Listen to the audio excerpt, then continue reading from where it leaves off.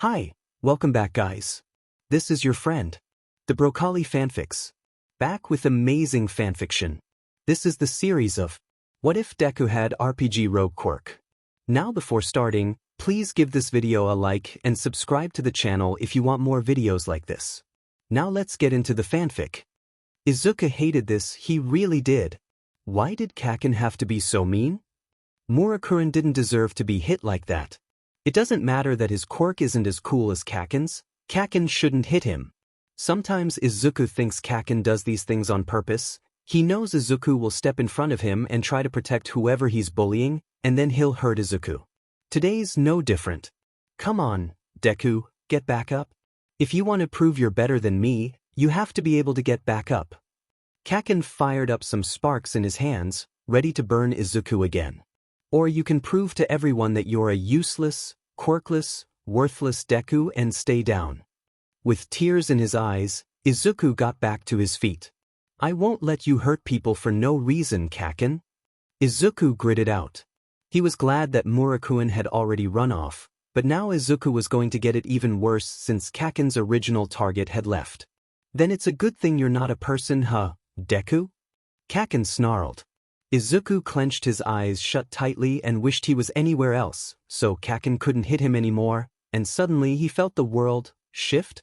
Izuku carefully opened his eyes and was surprised to find himself standing behind Kaken, and Izuku looked see-through. He stumbled back with a yelp, and Kaken spun around looking for him with fury in his eyes. Where did you go, Deku? Come back here. Sparks were flying off his palms, bigger and brighter than ever before, and Izuku knew that those would leave more than just some slight redness, so he started running away from Kaken as fast as he could. So, of course Izuku tripped over a pebble and fell to the ground. Igu! Kaken yelled, having seen the boy fall to the ground. Izuku panicked, and as he got up and started running, he tried to make himself see-through again. It must have worked since he heard Kaken yelling about him vanishing again. Izuku kept running all the way back home and didn't stop until he ran into the door. Digging out his key, he unlocked the door and tossed off his shoes, looking on in wonder as they went from see-through to fully visible as he dropped them.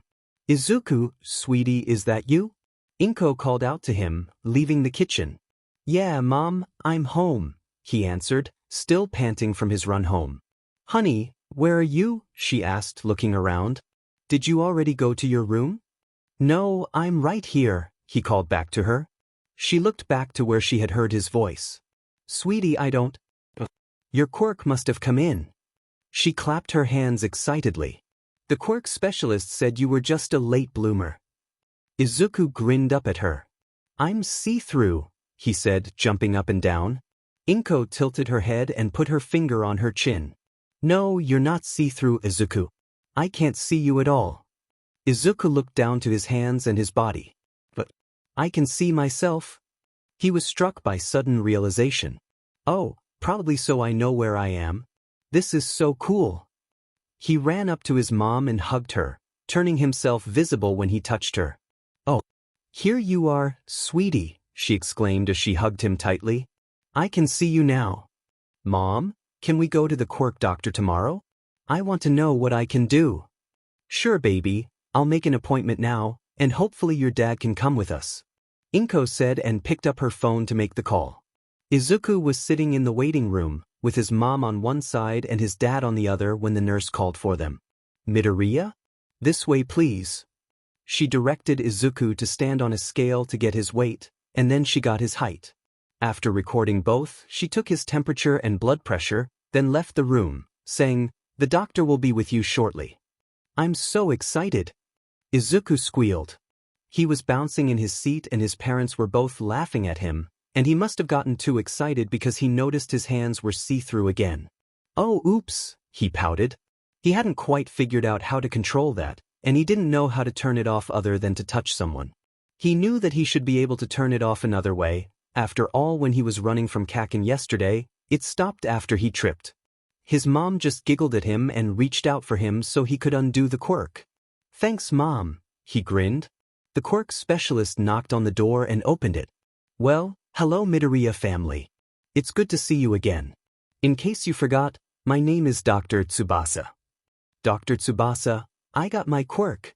Izuku said happily. You said it was just late and it was. So, it seems, the doctor chuckled. Let's see what all you can do. After about an hour of various tests, the doctor looked pleased with his results. Well, it seems you've got quite the interesting quirk, young man.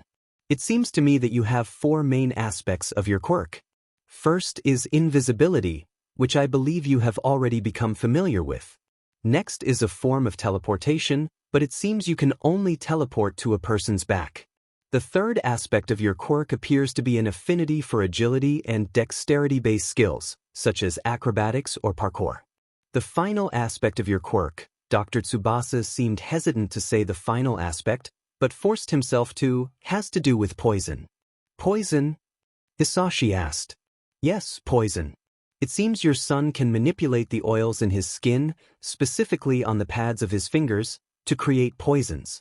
These poisons will remain for a limited PRD on whatever he places them on. I have one more question, Hisashi asked. These poisons, you said they come from the pads of his fingers? Will he need to wear gloves to prevent the poisons from affecting others? No, not to worry there. Creating the poisons will be a conscious effort. He will need to want to create them, and he can only create one once he knows how it is constructed. Since I doubt he's studied poisons right now, he won't be able to create any. Hisashi nodded his thanks and the doctor moved on. The doctor looked at the list of abilities once more. I don't believe I have ever seen a quirk like this before. Hisashi huffed out an amused laugh. That would be my fault, he said. We have a long list of fantasy-based quirks on my side. One of my relatives could turn invisible, another could enchant items to have a certain effect, and I can breathe fire. I've read up on fantasy books and games, just in case my kid has a quirk from my side of the family. It sounds like Izuku's quirk wants to make him into a rogue. Dad, what's a rogue? Izuku asked. They are tricky close combat fighters who rely on speed and grace to fight their battles, rather than raw power. You've heard of underground heroes, right, Izuku? At Izuku's nod, Hisashi continued, a rogue is a lot like an underground hero. Cool. Izuku grinned brightly. There is one problem, Dr. Tsubasa cut in. Because Izuku can create various poisons, his body will be immune to the effects of medicines, since his quirk won't be able to differentiate between poison and medicine. So, if he gets sick, we won't be able to give him cold medicine? Inko asked worried. Well, Dr. Tsubasa said, you could, but it would have no effect on him. Furthermore, if he was to injure himself, pain medicine would also have no effects on him. Turning a small smile to Izuku, he asked, now, what would you like to name your quirk? Izuku scrunched up his face and thought hard, before he brightened back up. Dad said it's like a rogue, right? So, I want to call it Rogue. Izuku and his parents left the office soon after, with little Izuku in a fantastic mood, while his parents were a little more cautious. Inko worried about how she would be able to care for her son when sick if medicines wouldn't work, and Hisashi worried about how his son might view his quirk in the future when he realizes what society will inevitably come to view his quirk as. Meanwhile, Dr. Tsubasa was making a note in the child's file and sending an alert to the local police to keep an eye out. This child had a very dangerous quirk with the potential to be a powerful villain. If the child is allowed to train his quirk, he could become an A-rank villain quite easily, possibly even an S-rank. Don't forget to brush your teeth, Izuku. Inko said and kissed her son's cheek as he went to get ready for bed. Once she was sure he was safely in his room and asleep, Inko turned to her husband. What aren't you telling me? She asked. Hisashi looked up at Inko with a bit of worry in his eyes. His quirk, he whispered. It's going to be looked at as villainous. Poisons, stealth, teleporting to a person's back? I don't know how to protect him from this, Inko. She walked over to her husband and pulled him into her arms. We'll deal with whatever happens as it happens, dear. You're right. But I shouldn't have mentioned a rogue, Hisashi muttered. Rogues are known for being murderous, thieving tricksters, equally apt with blades and traps. They deal damage so fast their targets are often dead before they have time to attack back. He buried his face in his wife's shoulder. Maybe I should have mentioned druids instead? But no, they deal in nature magic. He groaned in despair. Hisashi, Izuku will be fine. He's a smart boy, and he's always wanted to be a hero. With this quirk, you already said, he'll be able to be a great underground hero. Izuku will learn how to spin this. Rogues are a fantasy construct? Have there never been good rogues? Well, Hisashi hesitated. Rogues are usually played as a morally gray character, at best. Or if they do fight for the forces of good, they do so in the worst way possible, like a chaotic good. The main selling point of a rogue is that they don't play by the rules. Inko ran her fingers through her husband's hair. Well, she finally said, I'll just have to make sure he does. And if anyone tries to call him a villain because of what his quirk has the potential to become, they'll have to deal with me. Inko was one of the best discrimination lawyers in the country, and if anyone was going to be prepared for the ordeals that would befall having a child with a supposed villainous quirk, it would be Midoriya Inko. Hisashi could almost feel pity for the poor souls who felt they could mistreat their son. Izuku quietly snuck back into his room. He had wanted to get a glass of water and he had heard his parents talking about him, so he used his quirk to become invisible and listened in. His quirk was villainous? Izuku shook his head, and he wiped the tears that had started falling. He wanted to be a hero. He was going to be a hero. Izuku turned on his computer and started looking up information on underground heroes. He wouldn't be able to be a hero like All Might, but he would still be a hero. After looking for a while, Izuku started getting a little upset. He couldn't find any information on underground heroes. All he was able to find was a definition of what an underground hero was. And, well, that did make sense, but how was he supposed to see how they handled their quirks around the public? Did any of them have villainous quirks? With these questions in mind, Izuku got out a new notebook and started writing. Underground heroics for the future volume. He'd have to do a lot of research on these types of heroes. They weren't as easy to find as the limelight heroes he normally watched, but this was important. Izuku wasn't a villain, and he didn't want to be treated as a villain. Izuku wanted to be a hero. Izuku woke up the next day with his face on his keyboard, little imprints on his face. Oh, great, Mom's going to realize I didn't go to sleep last night, he thought to himself. Glancing at his new notebook, he read what he had written. Underground heroes usually have weaker quirks than limelight heroes, or they appear to since their quirks aren't flashy. They work at night most often. They avoid media. Very little information on them, could only find a few: Shroud, Clover, Oculus, Cobra. No information on their quirks could be found. Izuku had spent hours last night, and those were the only 4 underground heroes he could find. Izuku scratched at his head in irritation. If he was older, he might have been able to find more, but he was only 6. He gave a little sigh of defeat and wandered into the bathroom to get ready for the day. He had missed school yesterday, but he would have to go back today. His mom would be taking him and bringing the paperwork for updating his quirk status. Remembering his quirk made him perk back up. He wasn't quirkless anymore. He had a super awesome quirk. He could turn invisible. How cool was that? Izuku focused on that, trying to turn himself invisible again, and when he looked at his hands, they were see-through. He was getting pretty good at turning on his quirk. Looking at himself in the mirror was weird, though, since he was invisible in the mirror, even while being able to see his hand in front of him while he brushed his teeth. I wonder if I'd show up in a camera, he thought. He'd have to ask his mom to take a picture of him to test it out. He spit out the toothpaste and grabbed a washcloth to wash his face. He was about to take out the comb and attempt his hair but realized that not being able to see his reflection could be a problem. How was he supposed to know if his hair looked okay if he couldn't see it? Looking at the mirror, he concentrated on trying to make himself visible again. He had to be able to do it himself without relying on other people. It took him a few minutes, but eventually he managed it. Happily, he started combing his hair.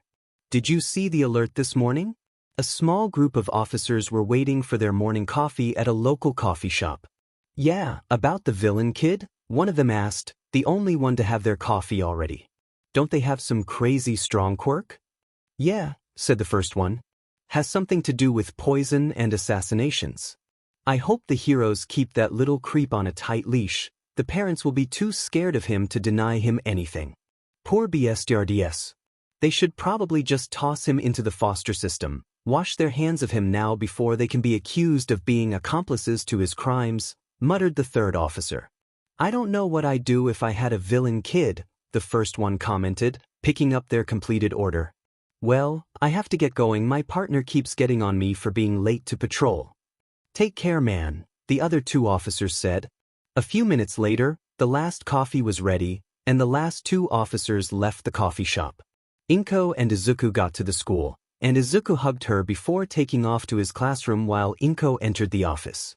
Walking up to the receptionist, she said, "Good morning. I'm here to update some information on my son." The receptionist looked up at her with a smile. "Certainly, what's your son's name?" "Midoriya Izuku," Inko replied. The receptionist pulled up his file. "Okay, and may I know your name?" "For verification purposes." "Midoriya Inko." "Very well. Midoriya-sen, what can I help you with this morning?" "You said information needed to be updated," she asked. "Yes. My son's quirk came in the day before yesterday, and we took him to the quirk specialist yesterday. I have his updated information here." Inko handed the documents over.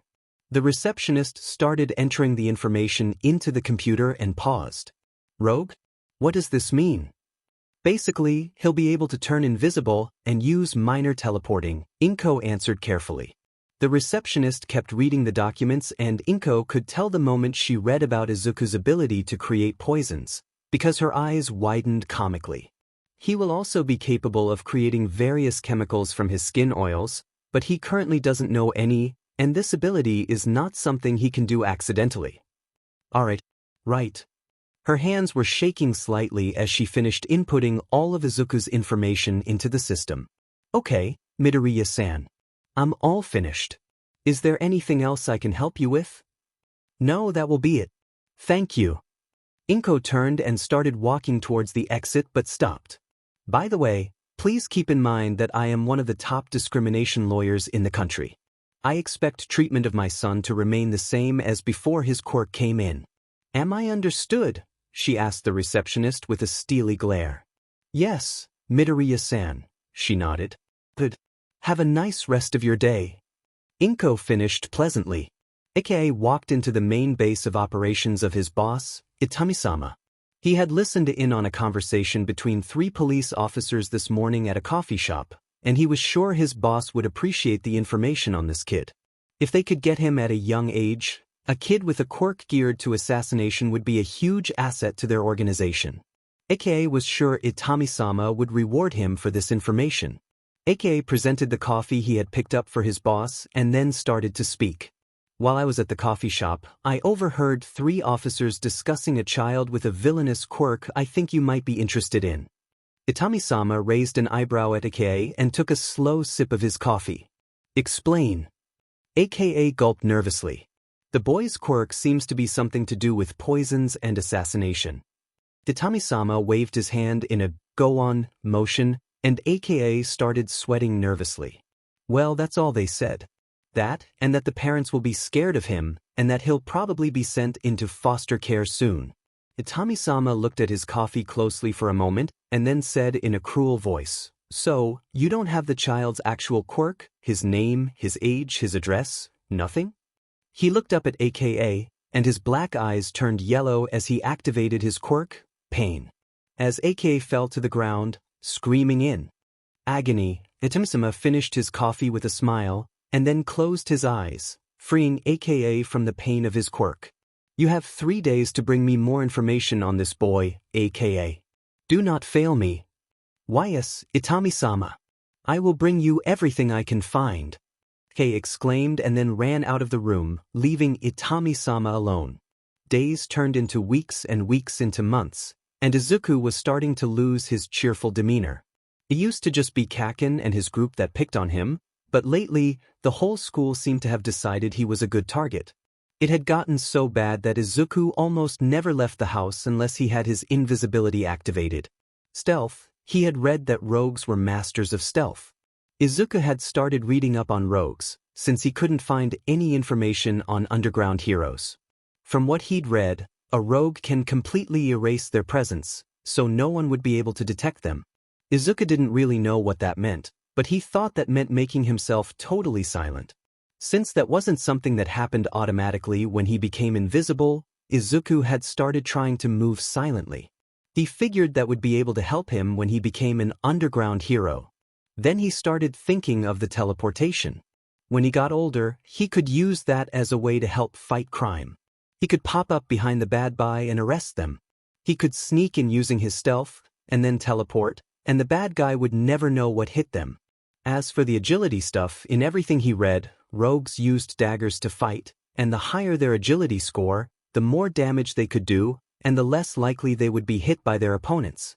So, having the agility already added to his abilities meant he should be harder to hit, right?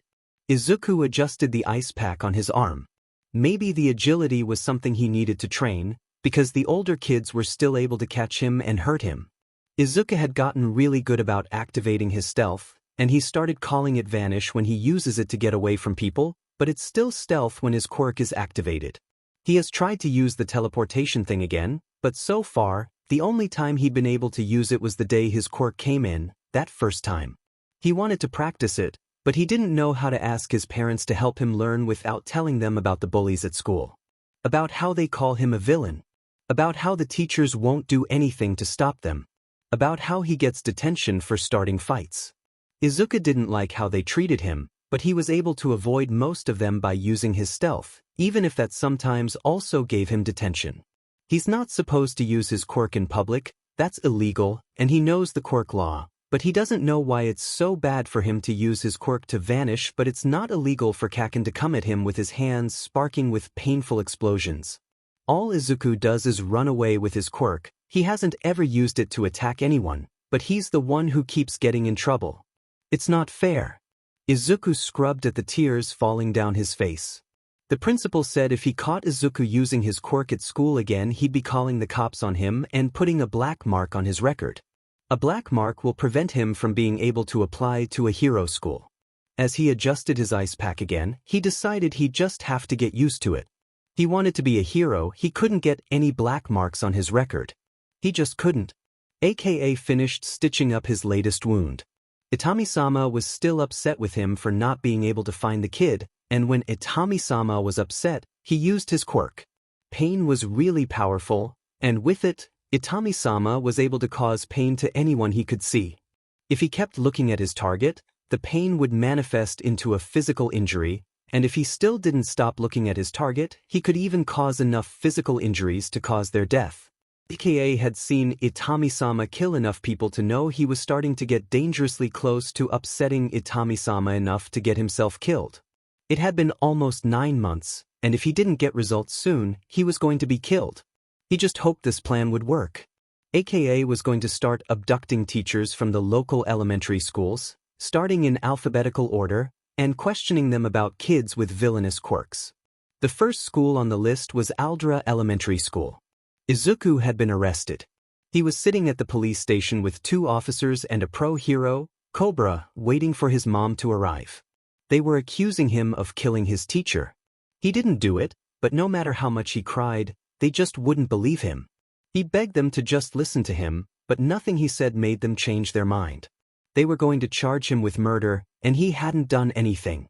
Izuku had his face buried in his hands when his mom came into the interrogation room, followed by a detective with black hair and a tan trench coat. She instantly went to her son and hugged him. "Oh baby, are you okay?" Izuku shook his head. I didn't do anything, Mom," he cried. "I know you didn't, Izuku, sweetie, and I brought someone with me who can help set this straight," Inko said, petting her son's hair. "Hello, I am Detective Tsukauchi Naomasa, and my quirk is called Lie Detector. I can determine if a person is telling the truth or not. Knowing this, Midoriya-kun, are you willing to answer a few questions?" the detective asked him. "Yes. Please, I didn't do anything."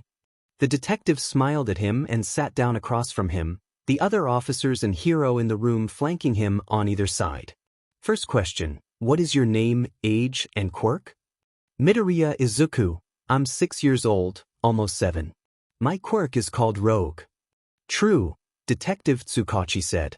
"Next, are you aware as to what happened to your teacher?" "Ito Kanase, IW was told Ito-sensei W was killed when I was A arrested, but no, I didn't know B before that as she was dead. We were told as she was missing. True. Did you in any way cause the death of your teacher? No. True. That's bullshit. The hero in the room interjected. This little villain had to be responsible for the teacher's death. Cobra, the detective said, getting to his feet. He said he wasn't, and my Quirk registered it as truth. This boy had nothing to do with her death. Just because you said so? Cobra laughed. No, I'll be keeping my eye on you, little villain. Cobra then stormed out of the interrogation room, slamming the door behind him. Izuku started crying again. I really didn't do anything. He buried his face into his mom's shoulder and continued sobbing. Why won't anyone believe me? I believe you, Detective Tsukauchi said quietly. I'll make sure this doesn't show up on your record. Izuku sniffled and looked up at the detective with tearful eyes. Thank you, he whispered. Midoriya Izuku. Age 6. Quirk is called Rogue. He can create poison with the oils of his fingers, and he can turn invisible, aka said proudly to Itami-sama. His gamble had paid off, and quickly. The first teacher he had abducted just happened to be the teacher of the kid he was looking for. Itami-sama smiled. Very good, he purred. And you were correct, that would be the perfect Quirk for an assassin. I want him. Find him, we'll set up a little conversation with the boy. Yes, Itami-sama. AKA walked out of Itami-sama's presence for the first time in months without getting punished. It was a good day. The Serpent's Lair Hero Agency employed solely heroes and sidekicks with snake and reptile quirks. Nearly all of them were limelight heroes, but they did have at least one underground hero among their ranks, and Inko was furious that they were the agency that Cobra belonged to. Because TSL employed so many snake and reptile quirked heroes, they had some very good PR lawyers, and the comments Cobra had said to her son were not recorded. So even though there were witnesses to his discrimination, there was no proof. And how can you reasonably expect us to believe that someone with a Cobra mutation would call a child villainous based solely on their quirk? It had been 3 months, and Inko had no choice but to drop her lawsuit against Cobra.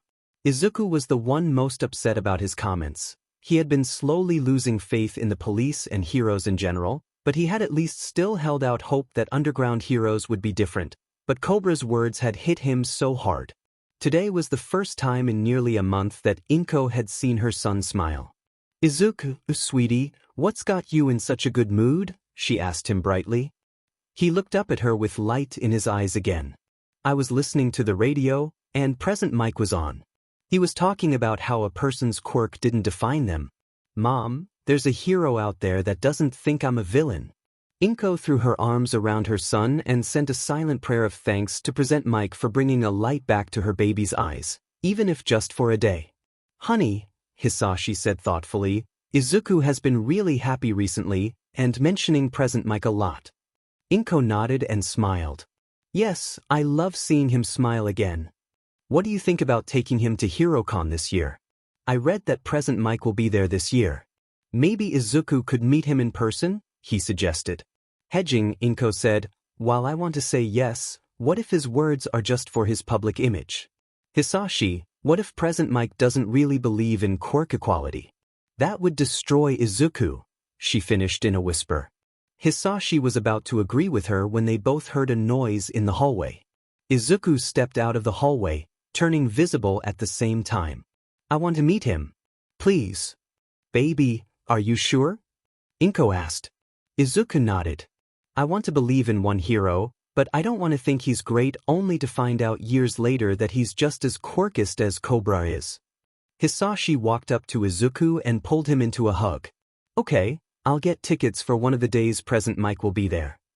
Hugging him back, Izuku said, Thank you, Dad. A few weeks later, Izuku and his family were at HeroCon. There was so much merch everywhere, and Izuku tried, he really did, but he just couldn't get excited about any of it. He looked at the Endeavor booth and remembered how he used to like the hero since he had a fire quirk like his dad did, but now, something about how Endeavor was glaring out of his pictures made it feel like he was glaring directly at Izuku, condemning him for things he's never done. Izuku moved on to an All Might booth, and for the first time ever, his smile didn't look comforting.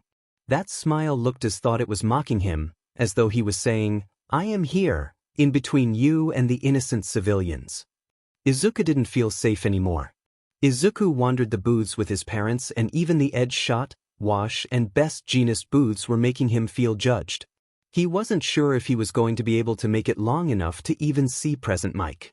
And it seemed as though his mom was picking up on his mood. "Izuku, are you going to be okay staying for another hour?" she asked, kneeling down to his level. With tears in his eyes, Izuku shook his head. "I'm sorry," he whispered. "It's okay, sweetie. Come on, let's head home." Hisashi held his hand, and together, the three left the building. As they were on their way to their car, Izuku saw a man with long blonde hair talking on the phone. For some reason, he looked really familiar, but it wasn't until Izuku heard his voice that he realized just who he was. "Sure thing, babe, just send me a text with what you need, and I'll stop by the store on my way home." "Yeah, I'm scheduled to be on in an hour." "No, I already told you, I won't be home before you start your patrol. I'm going to the station after the con." "Okay, I'll see you in the morning. Love you, Sho." The blonde man put his phone away, and Izuku hesitantly approached him. Excuse me?" he whispered. "Hey kid, what's up?" the blonde man asked. Are you Present Mic?" Izuku asked quietly. "Izuku," Hisashi interjected, "you shouldn't walk up to just anyone and ask dash." "Wow, little listener, I'm impressed.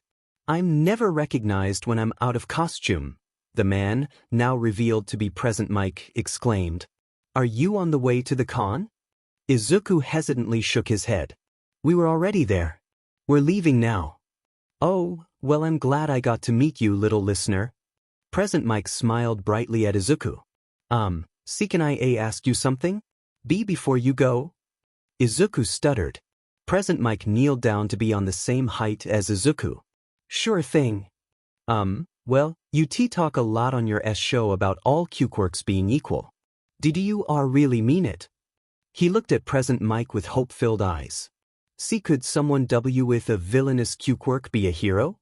Present Mic inhaled sharply, then let it out in a sad little sigh, taking Izuku's hands in his own. "There's someone that means the entire world to me. When he was little, he was constantly bullied for having what most people called a villain's quirk. He was determined to prove the world wrong, and through pure spite, he became a pro-hero. He's underground, so I can't tell you his name, but I can tell you one of the things he's said constantly." Present Mic paused to wipe a tear away from Izuku's face. "There's no such thing as a villainous quirk, only villainous people. Quirks are just tools. It doesn't matter what your quirk is, only how you use it. So, do I think you can be a hero? Absolutely I do." He wiped away a few more tears from Izuku's face and continued. "If you want to be a hero, you will need to put in a lot of hard work and effort. There will most likely be people who try to say you can't do it, people who will want to see you fail, but you know something, kiddo? I believe in you. If this is what you want to do, the path in life you want to take, you have my full support." Izuku was full-on sobbing at this point, and he threw himself into Present Mic's arms and just held him tight, and only cried harder when the hero held him just as tightly. "Thank you," he whispered to him. "I knew you were a good hero." Inko was also tearing up, happy that her son's favorite hero was the same in person as he was on the radio. "Thank you," Hisashi said quietly. "Our son has been getting heavily discriminated against for his quirk, and you're the only hero he still likes. We actually came here today specifically to meet you." Present Mic was rubbing Izuku's back comfortingly as he continued to cry. "I'm so glad you found me then." Still holding Izuku in one arm, Present Mic reached into his pocket and pulled out a small business card. "I'm going to be busy this week, but give me a call and maybe we can get some time together next week. I'll see if my friend will be able to meet up too." Hisashi took the card and smiled at Present Mic. "Thank you, really. We appreciate it." "Of course." Present Mic pulled away slightly from Izuku. "Hey there, little man. Are you going to be okay? I have to get going, but I can stick around for a few more minutes if you need me to." Izuku wiped his face. "Weiss, I'll be okay. Thank you so much." Inko let a few tears fall when she saw her son's face. He was smiling one of his old, bright smiles. You're my favorite hero, Present Mic. And you're my favorite little listener. Present Mic bopped Izuku on the nose with a grin, earning himself a giggle in the process. By the way, what's your name? He asked. Oh, Midoriya Izuku. Well, Midoriya-kun, I'm sure we'll see each other again soon, so you be good, okay? He ruffled his hair and stood up. Take care. For months. It had been 4 months and that incompetent waste of oxygen aka had still not brought his newest recruit to him. With a disdainful sneer, Itami stepped over AKA's corpse. He'd just find the boy himself.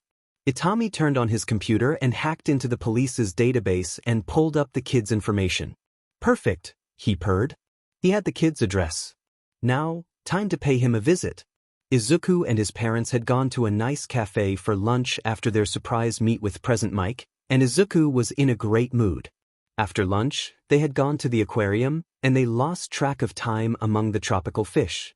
They were finally on their way home, chatting happily about nothing and everything, when suddenly Hisashi dropped to his knees in pain, for just a few moments. Midoriya family, I presume? A silky voice called out from the alleyway they were passing. Please join me here, I would like to speak with you. Run. Hisashi called out to Izuku and Inko. Get out of here. It's the boy I want to speak to. If you run, I'll just kill you both and still take the boy. So, just make things easy for yourselves and come speak with me. The 3 Midoriyas fearfully entered the alley with the man. Good, I'm glad to see you know what is best for you, he said with an evil grin. You may call me Itami, boy. I hear your name is Izuku? Izuku looked at his parents but didn't answer. Suddenly, Izuku saw the man. Itami's eyes glow yellow and Izuku gasped in pain. The pain only lasted for a split second, but it was enough to get his point across. You will speak when spoken to, Izuku. Am I understood? Why yes, he whimpered. Good. Izuku, run away. Inko called out to her son, collapsing suddenly in pain, but still managing to scream out, Get out of here. Run, Aizu. Hisashi added, before also collapsing in pain. If you run, Itami said coolly, I will kill them both. I have no interest in them, only you. Izuku's eyes darted back and forth between Itami and his parents, unsure what he should do. Izuku, if you come with me, I will spare their lives. Look, you see how they are starting to show injuries. Izuku nodded, terrified. If I don't stop my quirk, they will die. You don't want that, do you? Itami had walked next to Izuku at this point and had his hands on the boy's shoulders. What do why you want with me? Izuku stuttered. I find myself in need of an assassin, Itami said. With proper training, your quirk would be perfect for the role I need filled. An assassin that strikes from behind, with a cute, innocent demeanor, no one would ever suspect you. He leaned down slightly. If you run away from me now, it will be as if you killed your parents yourself, he hissed into Izuku's ear. Inko glared at Itami and in a last-ditch effort, she used her quirk to throw a rock at his head, making him blink. When she realized the pain was gone, she pulled her son to her and Hisashi stood up and took in a deep breath, ready to unleash his flames, but he was too late. Itami's eyes opened once again, and the pain returned. Now, what exactly were you expecting to accomplish with that? He reached forward and tried to grab Izuku's arm, but he ducked out of the way. Boy, come here. No. Stop hurting my mom and dad. Izuku refused. Izuku, vanish. Get out of here. Hisashi managed to say through the pain. I don't care if I die, but I don't want you to go with that man. Dad. Vanish, Izuku. Inko called out. Stay safe, baby. Itami glared at Izuku. I really will kill them, child. Are you truly willing to have their deaths on your hands? Izuku clenched his eyes closed, listening to his parents alternate between crying in pain and begging him to leave them. He opened his eyes and looked at them both and whispered, I'm sorry, before vanishing and quietly running further into the alley, away from where Itami would expect him to go. That stupid, worthless brat, he hissed in rage. I was going to let you live, but now? Now you die. Itami continued glaring at Inko and Hisashi for several minutes more, until they both stopped screaming, and the alleyway was running red with their blood. With a final disdainful look, Itami left the alleyway. Izuku didn't know how long he sat there, kneeling between his parents, clinging to them both, and covered in their blood, but it must have been hours. The sun had completely set by the time anyone found them. A man dressed in black with a long gray scarf dropped down from the roof and landed in front of Izuku. "Hey kid, are you okay?" he asked softly. Izuku had long since stopped crying, having cried all of his tears out. He was cold, he was sticky, he was terrified, he just wanted his parents to hug him and tell him everything would be okay, but they couldn't. Not ever again. They were dead. And it was all his fault. "Kid," the man tried again. Today had been one of the best days of his life. He had met Present Mic. He had been told that he could still be a hero. That his quirk wasn't villainous. They had gone to the aquarium. It had been a really good day, and Izuku had smiled again. But now they were dead. And it was all his fault. "Kid, I'm going to touch you," the man warned, having not gotten any reply from Izuku. Izuku felt a touch on his shoulder and snapped his gaze up to the person in front of him. Widening his eyes in terror, he vanished. Was the guy who killed his parents still after him? Did this person work for him? Izuku had to stay safe. If he let himself get caught, then his parents would have died for nothing. Izuku tried to pull away from the man, but he had gotten a grip on Izuku's arm. "Whoa, kid, I'm not here to hurt you, I just want to know if you're okay." Izuku wasn't buying it, he just wanted to give Izuku to the guy who killed his parents. He had to get away. With a burst of desperation, Izuku felt the world shift and suddenly he was behind the man in black. Izuku took off silently back down the alley, the same place he had gone when he ran from Itami. He was going to wait here for this man to leave, just like he had before. He was going to stay safe. He owed it to his parents. Shouta was momentarily surprised when the boy disappeared in front of him, and even more surprised when he teleported to his back, but he hid his reaction. He heard the boy run down the alleyway and stop, likely hiding and waiting for Shouta to leave. Breathing a sigh, Shouta took out his phone and dialed Detective Tsukauchi. He needed to report this regardless of the kid, and so long as the kid stayed where he was, Shouta was willing to pretend he didn't know the kid was there. "Hey, Tsuka," Shouta greeted as the phone was answered. "I'm going to send you my coords. I need you to bring a team and head over. I found a couple dead in an alleyway, and there was a kid there, looked like he was their kid." "Okay, I'll be there in a few." "Is the kid still there?" Tsukauchi asked. "Yeah," Shouta answered, but not saying anything that could clue the kid in that he was talking about him. "I'll see you soon." Shouta then hung up the phone and waited.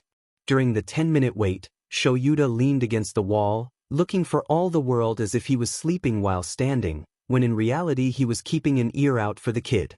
His breathing was still a bit shaky and erratic, but he seemed to have calmed down a bit. The kid was probably calm enough now to attempt approaching him.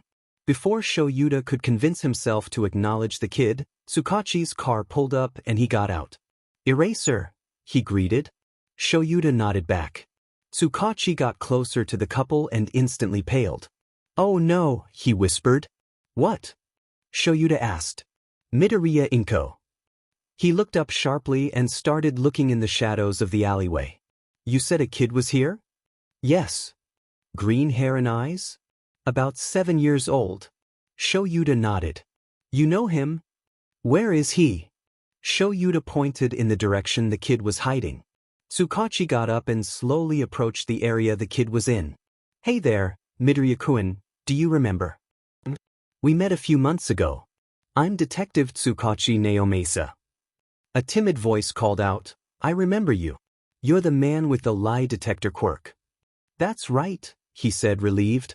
"Do you think you can come out? I promise, we aren't going to arrest you for this, we know you didn't do anything." Shouta couldn't help but raising an eyebrow at that. Why would he say something like that? Of course, the kid had nothing to do with this.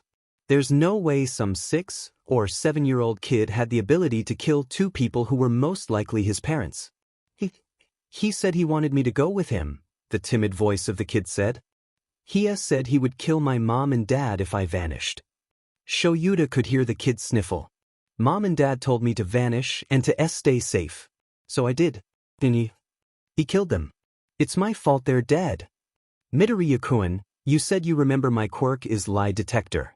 Well, out of everything you just said, the only lie you just told was that this is your fault. Kid, nothing that happened today is your fault. Please, come out, let us take care of you.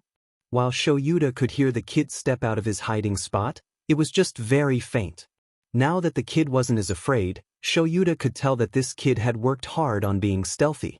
This was a talent the kid should cultivate more.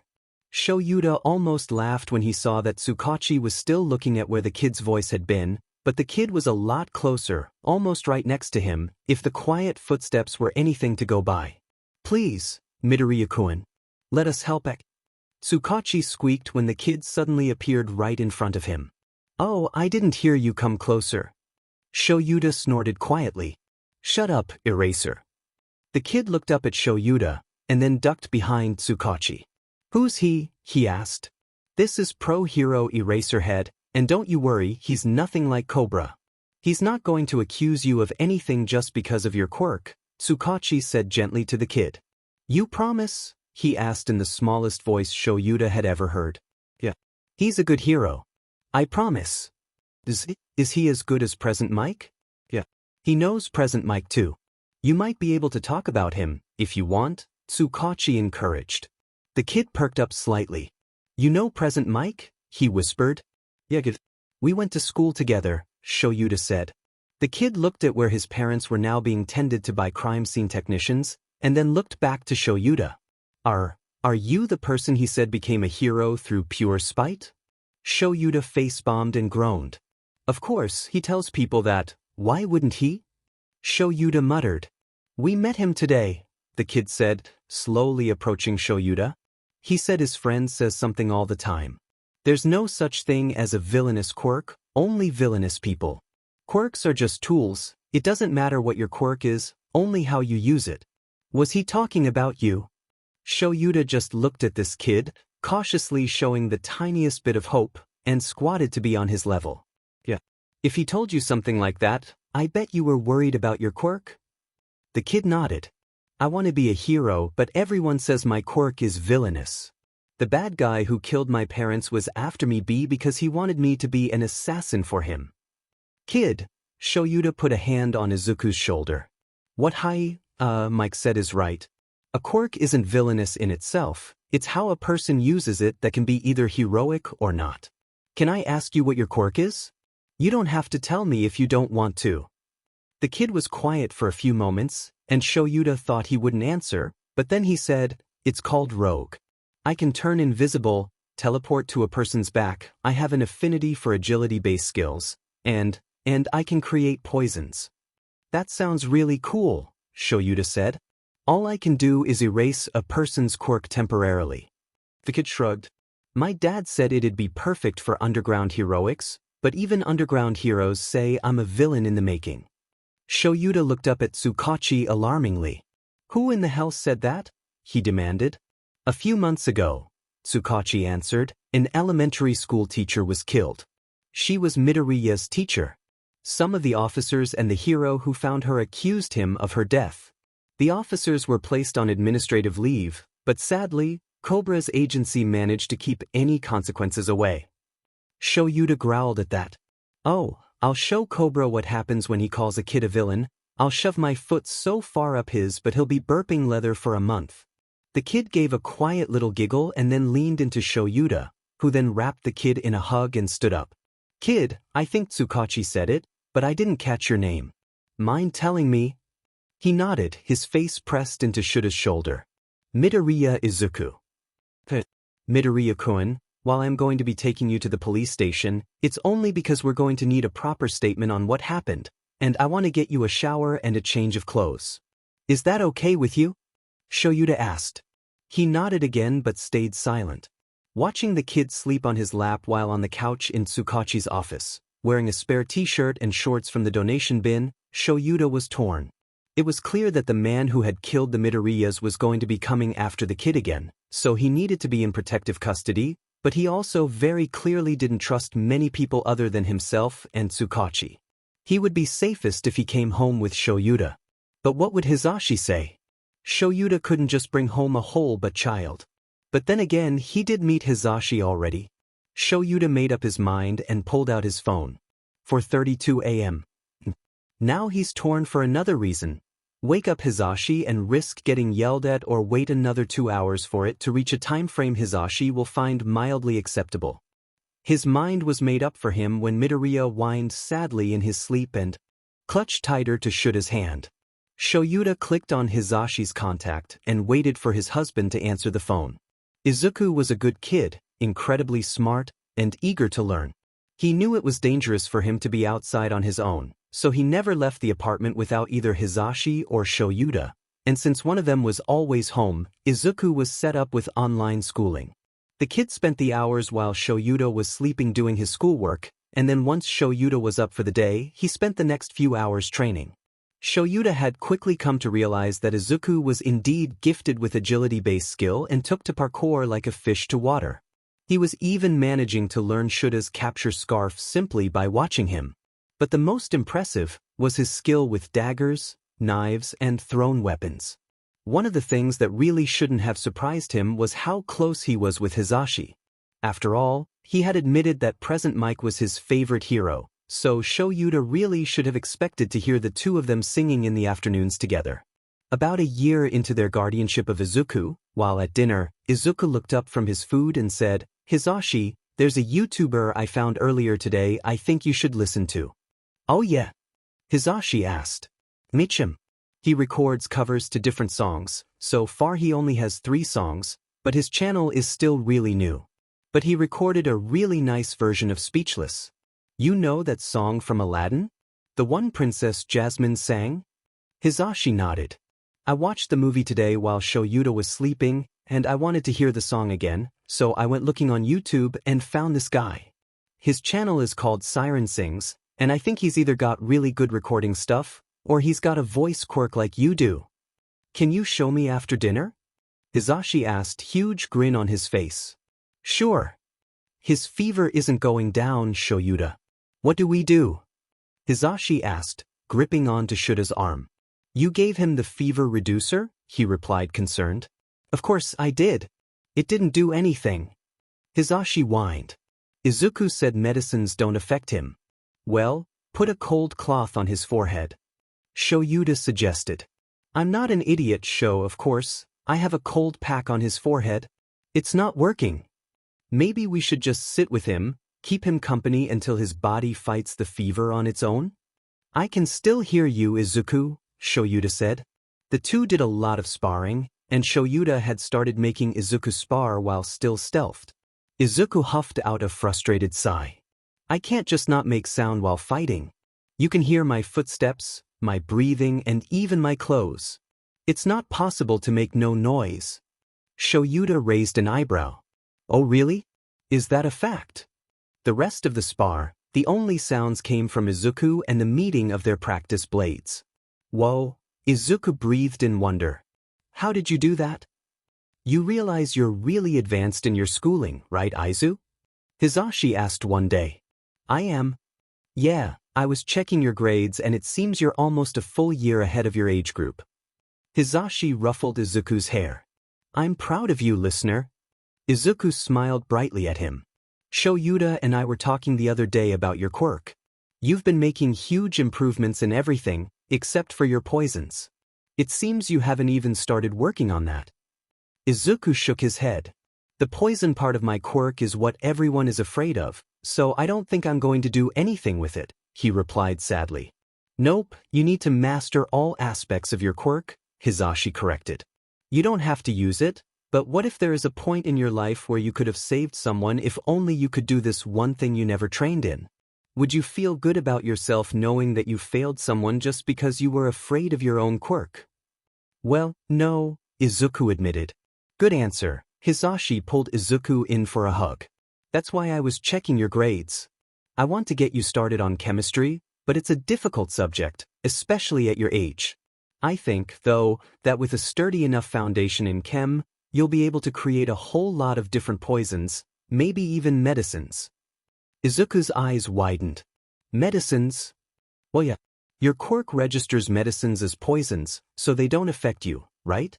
Well, if your quirk registers them as a poison, why couldn't you create them yourself? Just something to think about. Shouta was grumpily trudging to his bedroom to go to sleep when Izuku stuck his head through his doorway. Hey Shouta, rough patrol? Shouta didn't bother replying. After 3 years of living with him, Izuku knew that when Shouta came home anytime after 5 a.m., it had been a rough night. Dang, so you're not going to be up until late. Is it cool if I go to the park later for a run? I'll keep my dagger on me and I'll stay in stealth the entire time. Shouta just grunted and waved an affirmative as he crashed face down on his bed. Sleep well. I'll set a pot of coffee for you before I head out. Shouta adored that kid. One of the best parts of going on runs at the park was that Izuku could perch up in a tree branch and people watch when he was done. Shouta didn't usually care if he was out for long, so long as he stayed in stealth and had his phone on him so he could text him to come home if needed. Izuku was happily watching as 2 kids with similar frog quirks were playing on the playground. They must be siblings, when a shiver went down his spine. He looked around, recognizing that as part of the situational awareness Shouta had been training into him for the past 3 years, and he gasped in surprise when he saw the face that haunted his nightmares, Itami. His first instinct was to call Shouta and have him come and collect the man, but he stopped himself right before he clicked on Shouda's contact. This was the perfect chance for Izuku to get his revenge. Now, Izuku wasn't one of those people who actively was looking to get revenge, he wasn't. But he knew that this opportunity wasn't going to just happen again.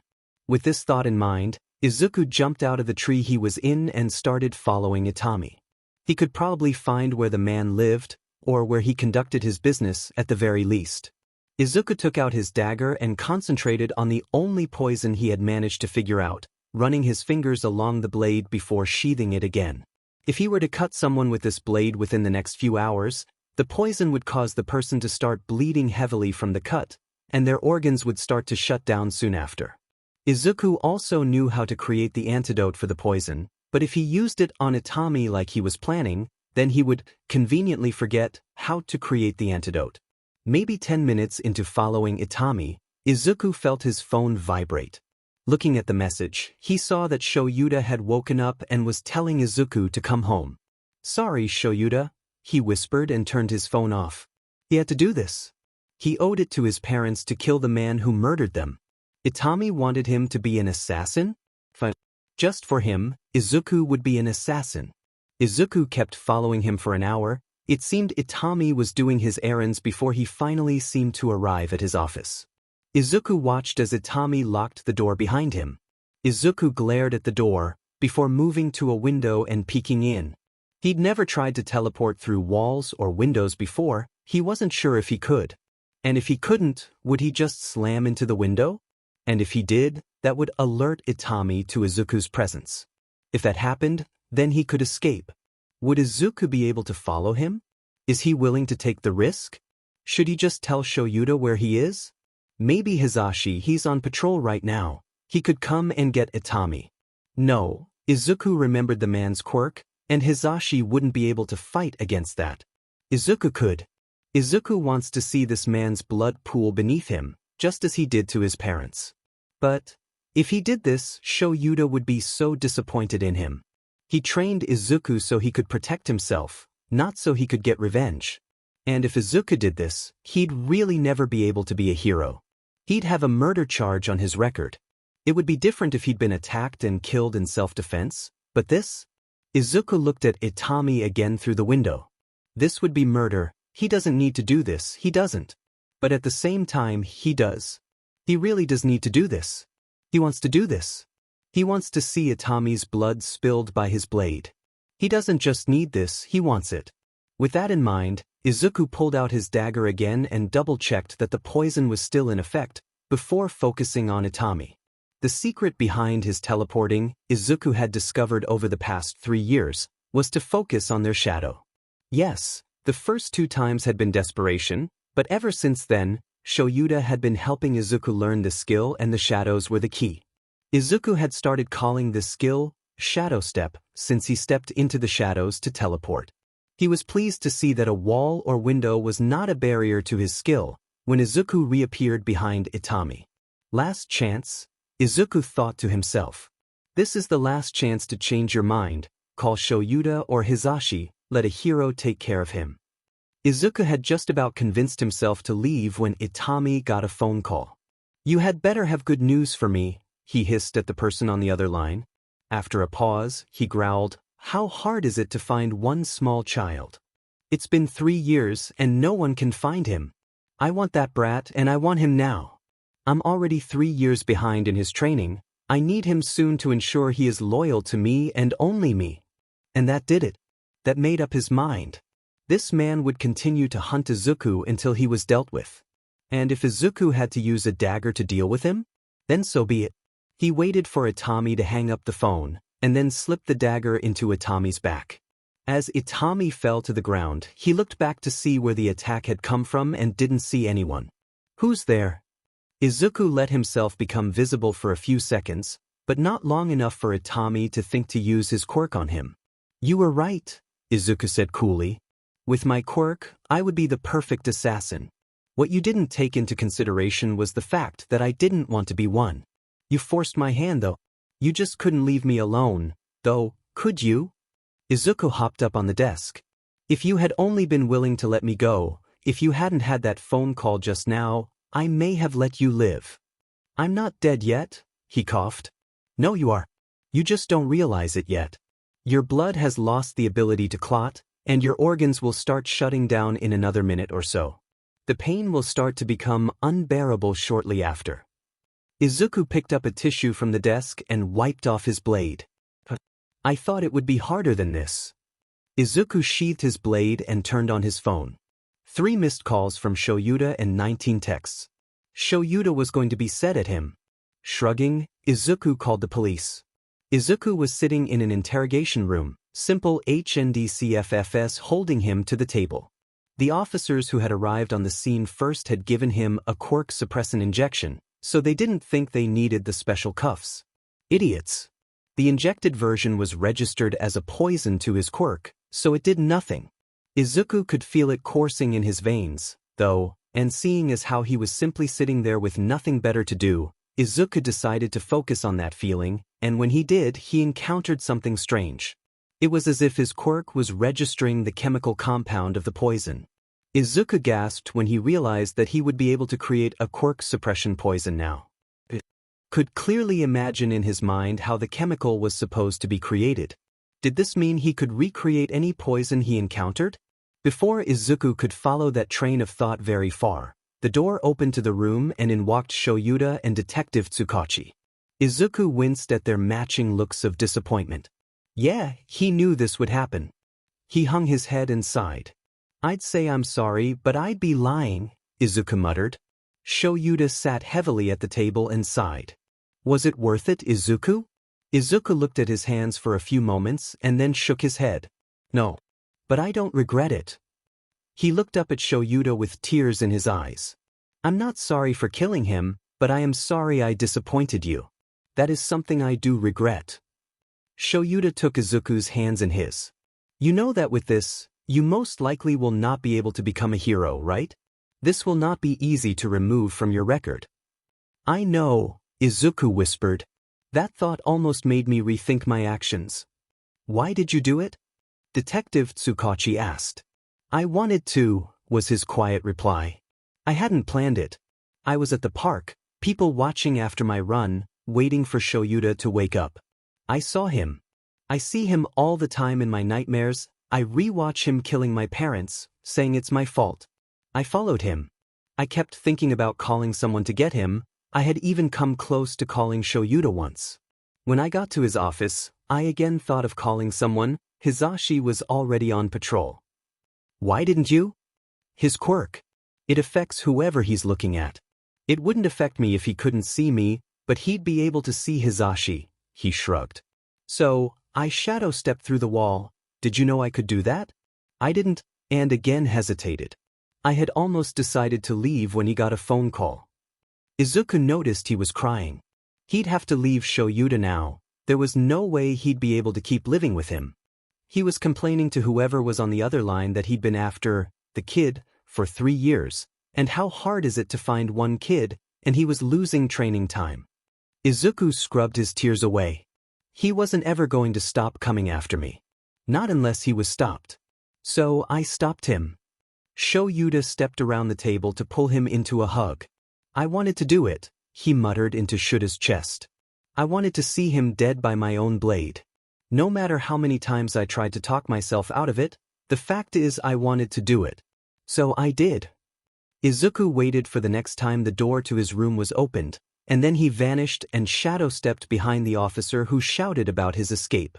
Within moments, every alarm in the station was set off, every officer on high alert, looking for him. Izuku didn't find it difficult to slip between them. With the frantic shuffling and the piercing alarm, he didn't even need to worry about being silent. Maybe Shouta would have noticed him, but none of these officers would. Barely 10 minutes later, Izuku was several rooftops away from the station, and while hiding in a shadow, let his stealth drop. Pulling out the note that Shouta slipped him while in the interrogation room, he read, "I know you're going to escape. I'm not going to warn anyone. Please come home before you leave for good. Let us say goodbye. Please." An hour later, and Izuku hesitantly opened the door. "I'm home," he called out quietly. "Izuku," came Hisashi's panicked, yet quiet call before he barreled into him and crushed him into a hug. "Oh, my baby." Izuku wrapped his arms around Hisashi just as tightly. "I'm sorry," he whispered. "I'm so sorry." "It's okay, baby, it's okay." Hisashi cried, smoothing down Izuku's hair. "We'll figure something out." "Hisashi," Shouta said calmly. "You know he has to leave." Hisashi only gripped him tighter and shook his head. "I have to go," Izuku said through his own tears. "I'm sorry, Hisashi, but I have to go. I came back to say goodbye." Hisashi just shook his head harder, not trusting himself to speak. Shouta wrapped his arms around the both of them and kissed Izuku's hair. "Izuku, I'm going to give you a debit card and a new phone. I want you to keep in touch with us. Call us at least once a month. Please. We want to make sure you're okay." Izuku nodded. "I promise." He looked up at Shouta. "Thank you for believing in me. I'm sorry I couldn't live up to your expectations." Shuta's voice broke when he said, "I'll always believe in you, Izuku. Maybe you won't be a hero, but whatever you do, you'll be amazing. I promise." It was surprisingly easy to rent motel rooms, Izuku found out. It was equally easy to get himself a laptop. He needed to learn more poisons and medicines. He needed to figure out how he was going to survive out here on his own. Fortunately, he didn't need to worry about money. The debit card that Shouta had given him was tied directly to the account Shouta shared with Hisashi, and their combined income was pretty impressive. Even still, Izuku made sure to keep tabs on how much he spent. One day he'd pay them back. The problem was he didn't know how. What was he supposed to do now? He'd never be able to be a hero, not even if he changed his name. His quirk would flag him instantly as Midoriya Izuku. He could change his name and try some other kind of career, but what? The answer seemed obvious, really. He should be a vigilante. Wait, no, he'd never be able to pay back Shouta and Hisashi if he was a vigilante. They didn't get paid after all. The question of what to do with his life from here on out was still weighing on his mind when he called Shouta and Hisashi a few days later. "Hey there, Aizu, how are you holding up?" Hisashi asked. "Are you eating okay?" "Yeah, Zashi, I'm doing okay. I'm eating fine. I miss you guys." Izuku's voice cracked, but he managed to keep himself together. "Oh, Izuku, precious little bean, we miss you too." Hisashi didn't even try to hide the tears in his voice. "I just want to wrap you up in a huge hug and keep you safe at home forever and ever. I'll make sure to give my Present Mic plushie a big hug." Izuku giggled and smiled brightly when he heard Hisashi squeal. "Is Shouta there too?" "Yeah, problem child, I'm here," Shouta said. "Oh, I've been thinking the past few days, and I need some advice." Izuku asked hesitantly. "Go for it, kiddo." Hisashi chirped. "For as long as I can remember, I've always wanted to be a hero, and now that it's no longer an option, I'm drawing a blank. What should I do now?" "My first thought was, probably something neither of you would approve of," Izuku admitted. "Vigilantism." Shouta guessed. "Why yeah? Izuku stuttered, much to their amusement. But while that would be the next best thing to being a hero, there's no money there, so it's not really something I'd be able to do for a career. Shouta sighed. Zashi, either take out your hearing aids, or leave the room. You don't want to hear this. No, my baby bean, I get to hear. Hisashi pouted. Besides, he'll tell me anyways, right Zuku? Izuku giggled. Maybe? Depends on what Shouta is going to say. Another sigh, and Shouta grumbled, fine. When I was younger, before I managed to beat Zashi at the sports fest my first year at UA, I was certain that I'd never make it into the hero course. I couldn't see myself in any regular job, just like you. I mean, you could probably make it in the analytics field, but someone will probably recognize you there. Yeah, I could change my name, but my quirk's pretty much a giveaway, Izuku agreed. Shouta hummed in agreement. My backup plan was to be a hero for hire. A mercenary, really. Shoulda. Hisashi shrieked at him. I told you, didn't I? That you wouldn't want to know. Shouta complained to him. As the two started bickering back and forth, Izuku just rolled the idea around in his mind. A mercenary? That could work. The rest of the call was spent with some good-natured teasing among the three of them, before Shouta had to leave for his night patrol. It had been a few months since Izuku had left, and Shouta constantly found himself missing the problem child. He would wake up in the afternoons and want to spar with him, only to remember that he wasn't there anymore. Or he would use a trick in the field and want to teach Izuku, only to barely choke back a sob when he remembered the boy was gone. The days where he was able to talk to the kid were the best, but the time was never long enough. So, when he got a call from a number that wasn't in his contacts, Shouta couldn't really be blamed for thinking Izuku might have gotten a new phone. Hello, he answered, careful not to say Izuku's name, just in case it wasn't him. Shouta-kun, came the high-pitched squeak of his old sensei Nedzu. Shouta paled. What could the rat want from him after all these years? Nedzu-sensei. It's been a while. What do you want? I can't call one of my favorite students just to catch up? Nedzu laughed. You can. You just don't, came the reply. Quite true. I suppose I can enlighten you to the reason I'm calling. 2 of my teachers have retired, and I find myself short-staffed for the coming school year. I will be asking Hisashi-kun as well, since one of the positions is for English, but the position I am reaching out to you for is for law and ethics, with a side of heroic course homeroom. Nedzu paused to let his words settle. I heard that you were training a student for a few years, and therefore have some experience in training children. Would you be interested in the position, Shouta-kun? 2 years. It had been 2 years, and not one single student came close to measuring up to Izuku. Shouta knew he was biased. Izuku was his kid, he had built-in affinities for Shouta's type of fighting, but still. Izuku never tripped over his own feet so bad he broke his nose, arm, and gave himself a mild concussion all at the same time. How? How was that even possible? This kid didn't even hit anything, that was all just an introduction to the floor. Shouta was in the teacher's lounge drinking his 5th cup of coffee of the day, pretending to be a functional human being, while Snipe and Ectoplasm were discussing something or other that happened a day or 2 ago. Or something. He wasn't really paying attention.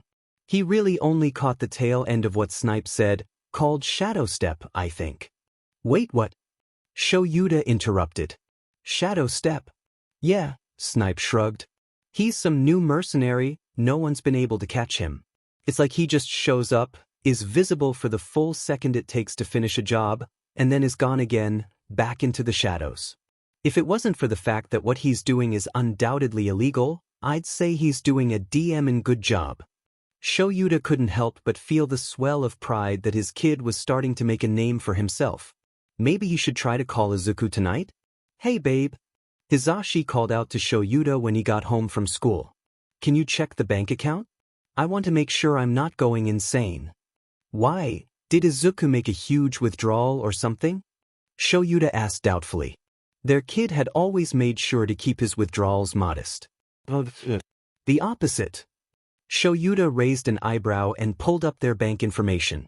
Yeah, that was a pretty massive deposit. Diamen, their kid was doing good for himself if he had the ability to just drop a deposit like that. 140 million yen.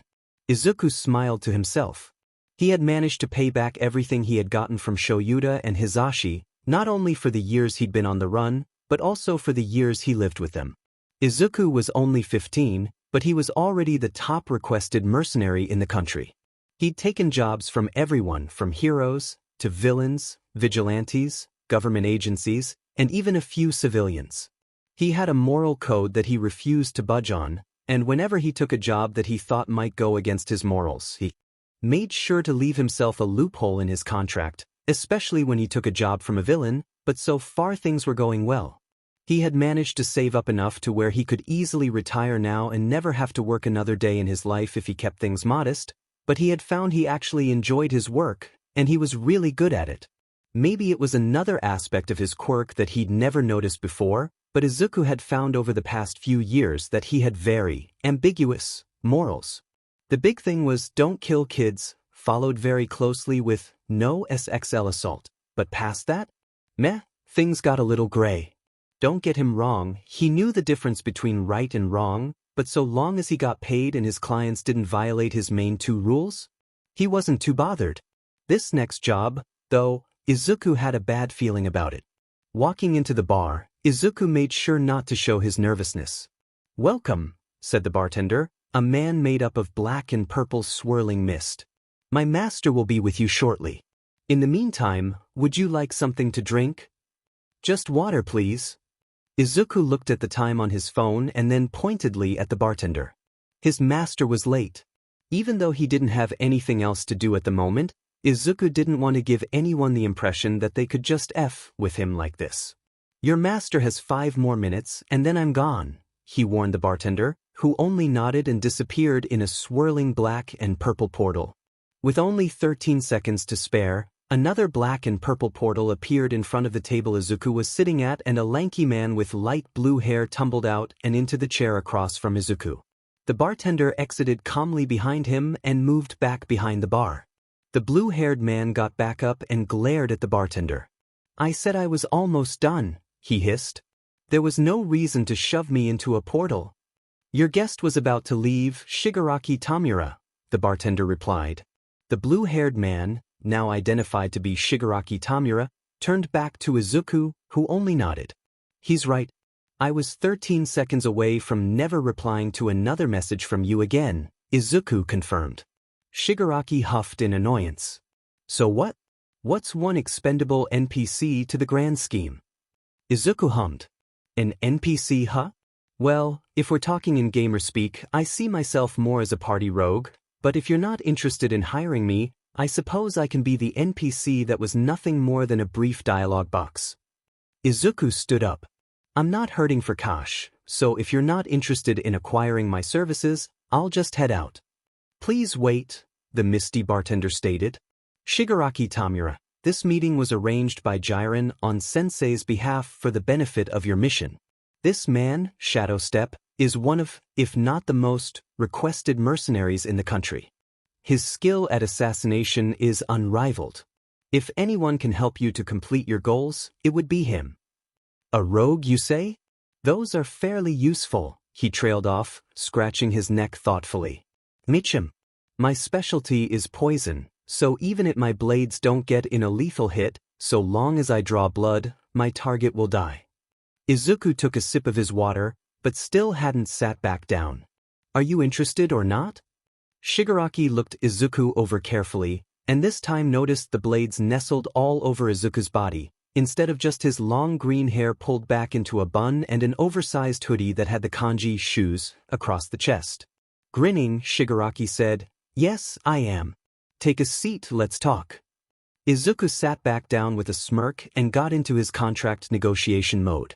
Even though his mom had been dead for years, Izuku still remembered how fierce an attorney she was, and he had studied laws and loopholes, contracts, and various negotiating methods. He'd gotten fairly good at them, too. "Jiren only told me you have a difficult target you want to take out, but none of the details. So, who am I going after?" "Technically, no one," Shigaraki said. "I have a creature, Nomu, who was created specifically for this target. The thing is, there's a chance it will fail, and I don't want this person to survive the encounter." Ah, so I'm the emergency measures, yes? That's right. Shigaraki's smile would have been terrifying if Izuku hadn't lived with Shouta in his early years. My target is All Might. Izuku had been in the middle of raising his glass of water to his lips when Shigaraki dropped that bombshell on him. Slowly, Izuku lowered his glass. All Might, he repeated, making sure he heard correctly. When Shigaraki nodded eagerly in reply, Izuku sighed. All Might. All right. He pulled out a small notebook and started flipping through what he had written down. One of the habits Izuku never managed to convince himself to stop doing was taking notes on heroes. He still wasn't a fan of any heroes other than Shouta and Hisashi, but he respected most of them for their abilities and willingness to protect the general population from villains. All Might was number one for a reason, after all. The most recent note he had in his notebook stated that All Might had recently accepted a position as a heroics teacher at UA. The best place to get to him would probably be before or after school, when there'd be fewer heroes around to potentially get in the way. Plus, Izuku didn't want to risk any kids getting hurt or killed in the crossfire. Assuming I take this offer, I want you to be aware of my biggest rule, one I will not budge on: I will not allow any children to be killed while in my presence. Izuku stared Shigaraki dead in the eyes. If you will not agree to this term, then I walk out the door right now. Yes, the children aren't our targets, he said flippantly. We'll be bringing in a large group to make sure the kids don't get in the way, but they'll be nothing more than cannon fodder. These kids are hero brats, they should be able to hold their own against this level of grunt. Izuku thought about it for a few moments. These were kids, but Shigaraki was correct. They were heroes in training, they should be able to hold their own against low-level thugs, and if this monster was designed to kill All Might, then none of the kids would stand a chance. It would be best if the kids were out of the way. He nodded his agreement. So far, I don't see any issues. When and where will you need me, should I accept? Here, tomorrow morning. Say, 9 am. The raid should start at 10, but I want to ensure everyone is set up and in their places before we go. That sounds agreeable as well. Flipping through his notebook once more for show, Izuku suddenly snapped it shut. Let's talk price. What are you offering? Shigaraki's grin lit up his entire face with manic glee. The fame of killing All Might. Pass. Wait, what? Shigaraki's confused voice almost made Izuku laugh. Pass. I'm already well known enough. I don't need the murder of All Might to boost my reputation further. I accept payment in cash or favors, depending on the job. Izuku shrugged. With a difficulty level this high? The payment had better be equally high. I don't accept lowball offers. Shigaraki glanced back at the bartender, asking wordlessly for an idea. He was saved when the television monitor against the wall crackled to life. Shadow Step, a disembodied voice called out. It is a pleasure to make your acquaintance. Izuku turned his attention to the monitor. I'd say likewise, but Monitor Man doesn't have a nice ring to it. Fair enough, the voice chuckled. You may call me Sensei. Izuku nodded. Sensei, since you are cutting into a conversation about payment for services, may I assume you have an offer in mind? Indeed. How does 1 million yen sound?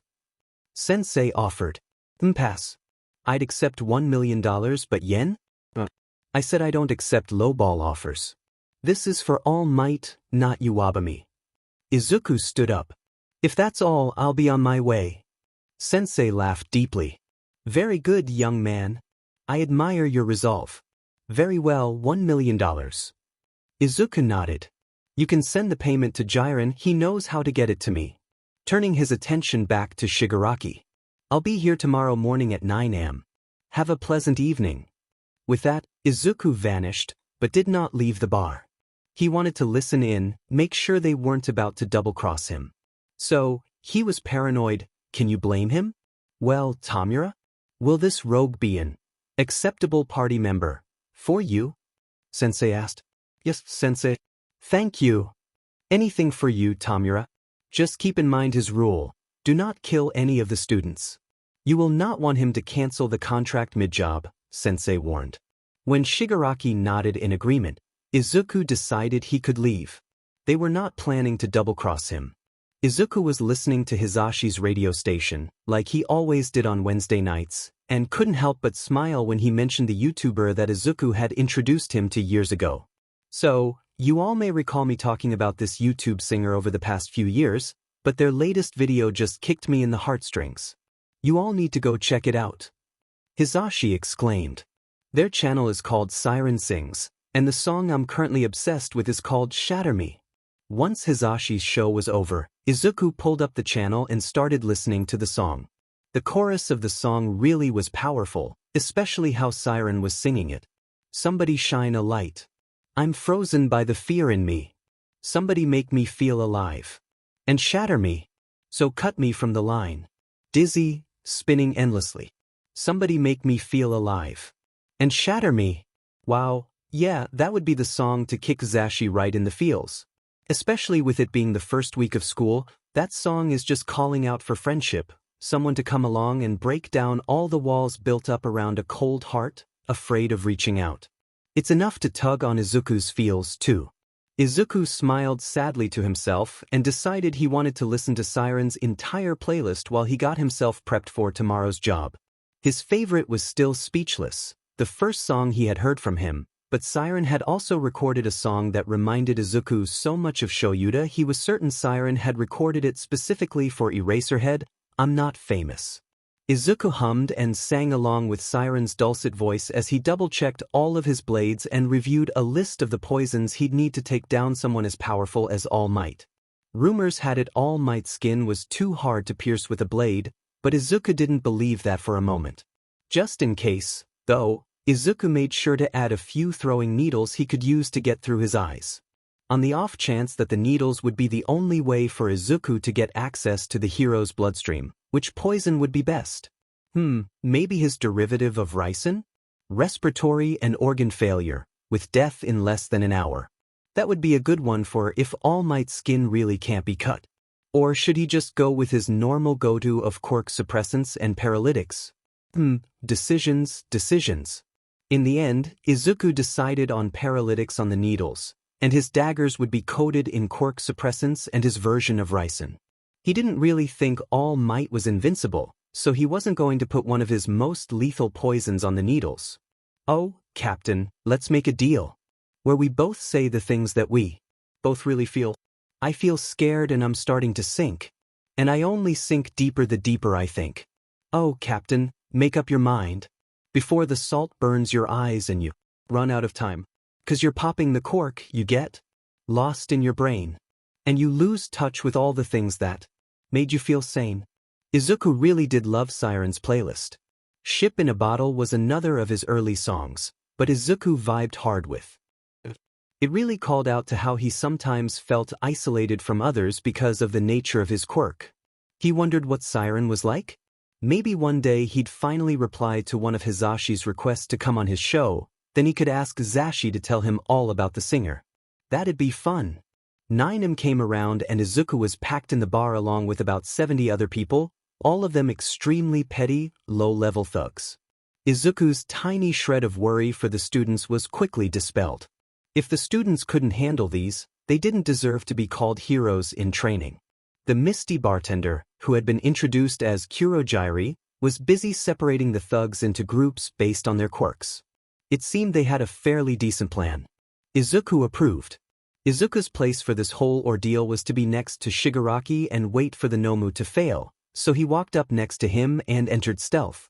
Shigaraki gave some semi-inspirational speech about destroying hero society that Izuku just barely paid any attention to, and then they stepped through the portals. Izuku stepped out of the portal and looked around at the USJ. It was just as big and impressive as Shouta had always said it was.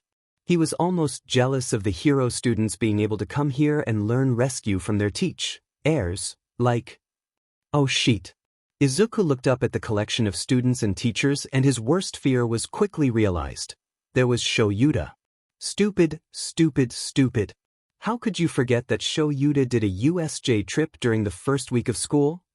Izuku looked around in terror. There were too many villains here. This is a worst-case scenario for Shouta's fighting style. It'd be different if it was Hisashi, he's good with long range and with groups, but Shouta is an ambush-style fighter. It was just supposed to be All Might. He wasn't expecting Shouta to be here. He can't let Shouta get killed, but he's already gotten his contract confirmed, payment accepted. He can't back out now, not unless they break his rules. Izuku never thought he'd actually ever wish for a client to attack a child before in his life, but right now, he wanted nothing more than for Shigaraki to put a kid's life in open peril. Izuku's breath caught in his throat as Shouta jumped down the stairs from the entrance and started decimating the villains that had gathered in the plaza. He knew Shouta would be able to handle them for a while, but sooner or later he'd start to get tired, or someone would figure out his tell. Please stay safe, Izuku prayed. He couldn't lose Shouta, not like this, not on a job where he was on the wrong side. Why didn't he listen to that bad feeling he had? He's so cool, Shigaraki's scratchy voice whispered. But where is All Might? Kurogyari stepped next to Shigaraki. It seems All Might is not here, Shigaraki Tamura. I will spread out the students now. With that, Kurogyari disappeared. As Izuku watched, Shigaraki just got more and more irritated, bordering on manic and irrational.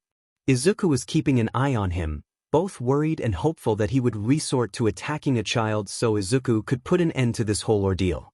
Shouta kept plowing through the mob of thugs and Izuku was happy he couldn't see any hints of him slowing down yet, but he knew it was coming. They had the same weakness. After all, Izuku couldn't do long, drawn-out fights either. He just didn't have the stamina. Shigaraki Tamura, Kurogyari said as he reappeared next to Shigaraki. I have spread the students throughout the facility, as planned, however one of the students managed to escape. Useless, if you weren't our way out of here, I'd decay you where you stand, he hissed. Shigaraki's attention went back to Shouta. He really is so cool. Izuku couldn't help but agree with that sentiment. Shouta was really cool. He was a little more than halfway through the mob of thugs, but Izuku had just seen the first signs of fatigue from Shouta. Sheet, Izuku thought to himself. There's still about 20 left. 19, 20, 21, 22, Shigaraki was muttering under his breath. Izuku looked over at him curiously for a moment, but his eyes widened in realization when he started over. He had noticed Shuta's tell and was timing him. Izuku clenched his eyes shut in despair. How would he ever be able to face Hisashi again if something happened to Shouta today? Would Izuku even be able to live with himself if Shouta got killed while Izuku could have stopped it? If he broke his contract right now, Izuku would have so many people after him. That's what happens when a merc breaks a contract. He would know he's been sent after a few. None of them would succeed in killing him, but what if they went after Shouta? If Izuku broke the contract to save Shouta, that'd just be putting a bright red target on his back, one that shouts out, I'm Shadow Step's biggest weakness. Please, please attack a child, please, Izuku silently begged. No, Shigaraki did not attack a child. Instead, he lunged into action against Shouta. Izuku held his breath as Shouta fought Shigaraki, dodging his attacks gracefully and landing a few hits of his own, but then Shigaraki grabbed his elbow just as Shouta was nearing the time he needed to blink. And when his elbow started to disintegrate, it took all of Izuku's willpower not to scream. Shouta gave a good hit to the face to disengage from Shigaraki, dislodging the hand that was on his face, and then he took down the last 3 thugs and returned to facing Shigaraki, who was just staring at the hand, calling it father, and placing it back on his face. By the way, hero, I never said I was the final boss, he said gleefully. No, no, no, no. Izuku knew what was going to happen. He was going to send his all-might monster after Shouta. Nomu. And with that, Shouta was pinned underneath the massive creature, both arms broken and bleeding from his face. Izuku knew he was going to have a total breakdown after this was over, but right now he had just noticed a few kids edging along the outskirts of the plaza. Please notice them, please notice them. All Might still isn't here, Shigaraki gritted out. Looking to the kids, yes. He mused, do you think he'll show up if I kill a few kids? Master, no. Kurogyari tried to warn him, but it was too late. Shigaraki had dashed to the girl with the frog mutation and placed his hand directly on her face. And nothing happened. Eraserhead, you really are so cool, he praised as the frog girl jumped away from the villain. Shigaraki turned around to look at Shouta, but the sight he found wasn't the one he had expected. As soon as his hand had touched the girl, Izuku took that as a breach of contract, and he shadow-stepped behind the monster. He used his dagger coated in Quirk suppressants as a handhold to reach the creature's head, where he had sunk his ricin-covered blade deep into the brain, twisting the blade for good measure before tugging on the creature, pulling out both blades as the Nomu toppled away from Shouta. Turning visible for the first time since his arrival at the USJ, Izuku said, "I told you, didn't I?" he asked in a steely voice. "I don't allow kids to be killed in my presence. And if it weren't for Eraserhead here, you would have just killed a kid. That action nullifies our contract." Izuku turned a dark grin at the man. "The way I see it, you have two choices now. Cut your losses and run, or..." Izuku twirled the dagger in his hand. "Well, I'm sure you can figure out your second option." Izuku was adamantly ignoring Shouta behind him, brokenly whispering, Circle. Izuku." The day had started out good. Shouta had woken up well-rested for once, and a few minutes before Hisashi had, so he was able to simply bask in his husband's gentle warmth for a little while, breathing in his sunshine scent, before he had to get up. He had managed to finish up the grading of his third-year students' start-of-term quizzes before Hisashi had emerged, ready to head to school. Even his students had been fairly well-behaved, with him only needing to use his quirk on Bakugo twice. But then everything went to shit as soon as they got to the USJ, and now Shouta was fighting for the lives of his students. Dodging, kicking, punching, grabbing and throwing thugs left, right and center with his capture weapon, all while keeping the calm-looking blue-haired man in the corner of his eye. He noticed it when the man had started counting and realized that he had figured out Shouda's tell. This was why Shouta was underground. His tell was so obvious. Shouta had thought about shaving his head a few times, but the feel of Hisashi's hands in his hair had always been the deciding factor for keeping it long. Just as Shouta was almost done with the thugs, the blue-haired guy lunged at him. This guy was fast, and from the way he kept attacking with open-handed attacks, Shouta could tell that he had a 5-point touch quirk. Best not to let him touch him. Shouta had gotten in some good hits, but this guy just took them, and then finally he grabbed Shouda's elbow and just wouldn't let go. Shouta had no choice but to blink, and the pain that ravaged through his elbow was excruciating, but nothing Shouta couldn't deal with. "By the way, hero, I never said I was the final boss," the man said, and then Shouda's entire world dissolved into pain.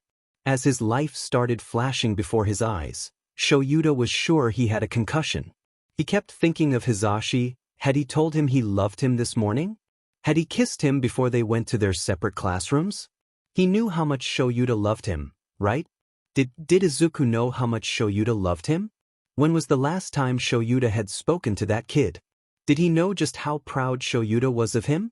That kid had taken the worst life could give him and had made an impressive life for himself. If Shouta had any regrets right now, it was that he couldn't hug his kid one more time, tell him he loved him, that he was so glad he had gotten the chance to know him. Shouta barely managed to notice the blue-haired man running at one of his students in time to activate his quirk in time, but if these were his last few seconds of life, he would go down fighting to protect his students. When Izuku heard of his death, would he be proud that he had gone down fighting? Would he finally be willing to call Shouta his uncle? He had made it clear that he wouldn't let them replace his dad, but Shouta and Hisashi had always wanted to adopt the boy. Would he let Hisashi do it now? Wait, was that Izuku's voice? Was Shouta really lucky enough to hear his kid's voice one last time? Maybe Shouta was being given one last chance to tell him everything he was feeling, everything he wanted to say. But what did he want to say? There was so much. The only thing he could think of to say was, Izuku. No, don't you dare apologize to me, Shouta. This is all my fault. Izuku thought to himself, still refusing to turn around to look at the man he adored. If anything, Izuku should be the one apologizing to him. When this was all over, Izuku was going to sit down and talk to him and Hisashi, face to face. Maybe even move back in with them. One of Izuku's most recent jobs had been for the HPSC, and his price was not only a perfectly clean record, but immunity to further crimes. He's no longer a wanted fugitive, he can have his family back. The only reason he hadn't already done so is because he's afraid of what they'll think of him. They had made sure to avoid all talk of Izuku's career as a mercenary. Izuku's sure they won't approve of the life choices he's made. But that's neither here nor there. Right now, Izuku had a crusty blue-haired man to deal with. You can't do this. You double-crossing, backstabbing. Izuku cut him off before he could continue his rant. Look, he said, using one of his daggers to pick at his fingernails. The first rule of working with me is, don't kill kids. And you purposely went to kill that girl. I mean, your sensei even warned you not to risk canceling the contract mid-job, and what do? Izuku shrugged. He was giving him a mental countdown, 3 minutes, before he killed him. He wanted to check on Shouta so badly, but he couldn't let them know how much the man meant to him. I'll kill you, you traitor. Shigaraki screeched at Izuku and lunged his way. Oh look, you left yourself wide open. Izuku grinned as he shadow-stepped behind Shigaraki and hamstrung him with the dagger that had the paralytic on it. Now, what should I do with you? He hummed. Oh, I know. Izuku stabbed the paralytic-covered dagger into Shigaraki's back, right into a kidney, and then gripped him by the hair and pulled his head back. You should have just left when you had the chance. Izuku slit his throat before shoving him to the ground and turning to Kurojiri. Are you next? Or will you do the smart thing and leave? Kurojiri looked back and forth between Izuku and Shigaraki, bleeding out on the ground, and then he created a portal beneath Shigaraki, taking him along as he left. Izuku didn't mind. The blade he had used was coated in ricin, so even if they healed his wounds in time to prevent him from bleeding out, the poison was already in his bloodstream. The man was dead already. Izuku quickly shadow-stepped next to Shouta and started to assess the damage done, and was pleased to see he was only unconscious, not dead. Izuku breathed a sigh of relief, and then instantly looked up in alarm when the wall exploded. What now? Oh, the other heroes were here. Okay, that's good. Oh shit. Izuku hissed as he realized Snipe had locked onto him and raised his gun, instantly vanishing and wondering if that would be enough to avoid his quirk. Fortunately, it must be, since the gunslinger didn't shoot. Shoulda. Hizashi shouted and ran to Shouta, ignoring Snipe's warning that there was still one person in the plaza, likely another villain. Hizashi had to get to his husband's side, and he had to get there now. Shouta, oh gods, Shouta. Hizashi was doing his own assessments of his husband, finding the same things Izuku had, that he was hurt, badly, but alive. Hizashi sagged in relief and lowered his head onto Shuta's shoulder for a brief second while he pulled himself back together. Okay, you're going to be okay, time to get you out of here. Izuku, while still in stealth to avoid getting shot from Snipe, took that moment to speak. Hey, Hizashi. It's good to see you again. Hizashi spun around to where he heard the voice. Who's there? Wait, Izuku? Baby, is that you? Yeah, it's me. I don't want to get shot, so I'm gonna stay in stealth for now, he said, but I'm here. He moved forward and placed his forehead against the side of Hizashi's head. I'm so sorry about this, I wasn't thinking and I took this job. I forgot Shouta did the USJ trip early in the year, he wasn't the target, I promise. You know I would never hurt Shouta, he finished in a whisper. I know, baby bean, I know. Hizashi hugged Izuku close, and then looked up to where Snipe was.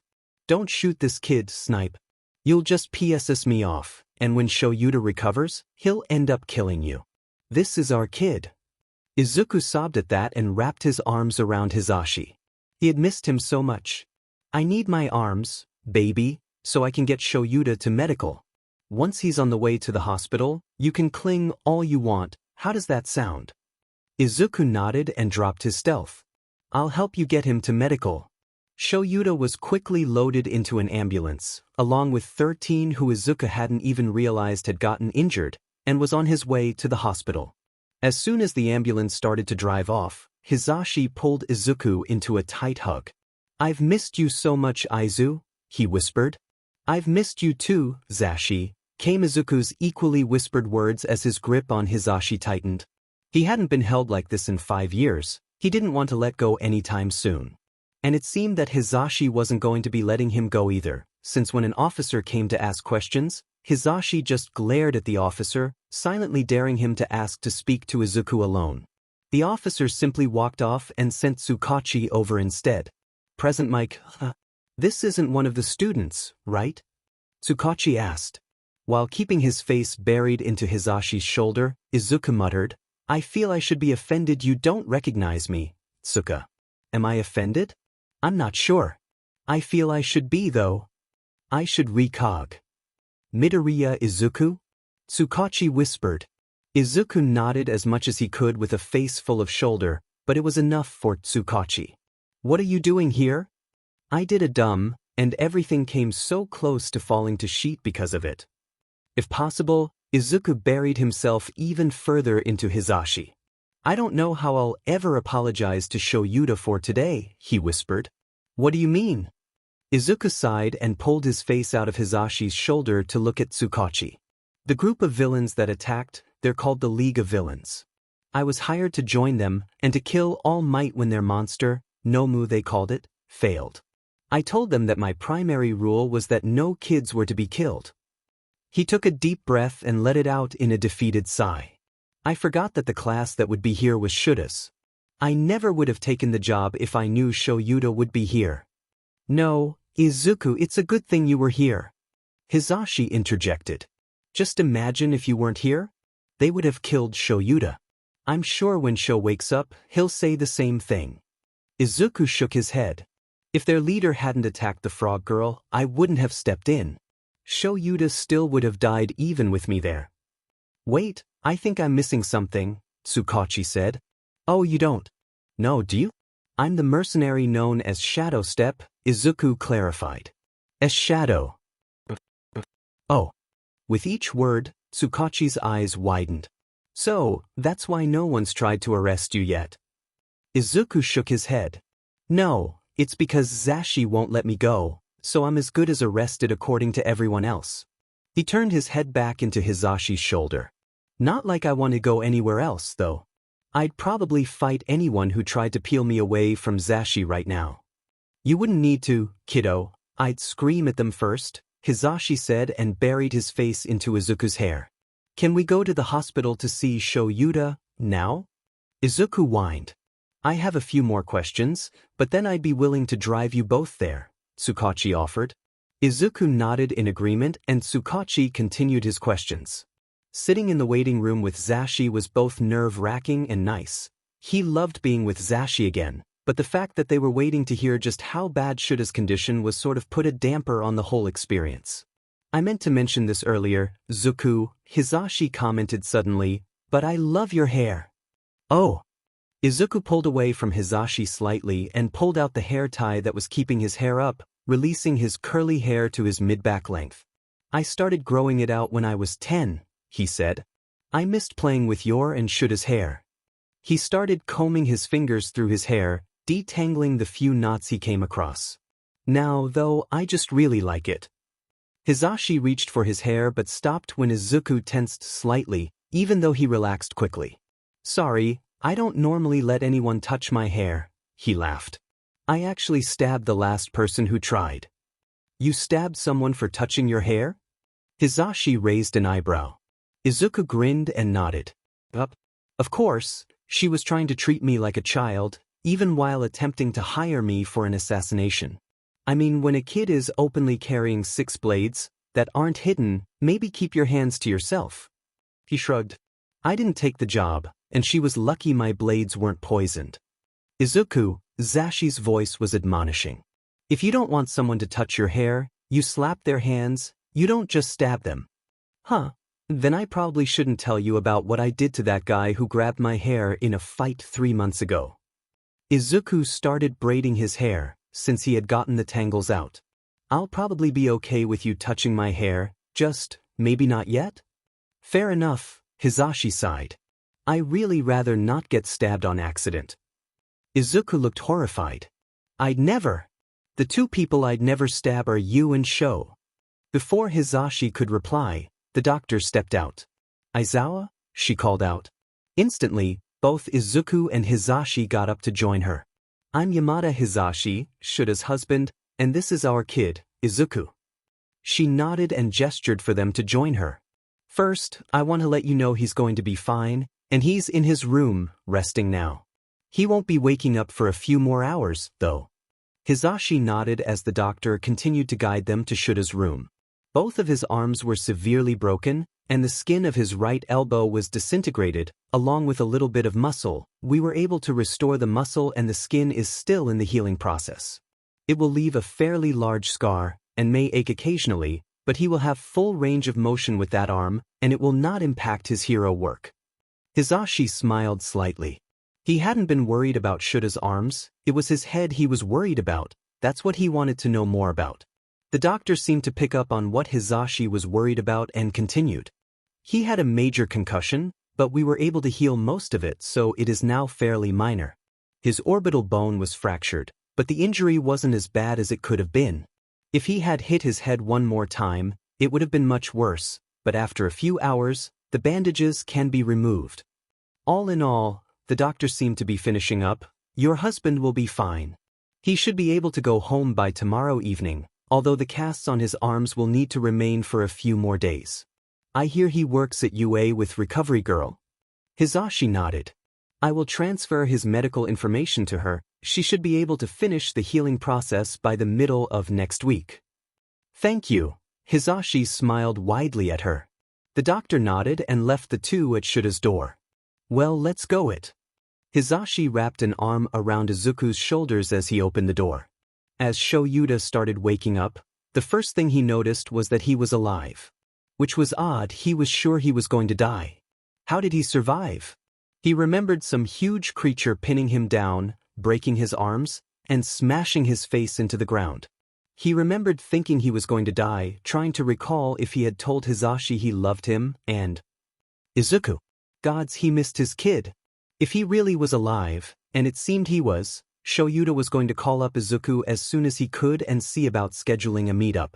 He needed to see his kid, he needed to hug his kid, tell him how proud he was of him, and that he loved him. Shouta was pretty sure he had a concussion, but it didn't seem too bad. So why did it seem Izuku was here with him, talking to Hizashi? Was he still hallucinating? Shouta opened his eyes and looked over to where he heard the voices. Yup, every Wednesday I set aside a few hours just to listen to your show.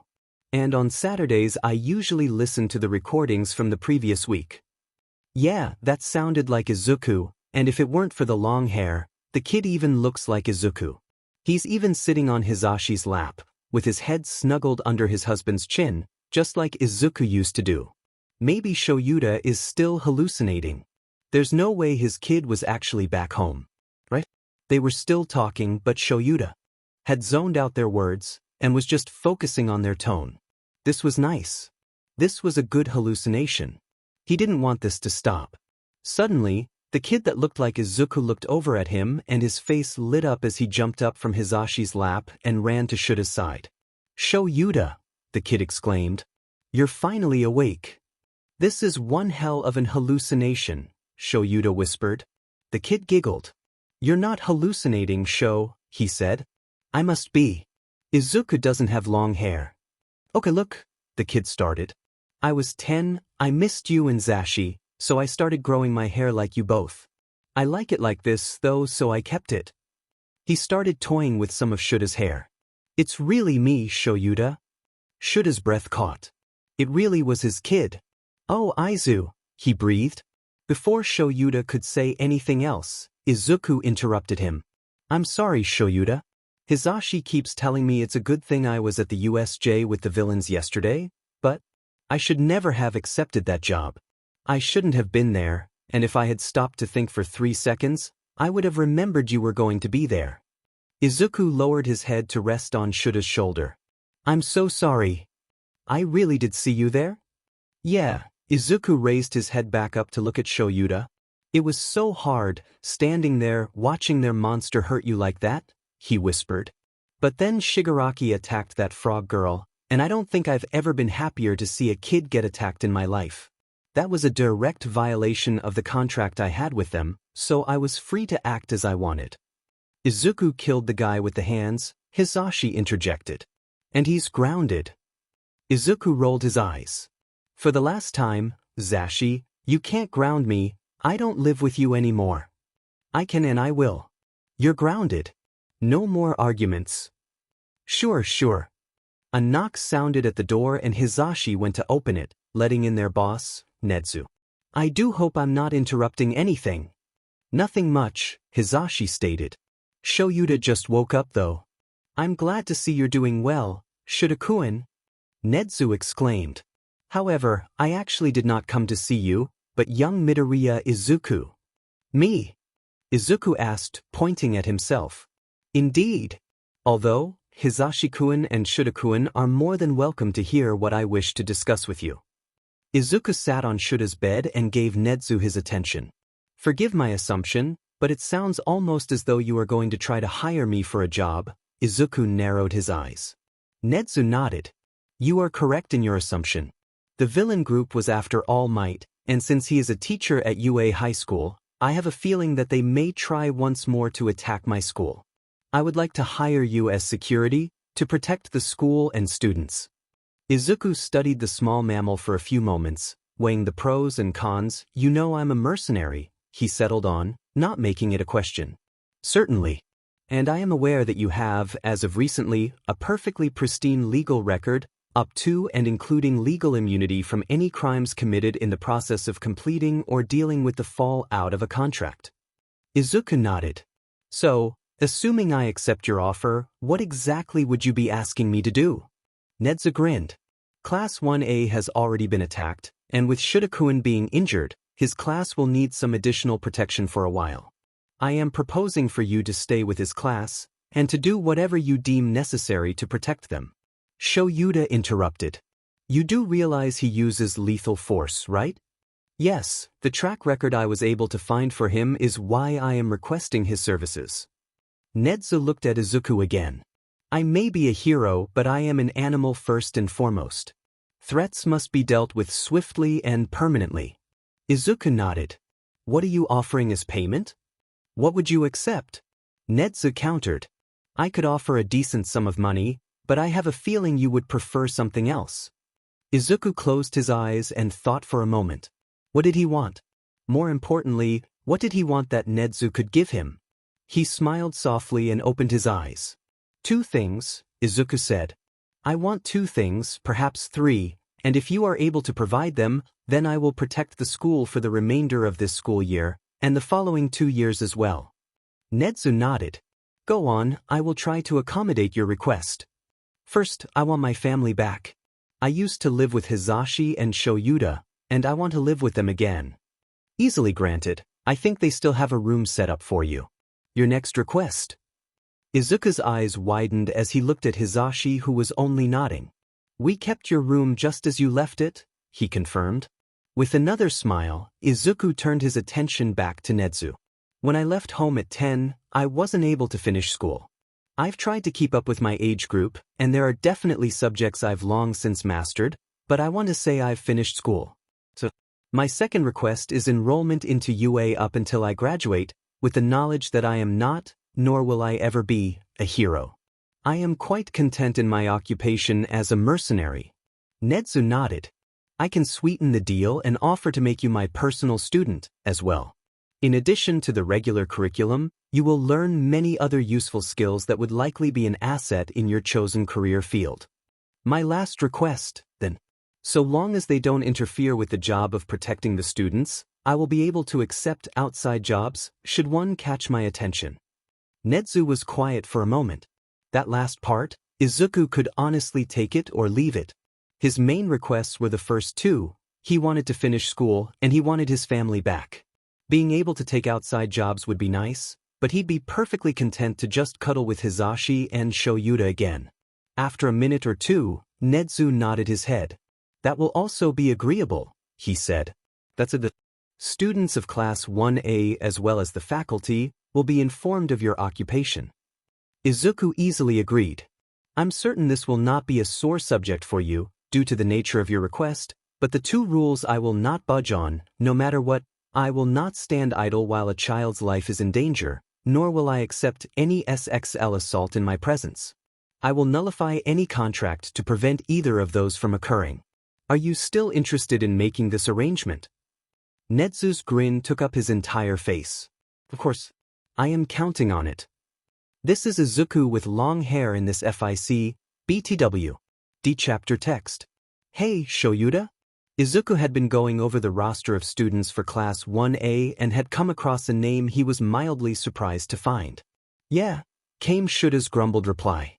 He was laying on the couch with his head on Hisashi's lap while the blonde was watching some documentary on a pre-Quirk band named the Stray Cats. What do you think about Bakugo Katsuki? Izuku asked. Hisashi groaned in annoyance as Shouta made a vaguely displeased noise. He's got an attitude and I'm trying to fix it, but he's also got an impressive drive to improve and prove himself. Why? Oh, he may or may not have been my biggest bully as a kid before I moved in with you guys. I'm curious how he's going to react, seeing me again after all these years. Izuku aimed a smirk at Shouta. Fair warning, if he gives me any sheet, I'm putting him in his place. I won't kill him, but I may scare the sheet out of him. Shouta shrugged.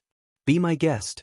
Maybe that will be the come to Jesus moment he needs to get his act together and stop being a little sheet. Hisashi coughed in a way that clearly meant he was covering a laugh. You know, you really shouldn't be encouraging this, Shouta. Don't care, that kid's a menace, and if Aizawa can make him take a chill pill, then I welcome it. Shouta nuzzled his face into Hisashi's stomach. Besides, it's not like I could stop him in this condition even if I wanted to. What do you expect me to do, wave my casts at him? Hisashi just ran his fingers through Shouta's hair and shifted his attention back to the television with an amused expression. I'm not a staff, why do I have to be here? Izuku whined.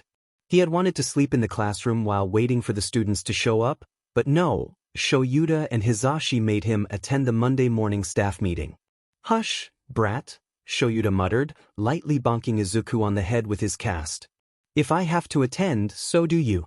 What Shouta meant to say, Hisashi glared lightly at his husband, is that we still need to introduce you to the rest of the faculty. Izuku groaned loudly in defeat as he trudged behind them. Fine, but I reserve the right to zone out if I get bored. The three made it to the staff room and Izuku squeezed his chair in between the two of them and then leaned against Shouta while they waited for the rest of the staff to join them. So, All Might is a teacher here, right? I'm assuming I get to meet him? Hisashi hummed and reached for Izuku's hair tie. I don't like how you did your hair, I'm going to fix it. Izuku shrugged. Over the weekend he had found he loved it when Hisashi played with his hair, so he'd given him full permission to do with his hair what he wanted, so long as he didn't cut it.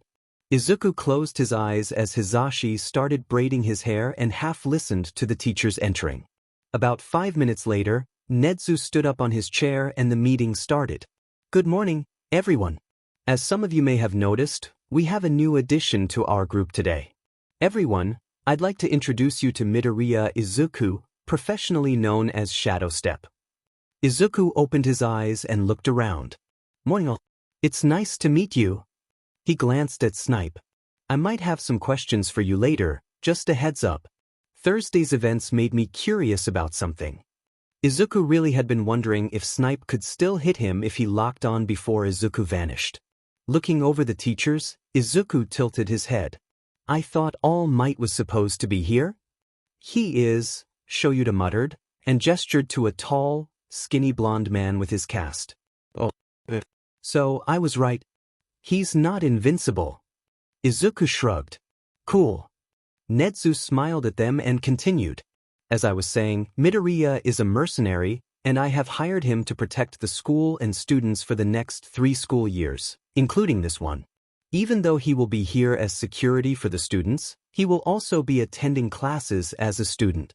Class 1A will be informed of his true occupation, but the rest of the students will not.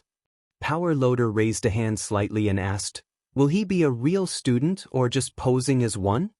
A real student, Izuku answered for Netsu. I had to drop out of school at 10, and while I've mastered chemistry, biology, and am fluent in English, other school subjects weren't really important to me. I mean, I've tried to stay at my age level, but when learning chemistry and biology directly helps you with your quirk and career, history and modern lit just aren't important. Power Loader nodded his head. The next to speak was All Might. Is it really wise to have a mercenary on campus? Careful, Shouta warned. This mercenary is my kid, mine and Zashi's.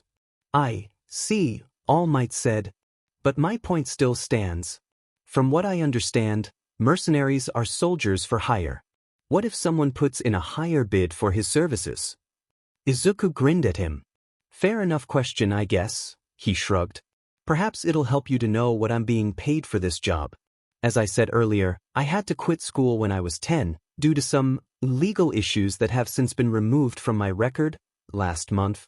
To be totally transparent, Izuku smirked. Before last month, I was on the run. I had to leave my home, my family. Netsu's payment includes not only letting me attend school so I can graduate, but I also have my family back. Izuku was still leaning on Shouta, but now gripped onto Hisashi's arm. Good luck to whoever thinks they can outbid that. All Might nodded.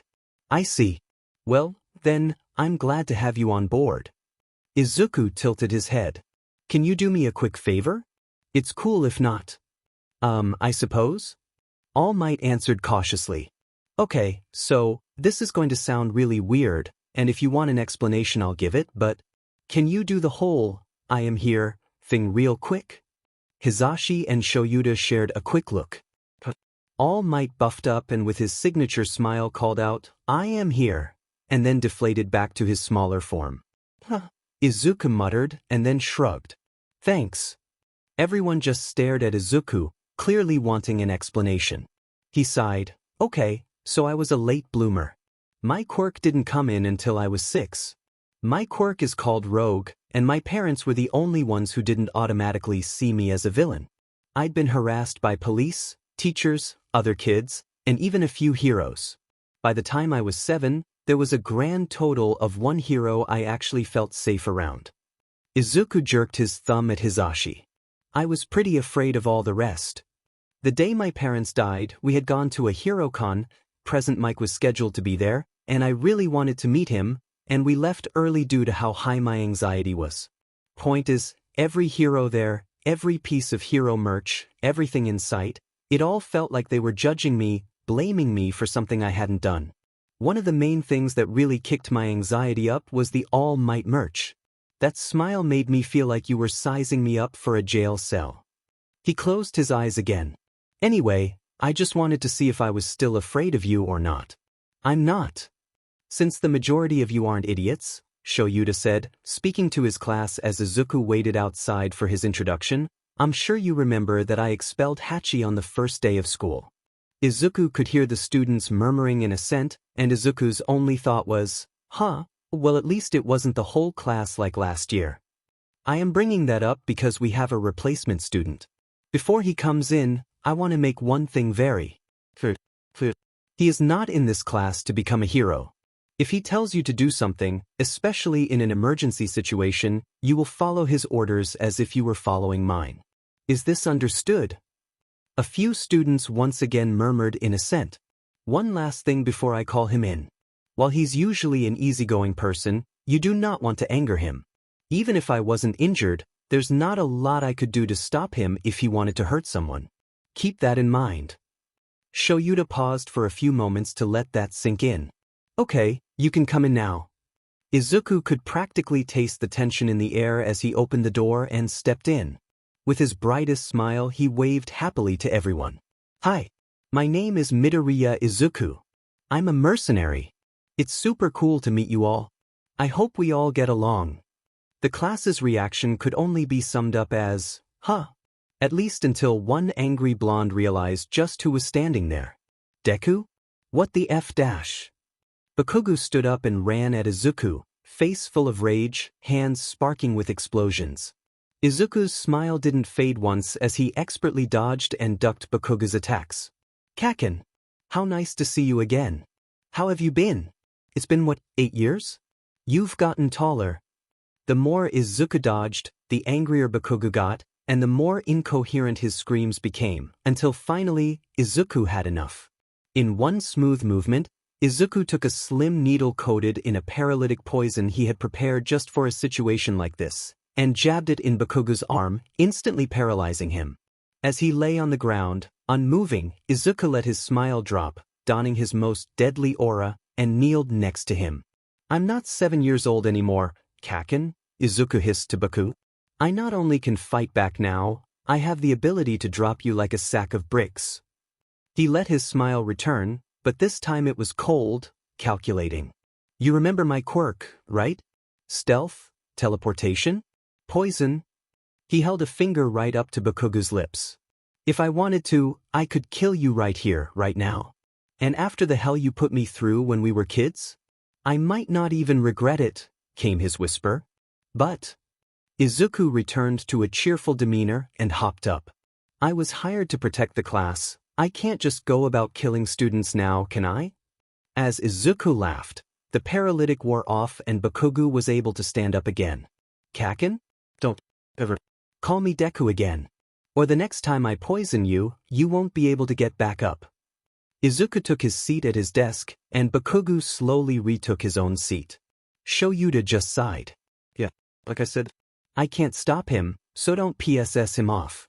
Izuku had been observing the students in their training, and one particular fact had been made abundantly clear.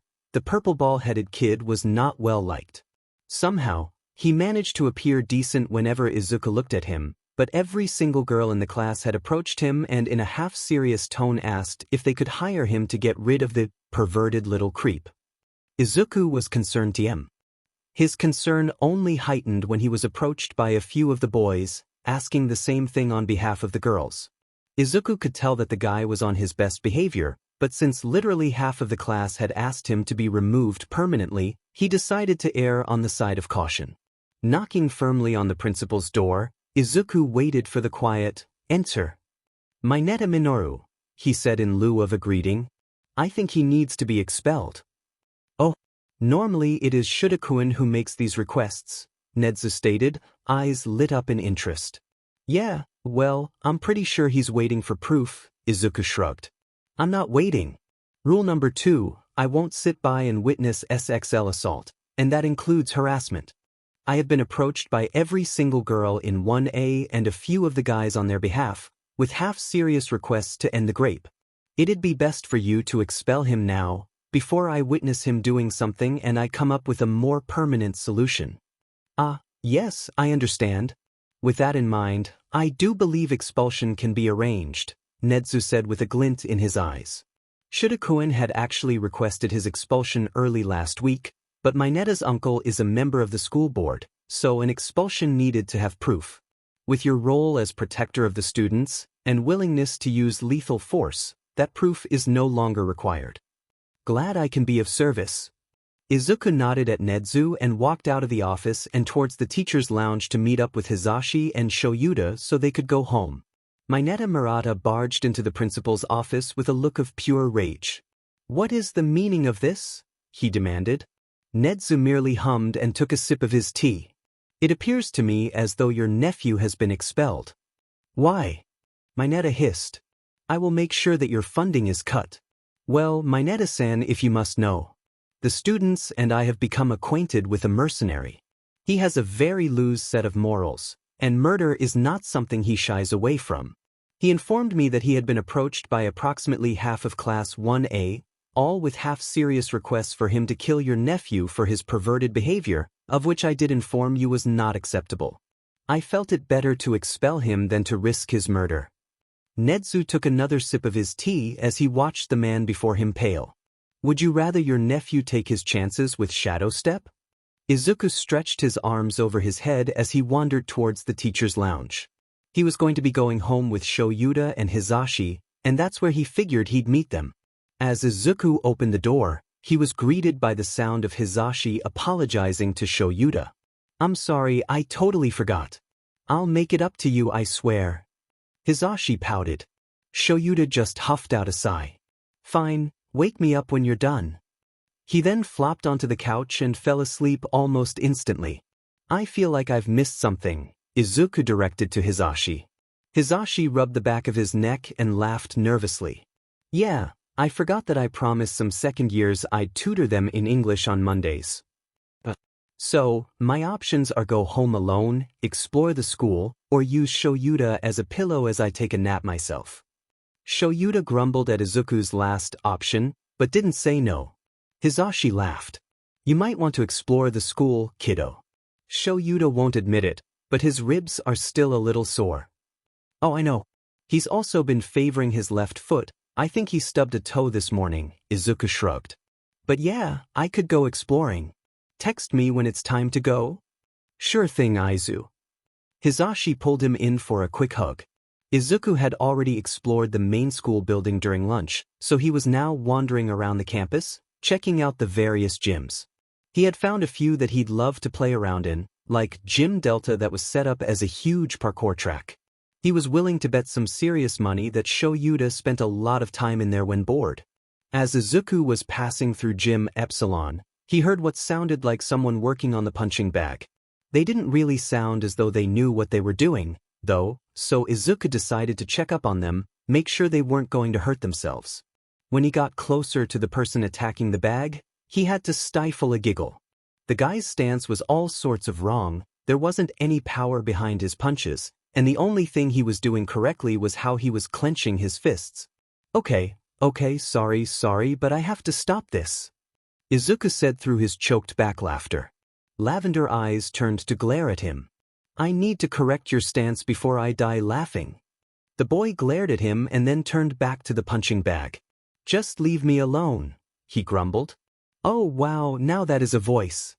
Izuku mimed fanning himself. Has anyone ever told you that you have the voice of an angel? Holy shit, please keep talking. The boy turned to him again, eyes full of suspicion. What do you want? Many things, but right now? To hear you keep talking. After that? To show you how to throw a punch. When the boy narrowed his eyes at him further, Izuku just sighed. Alright, your voice is a sore spot, I take it? Fine, you don't have to talk. But seriously, let me show you how to throw a punch so you don't hurt yourself. I don't need some Hero Course student to help me, he grumbled, but didn't turn away. Good. I'm not Hero Course. Izuku chirped happily. The boy raised an elegant purple eyebrow and pointedly looked at Izuku's blazer, showing the single button on the shoulders and the double stripes at the cuffs of the Hero Course. So, I'm technically in the class, but I'm not really. Izuku held out a hand. Here, how about this? My name is Midoriya Izuku. Nice to meet you. The boy hesitantly took his hand. Shinso Hitoshi. Same? Great. So, Shinso, please correct me if I'm wrong, but I have a hunch you want to be in the Hero Course. Izuku asked. Shinso lightly glared again, but this time Izuku didn't think he was glaring at him, just glaring in general. Maybe. What's it to you? Izuku shivered slightly. Holy shit, that voice, he thought to himself. Okay, so, first I'm going to tell you that analysis is a hobby of mine, and I've been doing it for the past 10 years or so. I've gotten pretty damn good at it. Izuku paused to see if Shinso was keeping up with him and was pleased to see he was. Okay, so just by the quality of your voice, I can tell you have some sort of vocal quirk. And Hotdin, I am not joking, I could just listen to you speak all day and not get tired. But, not my point. My point, he continued, is that people with vocal quirks, unless they're something like Present Mix, aren't normally suited to Hero Course exams, so you probably failed if you tried it. Shinsu's angry sigh was all the proof Izuku needed to know he was right. I think that exam is total bullshit, and if you're trying to get into the Hero Course, the best way would be to make a good showing at the sports fest. My guess is you know that and are trying. Shinso didn't answer right away, and Izuku was about to apologize to him and move on to explore another gym when he answered. Brainwashing. Izuku tilted his head and he continued. My quirk. It's brainwashing, activated by a vocal trigger. Oh. Izuku's expression fell. This kid must have been called a villain his whole life. I'm sorry, he whispered. I know that just sounded terrible, but I understand, probably more than you would expect. This time it was Shinso who tilted his head. My quirk is called Rogue, Izuku grinned sadly at him. It's a DM cool quirk, highly versatile, makes me nearly unbeatable in a fight. One of the main aspects, though, is I can create any poison you can think of with the oils on my fingers. Shinso gasped in surprise. You've been called a villain too, haven't you? With a huge grin, Izuku confirmed. I was falsely accused of murder when I was 6 years old. Shinso choked on air at the way Izuku admitted that. My parents were killed in front of me by a villain who tried to recruit me to be an assassin. And yet you're in the hero course? I'm spending time there, yeah, but no. I'm not participating in any of their training, nor will I be taking part in the sports fest. Izuku poked Shinso's arm. You look like you'd be fast with some training. I'd be willing to help you if you're willing to learn. Almost 2 hours later and Shinso was able to throw a punch and do proper stretches. There's only about 3 weeks until the sports fest, Izuku muttered. How do you feel about some daily training? Maybe 2 hours daily during the week, and about 5 or 6 on Saturday. At least until you impress people enough to transfer into the hero course. Shinso was sitting on the ground, rubbing at his arm. I don't know if I can keep up with that schedule, he admitted. I mean, I can try, but I'm already really sore. Oh, how are you with weird sheet? Izuku asked. Shinso raised an eyebrow. What I mean is, medicine counts as poison according to my quirk, and pain meds are meds. If you're cool with liking my finger, I can give you something to help with the soreness. You want me to lick your finger?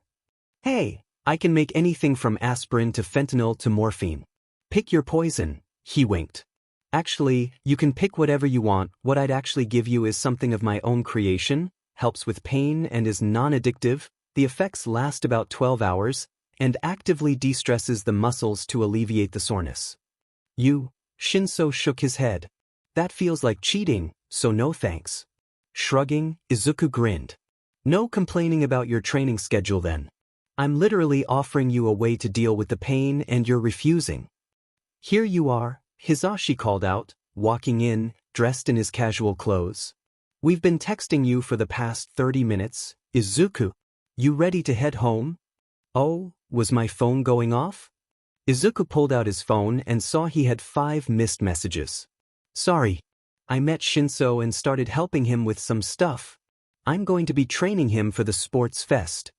Hisashi looked over at Shinso, who was blushing slightly at the attention. That's awesome. Shinso, Izuku is probably the best you could hope for to train you. You look like you'd be really fast and agile, and that is literally Aiza's fighting style. I'll start him on some strength training after the sports fest, I think. He'll build up some muscle just going through the exercises I have set up, but I want to make sure he's got at least a little muscle memory on how to attack. Won't matter how strong he is if he can't attack without hurting himself. Maybe you can get Shouta to tag along? He trained you, he might be willing to help, Hisashi suggested.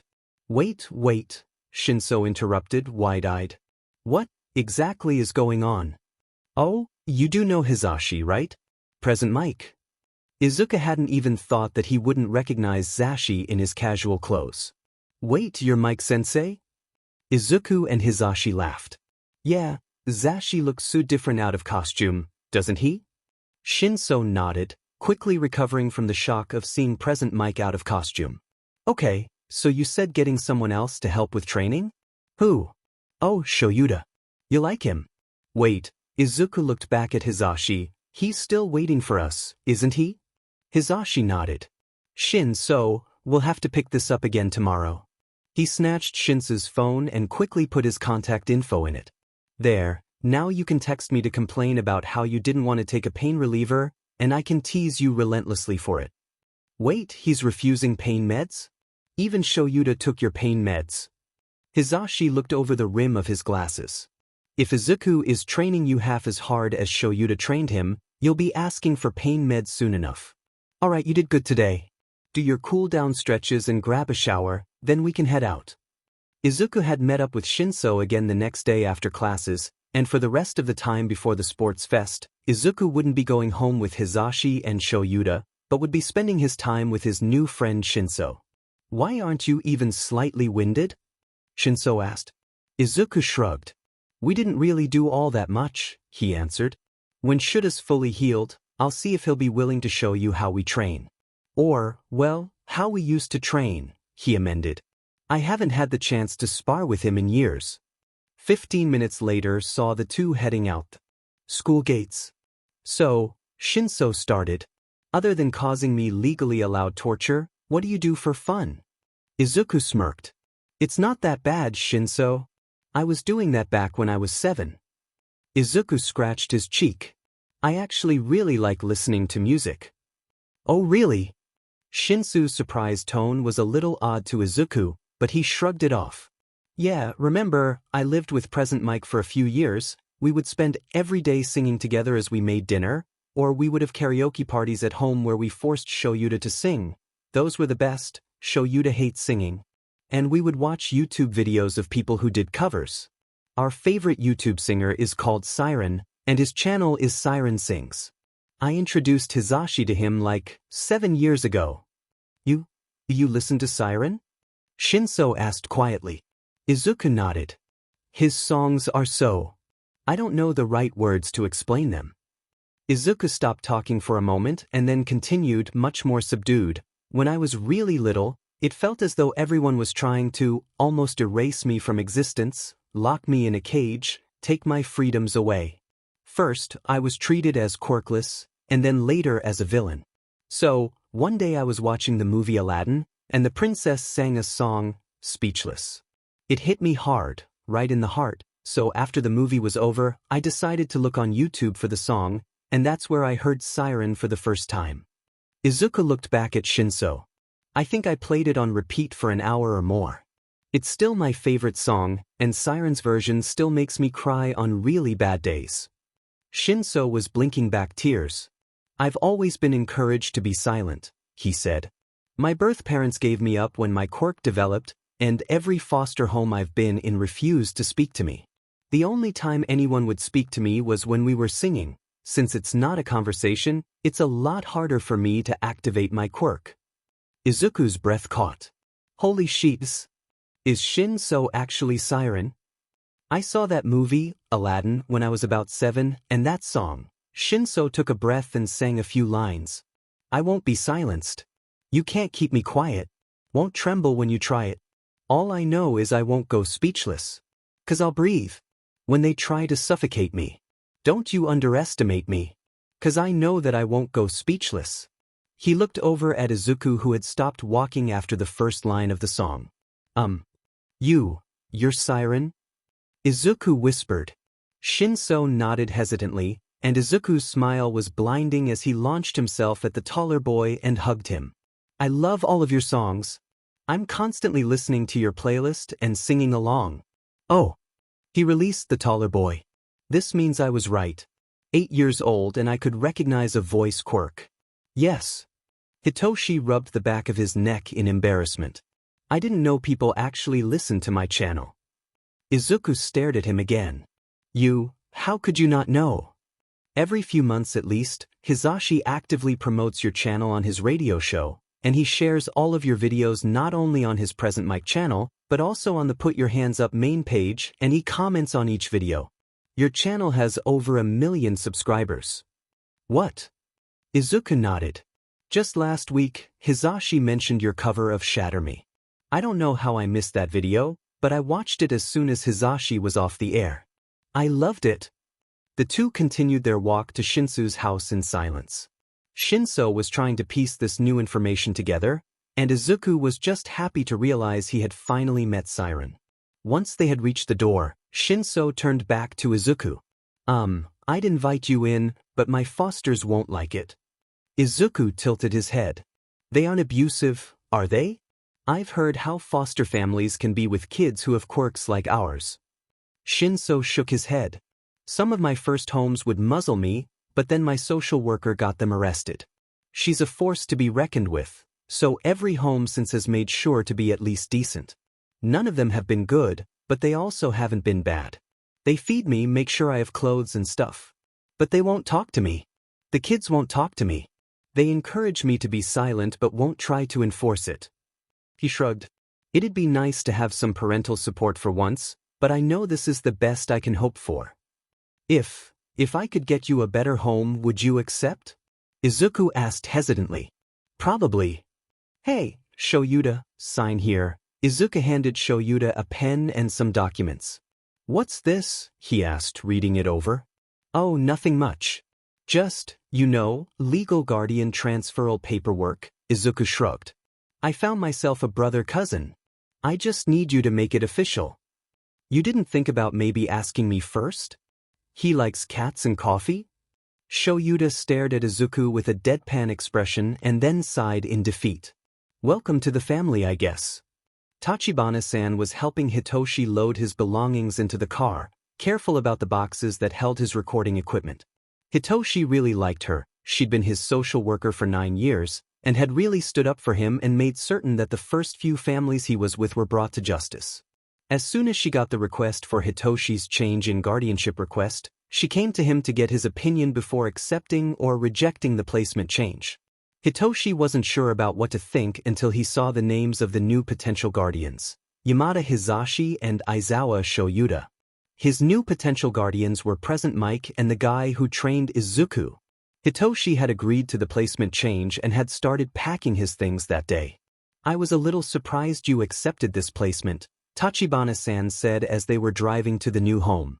You hadn't mentioned anything about not liking this home.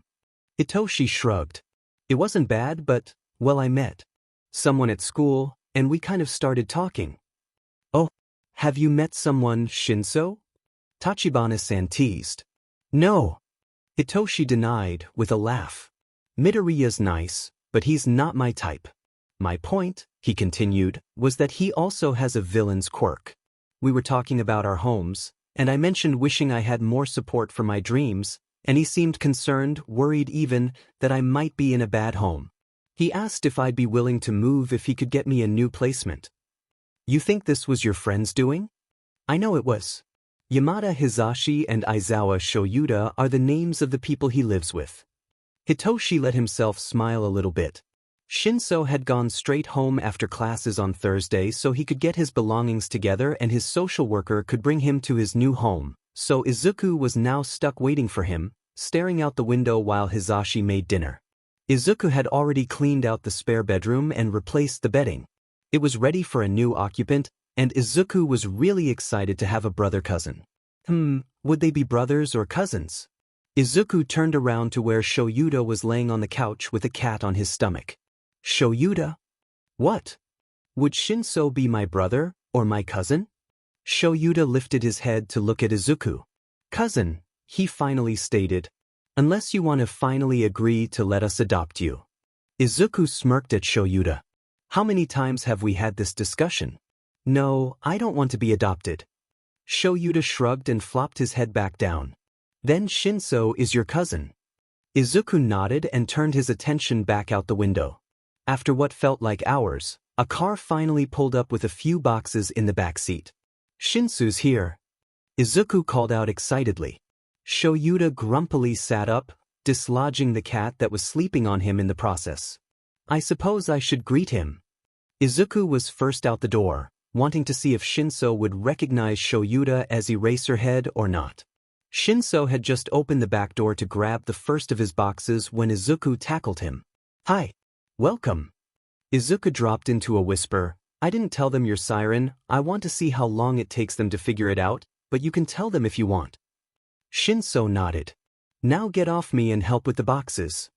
Izuku grabbed a box and had turned around just in time for Shinso to realize who Shouta was. Midoriya? He stuttered. Yes, Shinso? Izuku asked sweetly.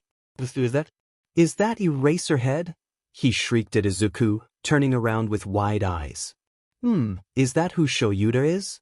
I didn't notice. Izuku smirked as he walked up the path to the front door. As he passed Shouta, he smugly said, Oh, I forgot to mention, Shinso is a fan of yours, Shouta. Izuku could feel the judgmental stares of both Shouta and Shinso as he happily whistled, taking the box up to Shinso's room. By the time he came back downstairs, Hizashi and Shouta had invited the social worker inside and they were talking in the family room while Shinso kept bringing in his boxes. Izuku followed him back outside to grab the last 2 boxes, and then instead of dropping them off just inside the door, they took them up to Shinso's room. This is your room. Izuku exclaimed. It's close to mine. Izuku gestured to the door across the hall, and we'll be sharing a bathroom. I'm pretty neat, organized, and minimalistic when it comes to my things, habit of living hotel to hotel for years. If you want to use any of my products, feel free. I only get the nice stuff since the cheap stuff is hell on my curls. If I don't approve of your hair products, we're going shopping for the good stuff for you, by the way. Shinso raised an eyebrow at him. What if I like the cheap stuff? He challenged. Izuku gave him a deadpan look. If you refuse to use good stuff, I will literally drink your crappy stuff and force you to use the good sheet. Bet. Shinso, I'm immune to poisons. Shampoo tastes terrible but won't impair me at all.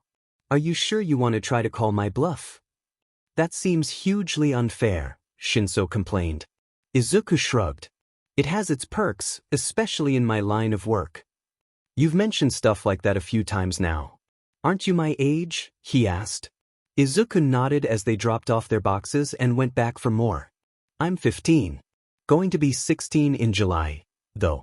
Oh really? Me too. July 1st. 15th. Hizashi's is the 7th. Izuku picked up another box. Maybe we can convince Shouta to hold a combined birthday bash for all three of us on the 7th? You just want an early birthday, huh? Shinso teased. Nah, we used to do a combined birthday on the 11th, right in between us, but with your addition we can probably get it moved. Izuku shrugged. Up to you though. If you want your own day, that's cool, and me and Zashi can keep our combined day. What do you typically do on those days? He asked. Karaoke. We drag Shouta along with us. He hates singing, but he loves listening to us. We used to go out to karaoke bars and just sing until everyone else started hating themselves. Izuku laughed. Shinso raised an eyebrow at that. Until everyone else hated themselves? Explain. Dude. Really? Zashi has a voice quirk, just like you do. It's so disheartening for us non-vocal quirk people to follow a voice quirk in karaoke unless you give 0 sheets. Or unless you spent a lot of time practicing like me. Izuku grinned at him. Makes sense, I guess? Is this the last box? Izuku asked. Why? Are you making me do this? Shinso complained as Izuku counted out push-ups for him. Is that your stupid question of the day? Izuku retorted. You need to work on some strength. You trying to kill me, he panted. Izuku snorted. If I was trying to kill you, you'd be dead before you realized you were in danger. Izuku patted him on the head. You can take a break from the push-ups, though.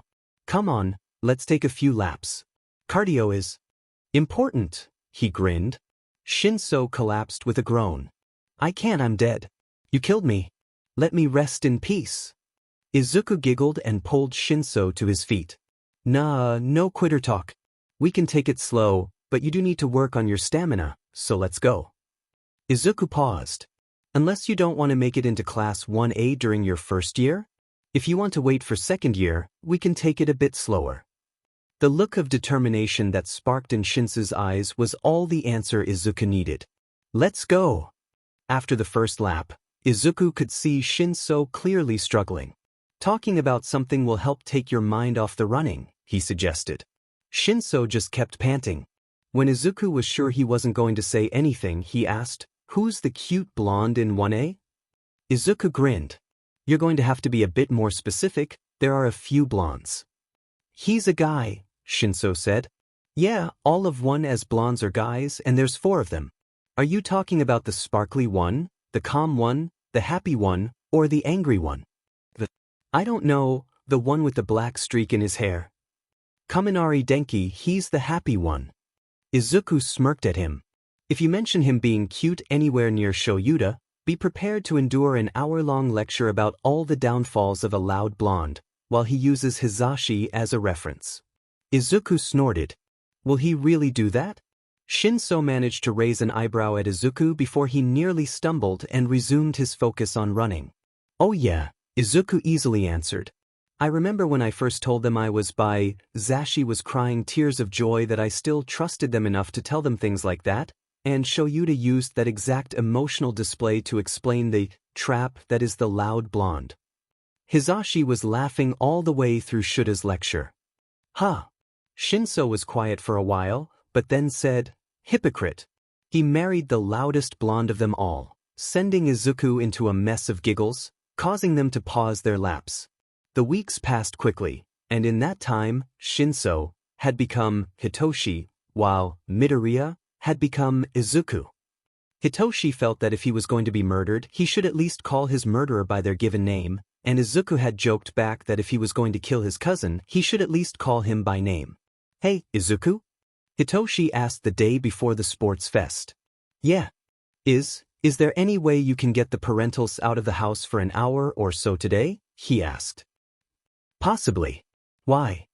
Hitoshi blushed. I kind of want to record a song tonight, and I don't want them to hear? Izuku's eyes lit up. I accept watching and or joining in as payment. Payment? Hitoshi asked, confused. Izuku hadn't told Hitoshi yet about his work as a mercenary yet. He was waiting either for him to figure it out on his own, or for him to get into one, whichever came first. Payment.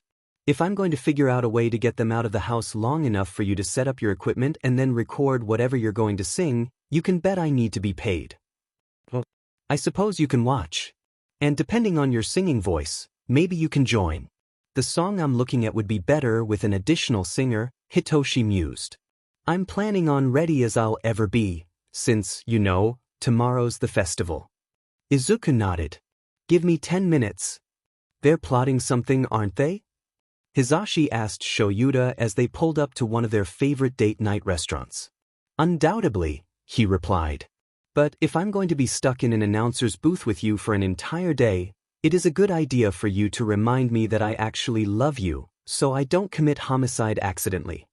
Babe, if you were to commit homicide, I seriously doubt it'd be on accident, Hizashi teased. True. So, if you don't remind me that I love you tonight, then you might die tomorrow, Shouta shrugged. Hizashi laughed and kissed his husband before they got out of the car. I'll do my best to remind you, then babe. Now it's time to step up or it's time to back down. And there's only one answer for me. And I'll stand up and fight, 'cause I know that I'm right.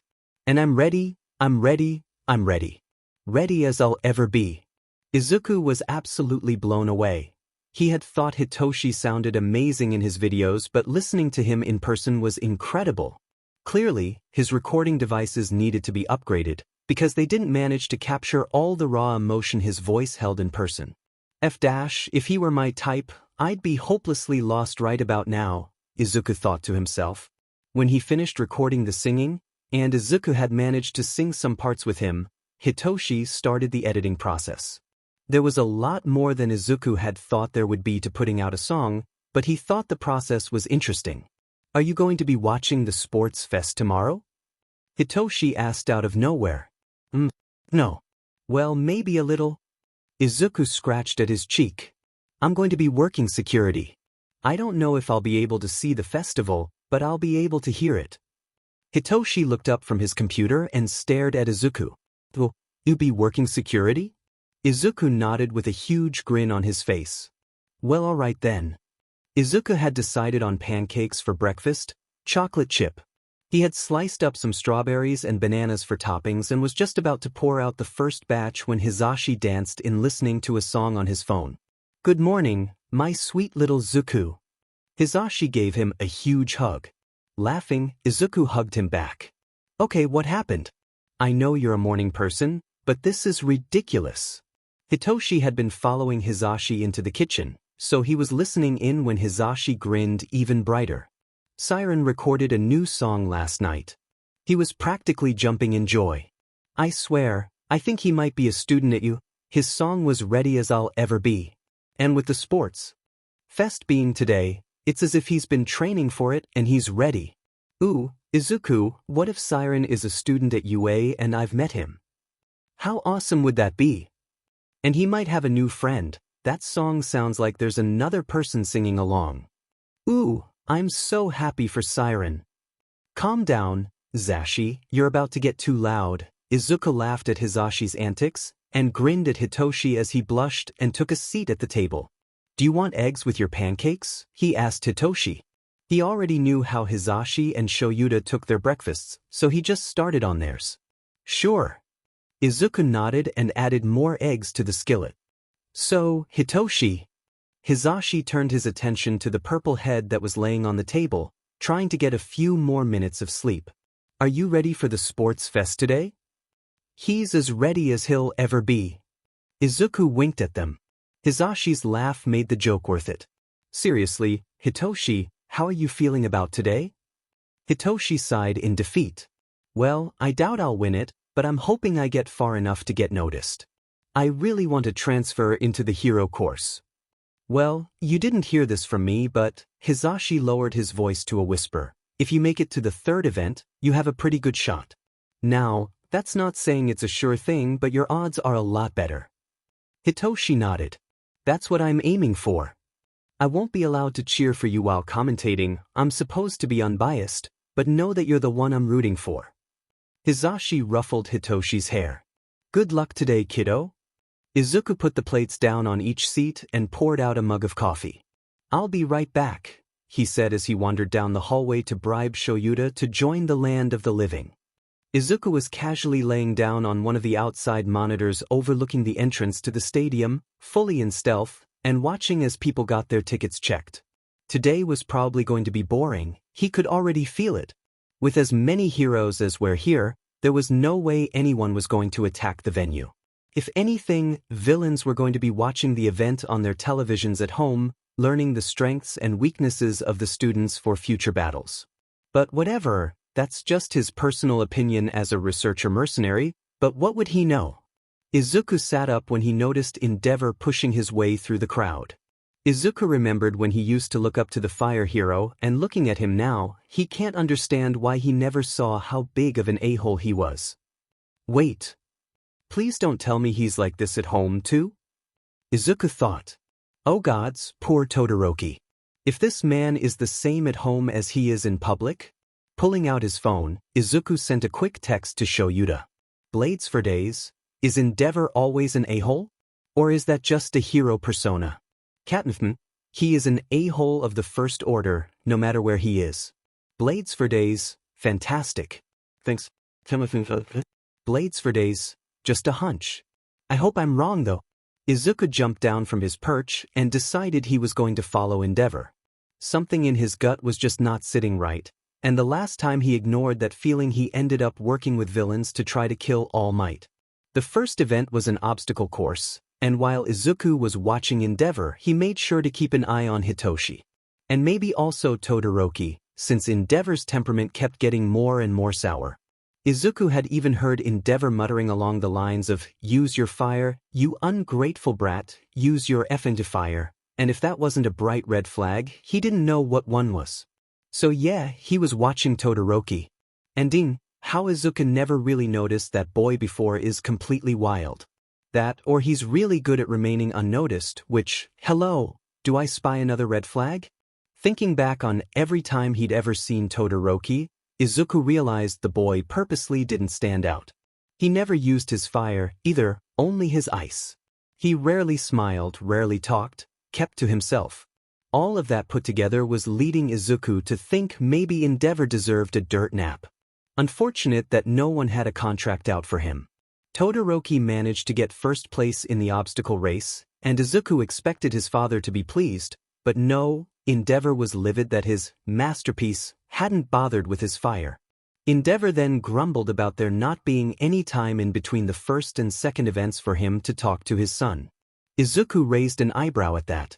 It didn't matter that there wasn't time in between the events, the students weren't going to be out in the more public areas until the lunch break after the next event. He wasn't going to try to get into the student-only areas, was he? He better not. Izuku calmed down a bit as Endeavor settled down to watch the cavalry battle. Hitoshi had a group of 3 hero students with him, and they all looked a little zoned out. Izuku hoped that didn't come and bite him in the butt later, but he was super proud of Hitoshi being confident enough in his quirk to use it on purpose. Izuku was so enraptured in watching the event and cheering for Hitoshi for getting the 3rd place in the event he almost missed it when Endeavor got up, seething once more about his, brat, just wait until we get home, you'll wish you had used your fire, and Izuku was starting to wonder if this man had any green flags as a father, or if they were all red. As Izuku followed Endeavor, his glare just got worse and worse. He was heading into the staff and student-only section. Izuku wanted to just drag Endeavor out of the area, but at the same time, he wanted to see if his theories on how Endeavor was as a parent were true or not. It took nearly an hour of wandering the area for Endeavor to finally come across Todoroki relaxing alone in an empty hallway. Izuku saw instantly how the boy flinched when he saw his father approaching, and he saw. Shuto, what was that pathetic excuse of a performance? Why didn't you use your fire? Endeavor yelled at his son. Todoroki merely stood there, eyes downcast, posture stiff, and Izuku was sure he saw the slightest hint of a tremor in his hands. This boy was terrified of his own father. Shuto, if you don't step up your performance in the next event, we'll be spending the rest of the weekend in the training room. Do you understand me? He roared at his son. And with that, Izuku decided he'd heard enough. Thanks to his short height, Izuku was able to see how Todoroki's eyes widened in fear at Endeavor's threat. Dropping his stealth, Izuku grinned at Endeavor. Well, hello there, Endeavor. What are you doing here? This area is restricted to staff and students only, Izuku said brightly. This doesn't concern you, child. This is a private matter between myself and my son, he growled back. Yeah, I'm sure it is, but you see, you're still not allowed to be back here. I'm going to have to ask you to leave. Izuku wanted him to argue one more time, just one more time, please. And just what do you think you're going to do if I don't? Endeavor had finally turned fully to Izuku, with a haughty glare. Izuku only smiled. I was hoping you'd say that. Izuku swiftly pierced Endeavor's arm with his poison needles, a paralytic and a quirk suppressant, and the man dropped, flames going out instantly. Izuku reached down and grabbed his foot, preparing to drag him out of the area, but looked at Todoroki first. Are you okay? The boy just stared at Izuku with a look of awe in his eyes, and then shook himself. Yes, I'm fine. Thank you. Okay, just making sure. Good luck in the next event. And with that, Izuku turned around and started dragging Endeavor out of the student access area with a merry little whistle. Todoroki was blushing as he watched the tiny green mercenary drag his father away. Blades for days, so, if I wanted to kill a top 10 hero. Cat Mothman, depends. Light? It does not depend, the answer is no. Blades for days? But he's an a-hole. Light? Figure out something else, but no murder. Blades for days. There goes Zashi, ruining all my fun. Fine, I'll figure out something else. Izuku had decided to stick closer to the students after he had tossed Endeavor out. He was sure the man would be back once his poisons wore off, but until then he'd just be laying in a hallway. Boring. The first match of the 1v1 round was Hitoshi versus Kaminari. Izuku groaned at that. This would be over quickly, but Izuku wasn't sure if it'd be funny or depressing. If Kaminari used his quirk out there, Hitoshi was going to go down hard, but if Kaminari let Hitoshi start talking, then the win would go to Hitoshi. He'd been practicing pickup lines for Kaminari since he realized he had an electricity quirk. Hitoshi was careful to never share them when Shoyuta was around, but both Izuku and Hizashi were subjected to the torture that those pickup lines were. Some of them were truly terrible. As soon as midnight called for the match to start, just as Kaminari was looking to charge up an attack, Hitoshi smirked. Hey boy, are you an electrician? I just want to spark a conversation. Kaminari's eyes widened comically and his hold on the electricity sputtered. He grinned widely at Hitoshi and said, You're like an exposed wire. Hot and dangerous. You're my lithium battery, you charge me up. You're the perfect switch, you turn me on. I don't usually like being shocked, but when I saw you, I was almost knocked off my feet. I'm not paralyzed, but I seem to be struck by you. You and I are so perfect. Want to make a complete circuit? You're pretty cool, and with that, Kaminari was caught in Hitoshi's quirk. Walk out of bounds, Hitoshi said, still grinning. Izuku put his head in his hands. I can't believe that actually worked, he thought. As Hizashi commentated on Hitoshi's victory, Izuku could swear he heard Shuta's muttered, Oh gods, I need to have the loud blonde talk with him. Hitoshi followed Kaminari out into the tunnels after he was declared the winner, and they seemed to be engaged in a conversation, although Izuku was sure he saw a dark flash pass through Hitoshi's eyes for a split second. He'd have to ask about that later. The next match was Todoroki against Shiro, and there was never a single doubt in Izuku's mind that Shiro would lose against Todoroki, but dang, that was a lot of ice. The next round of matches were going to start, and it was Hitoshi against Todoroki. Izuku wanted to cheer for Hitoshi, but he was a realist. He knew the way this was going to end, and he was not wrong. As Todoroki thawed out the ice encasing Hitoshi, Izuku noticed a bright point in the audience. It seems Endeavor had recovered and was back in the stands. Izuku almost ignored him, but he saw the way he glared at his son and turned to head into the tunnels. Worried that he was going to have another chat with his son, Izuku darted after the hero. He pulled out another of his needles and laced this one with a mild hallucinogenic. Not enough to make him dangerous, but it would leave him happy, tipsy, and talking to walls for a few hours. Bakugo really needs to work on that temper of his, Izuku mused to himself. Even though he'd started acting civil towards Izuku, the angry blonde had continued to act like a walking time bomb around the rest of his classmates. The final round of the event was Bakugo versus Todoroki, and Bakugo destroyed the arena trying to get Todoroki to use his fire against him and refused to accept his victory since he felt it was undeserved. Now Bakugo was on the first-place pedestal, chained up and muzzled as he tried to attack his classmate. Izuku shrugged. Whatever. If his ego was a little more down to earth, maybe he would have realized that not everything was about him. Todoroki never used his fire, it's not like this was a new thing for him. Izuku was glad. The event was finally over. He wanted to go home and tease Hitoshi over his match with Kaminari and see if he got the blonde's phone number or not. Hitoshi was smiling at his phone. He'd gotten Kaminari's phone number. He was about to text him and ask if he wanted to meet up over the weekend when Izuku stepped next to him and threw an arm around him. So, you know how I told you not to say Kaminari was cute anywhere near Shouta? He asked instead of a greeting. Yeah, Hitoshi answered hesitantly. Well, having a flirt-off, or whatever you want to call that, where Shouta could hear you also kind of counts. But no, you had to do that, didn't you? I mean, congrats on the win, but now you're going to get the loud blonde talk on the drive home. Izuku shuddered. I hope it was worth it. It can't possibly be that bad, Hitoshi said, rolling his eyes. Izuku just quirked an eyebrow and grinned. It was that bad.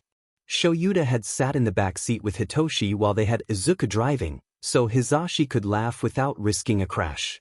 The first thing you need to know about loud blondes is that they are pretty. That is just a fact of life, and the less sleep you get, the prettier they are.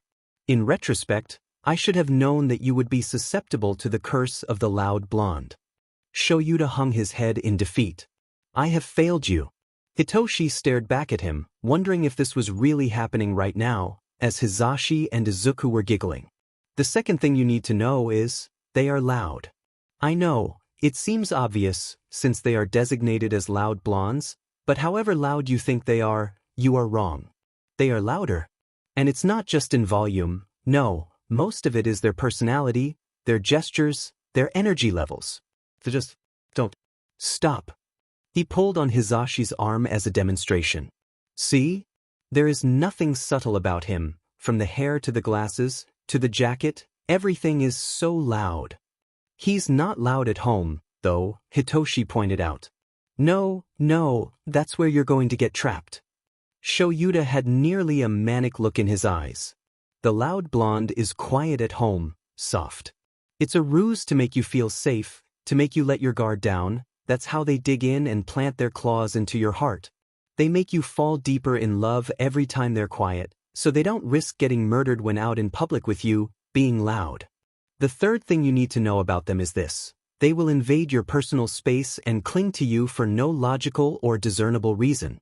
Says the man who lays nearly completely on top of me when we have movie nights and won't let me up? Hizashi snickered. Shut. Shouta shot back. When you're out and about while they're being loud, they will cling to you. They will not let you go. Shouta sighed in defeat. I'm too far gone, Hitoshi. You need to be better than me. Resist the temptation of the loud blonde.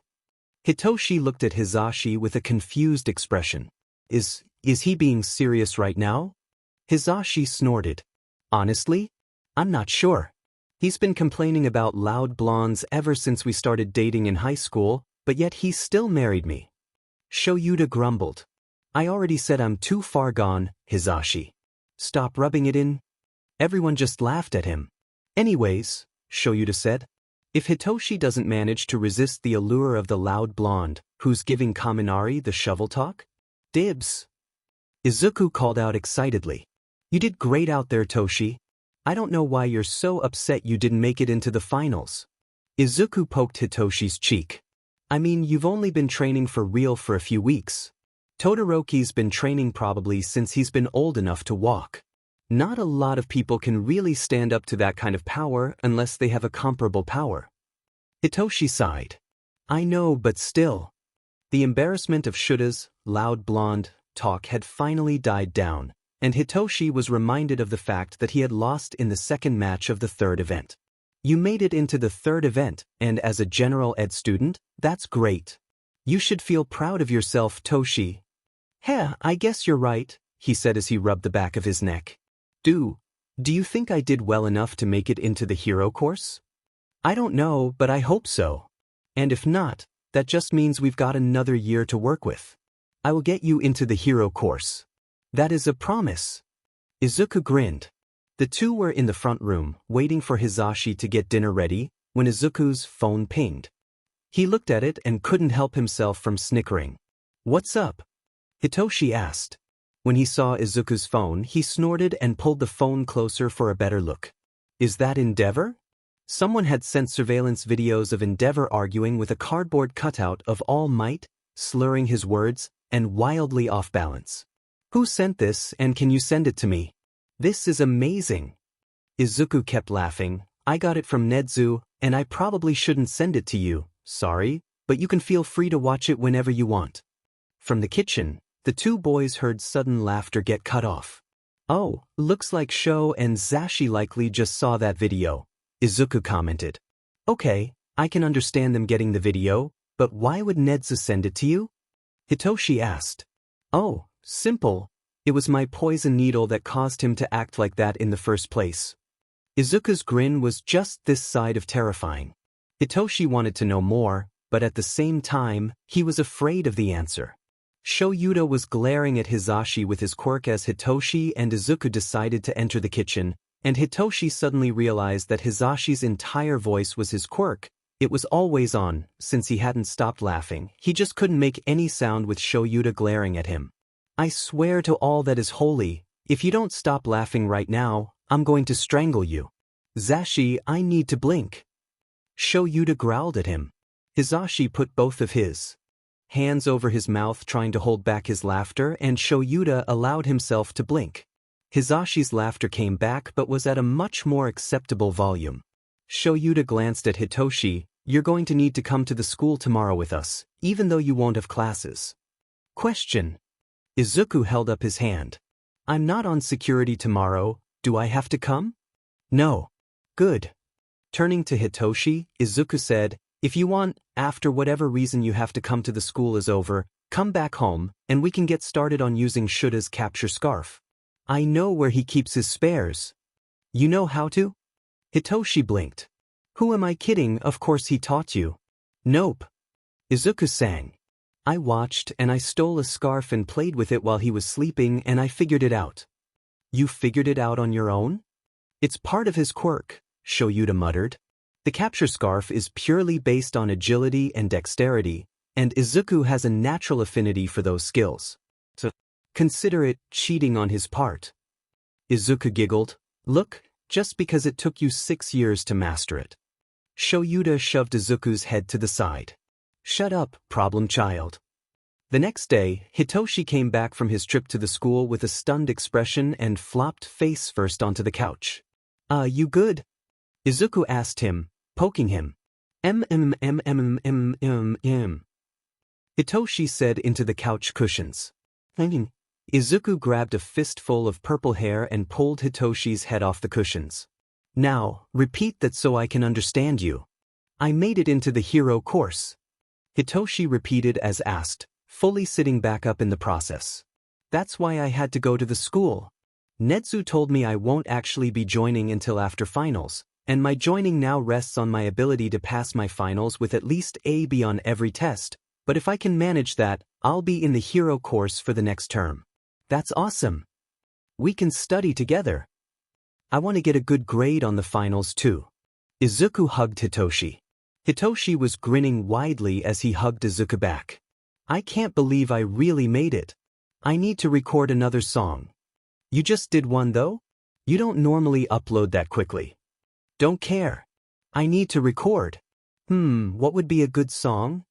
Hitoshi started muttering as he wandered back to his room. Hitoshi had decided on the perfect song, fight song. As Hitoshi started recording his song, he had his headphones on, listening to the music, getting lost in the lyrics.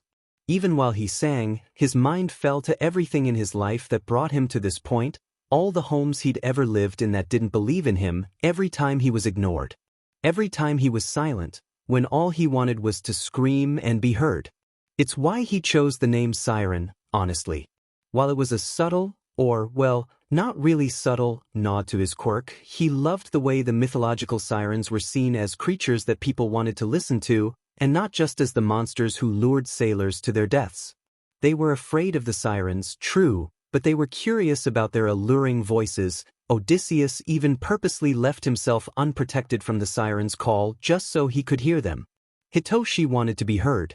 He wanted to make people listen to him. And all those things I didn't say. Wrecking ball inside my brain. I will scream them loud tonight. Can you hear my voice this time?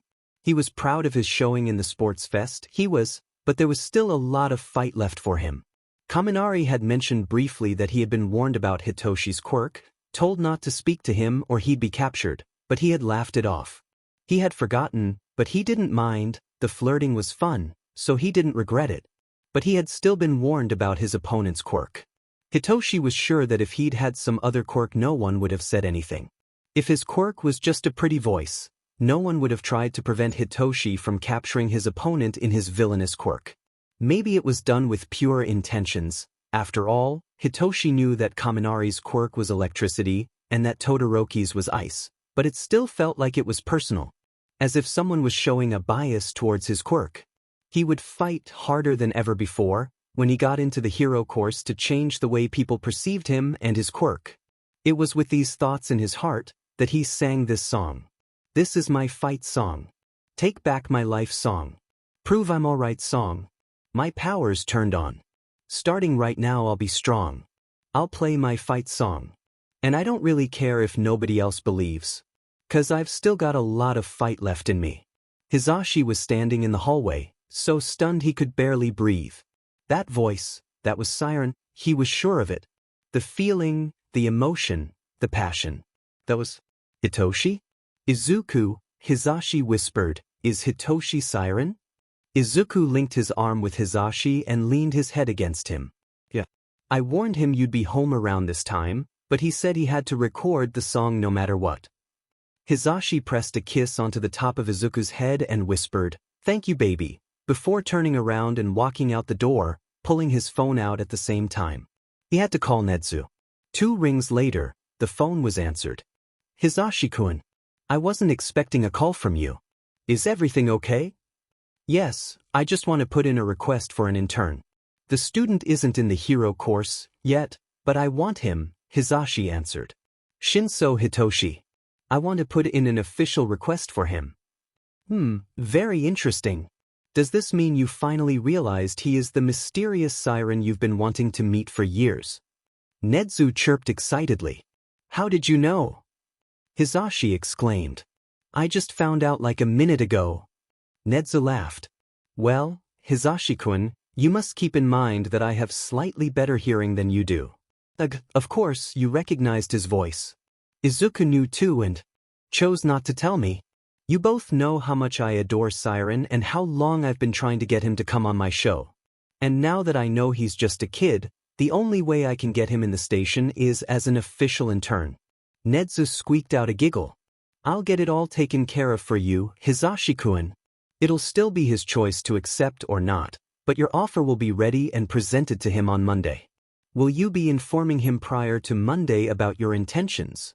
Yes. He's recording a song right now, but when he's done, I'll be talking to him. Good luck then. I'll see you tomorrow for the third year's events. Netsu hung up and Hizashi walked back into the house. Izuku was in the kitchen with Shouta lazing by the counter and was getting the ingredients out for oyakodon. He looked up at Hizashi with a smirk. Did you just put in an internship request for Toshi? He asked knowingly. Shut up. Get out of my kitchen. Hizashi grumbled. I can't believe you didn't tell me he was Siren. Hizashi suddenly whirled on him. You were the extra singer in that video, weren't you? He dramatically placed the back of his hand on his forehead.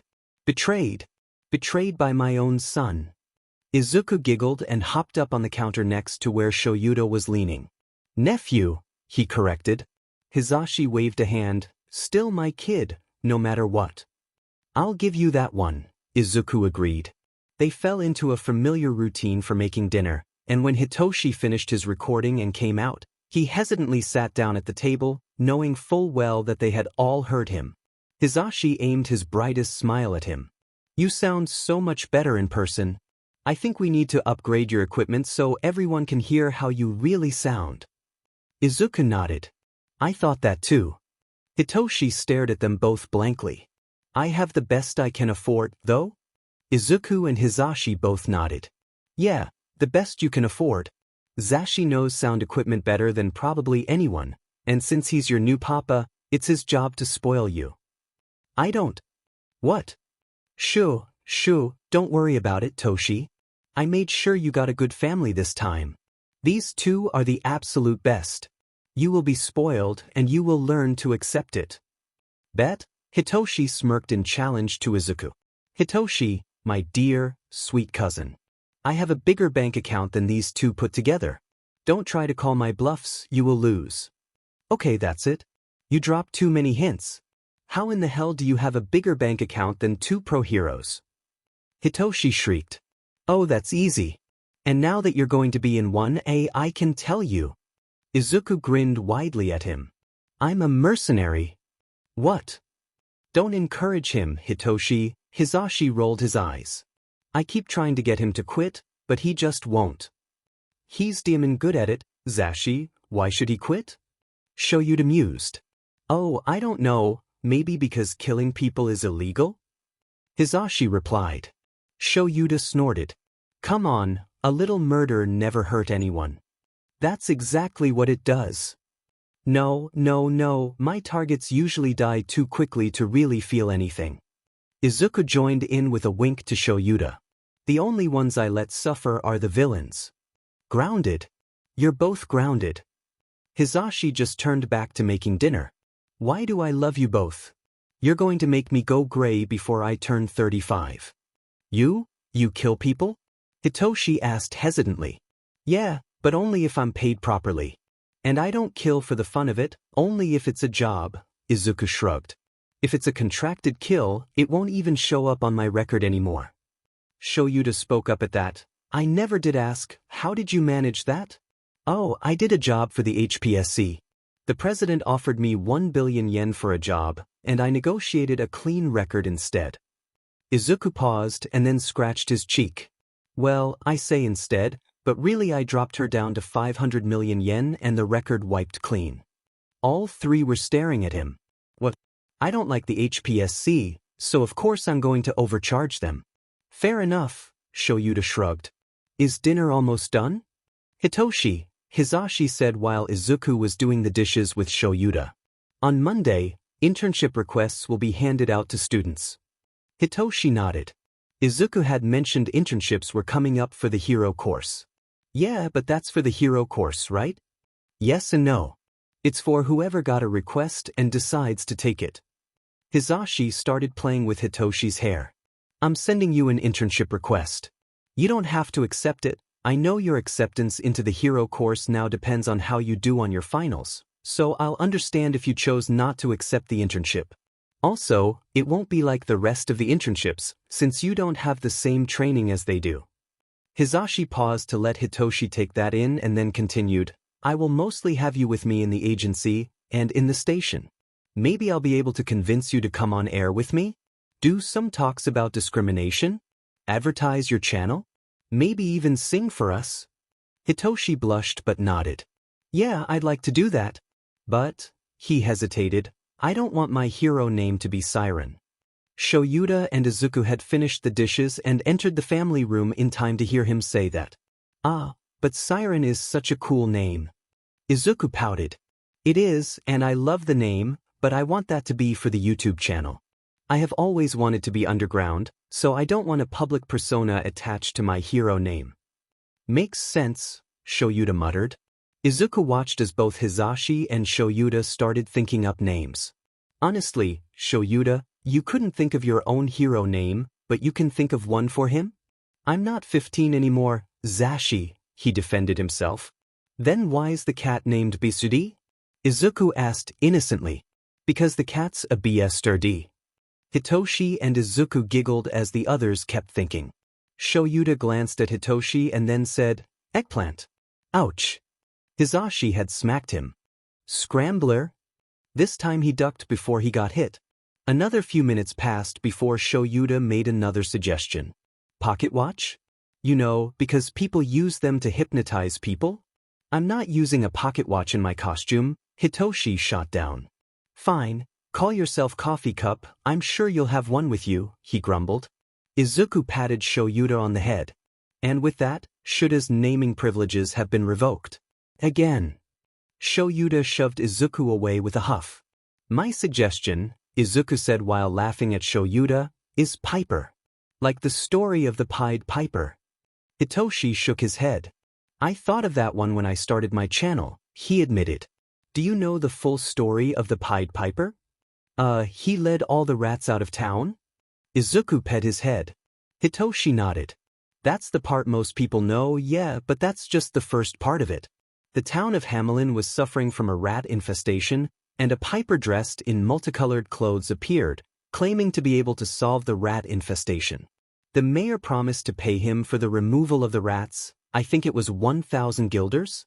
The piper accepted, and he led the rats into the Weezer River where they all drowned. Continuing, the mayor reneged on his promise and only paid 50 guilders, and then blamed the piper for bringing the rats into the town himself so he could extort the town. In revenge, the piper played his pipes and lured 136 children out of town and into a cave, and the children were never seen again. Oh. Okay, now, my turn to think up a name? Hisashi asked hopefully. Sure. Stray cat. And you called my ideas bad? Shouta scoffed.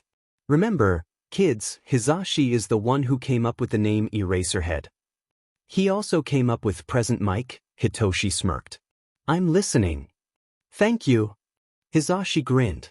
I was watching this documentary a while back, and there was this pre-Quirk band called the Stray Cats.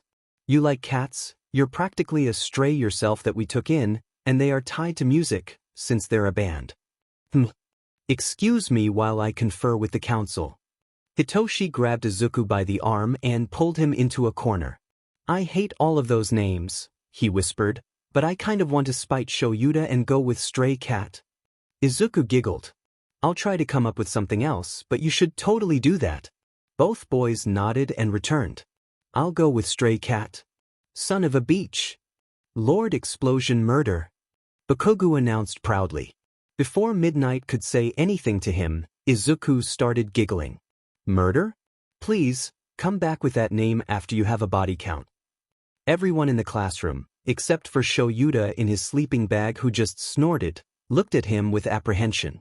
What? He shrugged, twirling a loose lock of hair. You all know I'm a merc, you think I haven't killed before? Ida was the first to recover. Midoriya-san, what you are inferring is highly illegal. How can you expect to become a hero if you are saying you would be willing to kill? Heroes do not kill. Izuku raised an eyebrow and let all of the amusement fall from his face. Who said I wanted to be a hero? Ida sputtered. Why, you're in hero class 1A.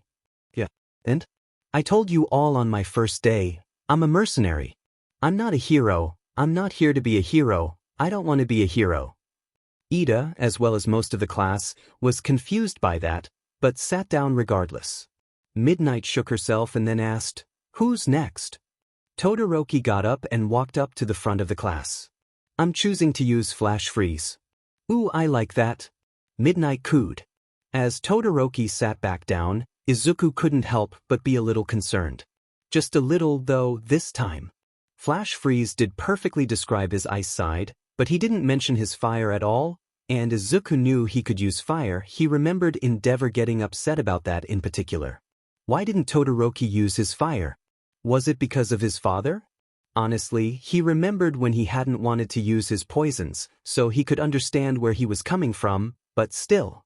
Izuku was still musing about Todoroki's lack of fire usage when lunch came around. Normally he would go to the cafeteria and spend lunch with Hitoshi, but Shouta had mentioned that Nezu wanted to speak to him. As Izuku neared the principal's office, the door swung open on its own and he entered. "Hello, Nezu-sensei." Izuku called out. "Shouta said you wanted to see me?" "Oh, hey there, Suka."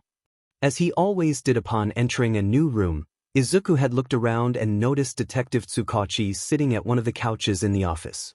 "Midoriya," he greeted with a smile. "Come join us, Midoriya-kun." Nezu waved for him to sit with them.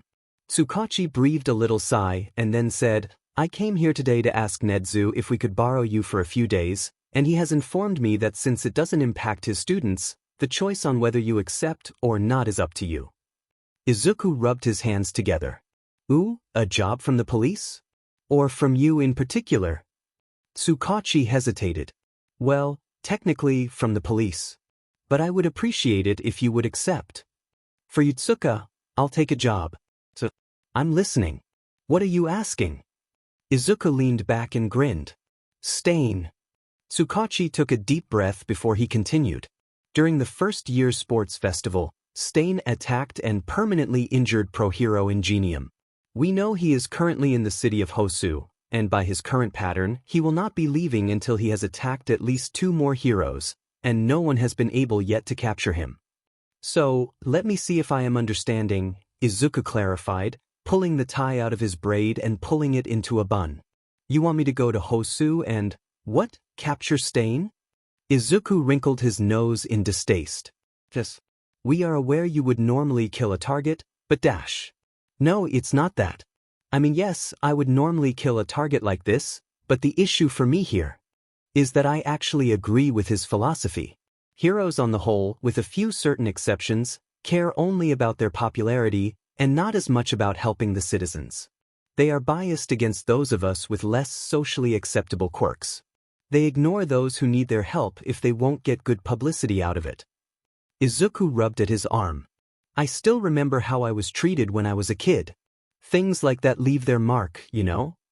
"Please, Midoriya, this man is dangerous, and he's been killing good heroes, not only the ones dash," Izuku interrupted him again.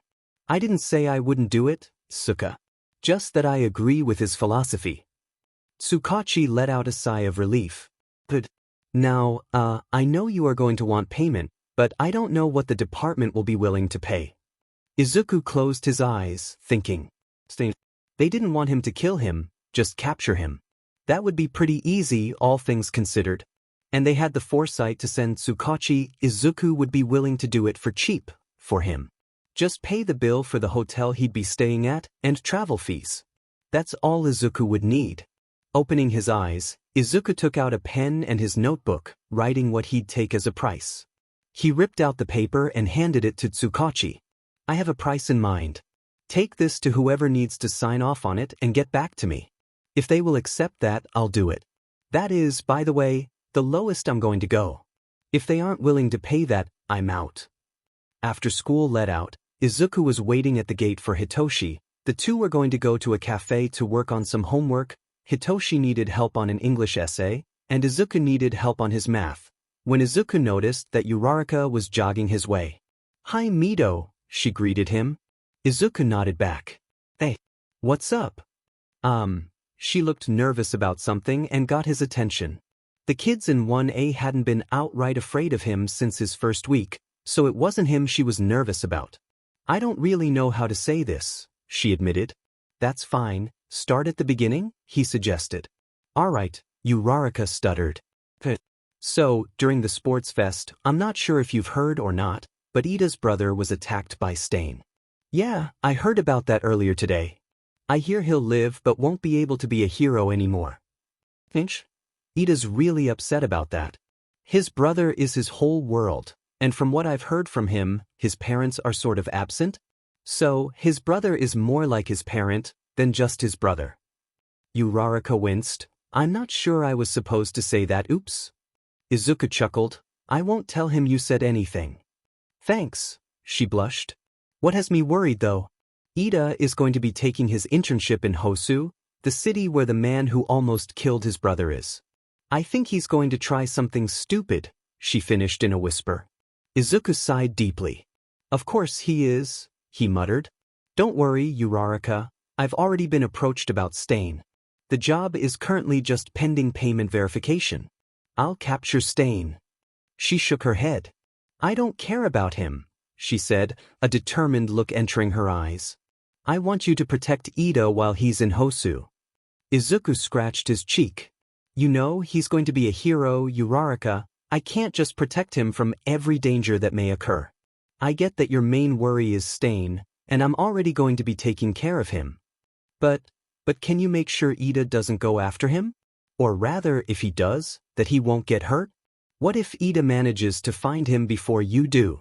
What if you don't get to Stain until after he's already hurt Ida? Please, Mito, Ida is my first friend here.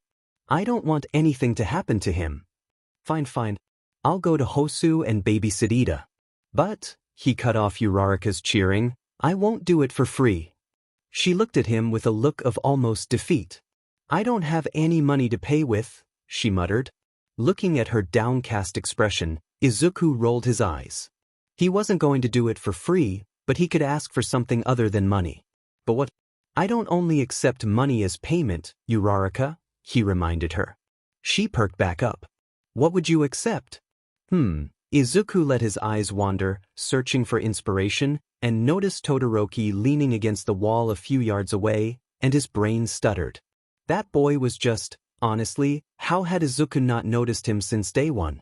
He was so elegant, beautiful, even while doing nothing but looking at his phone.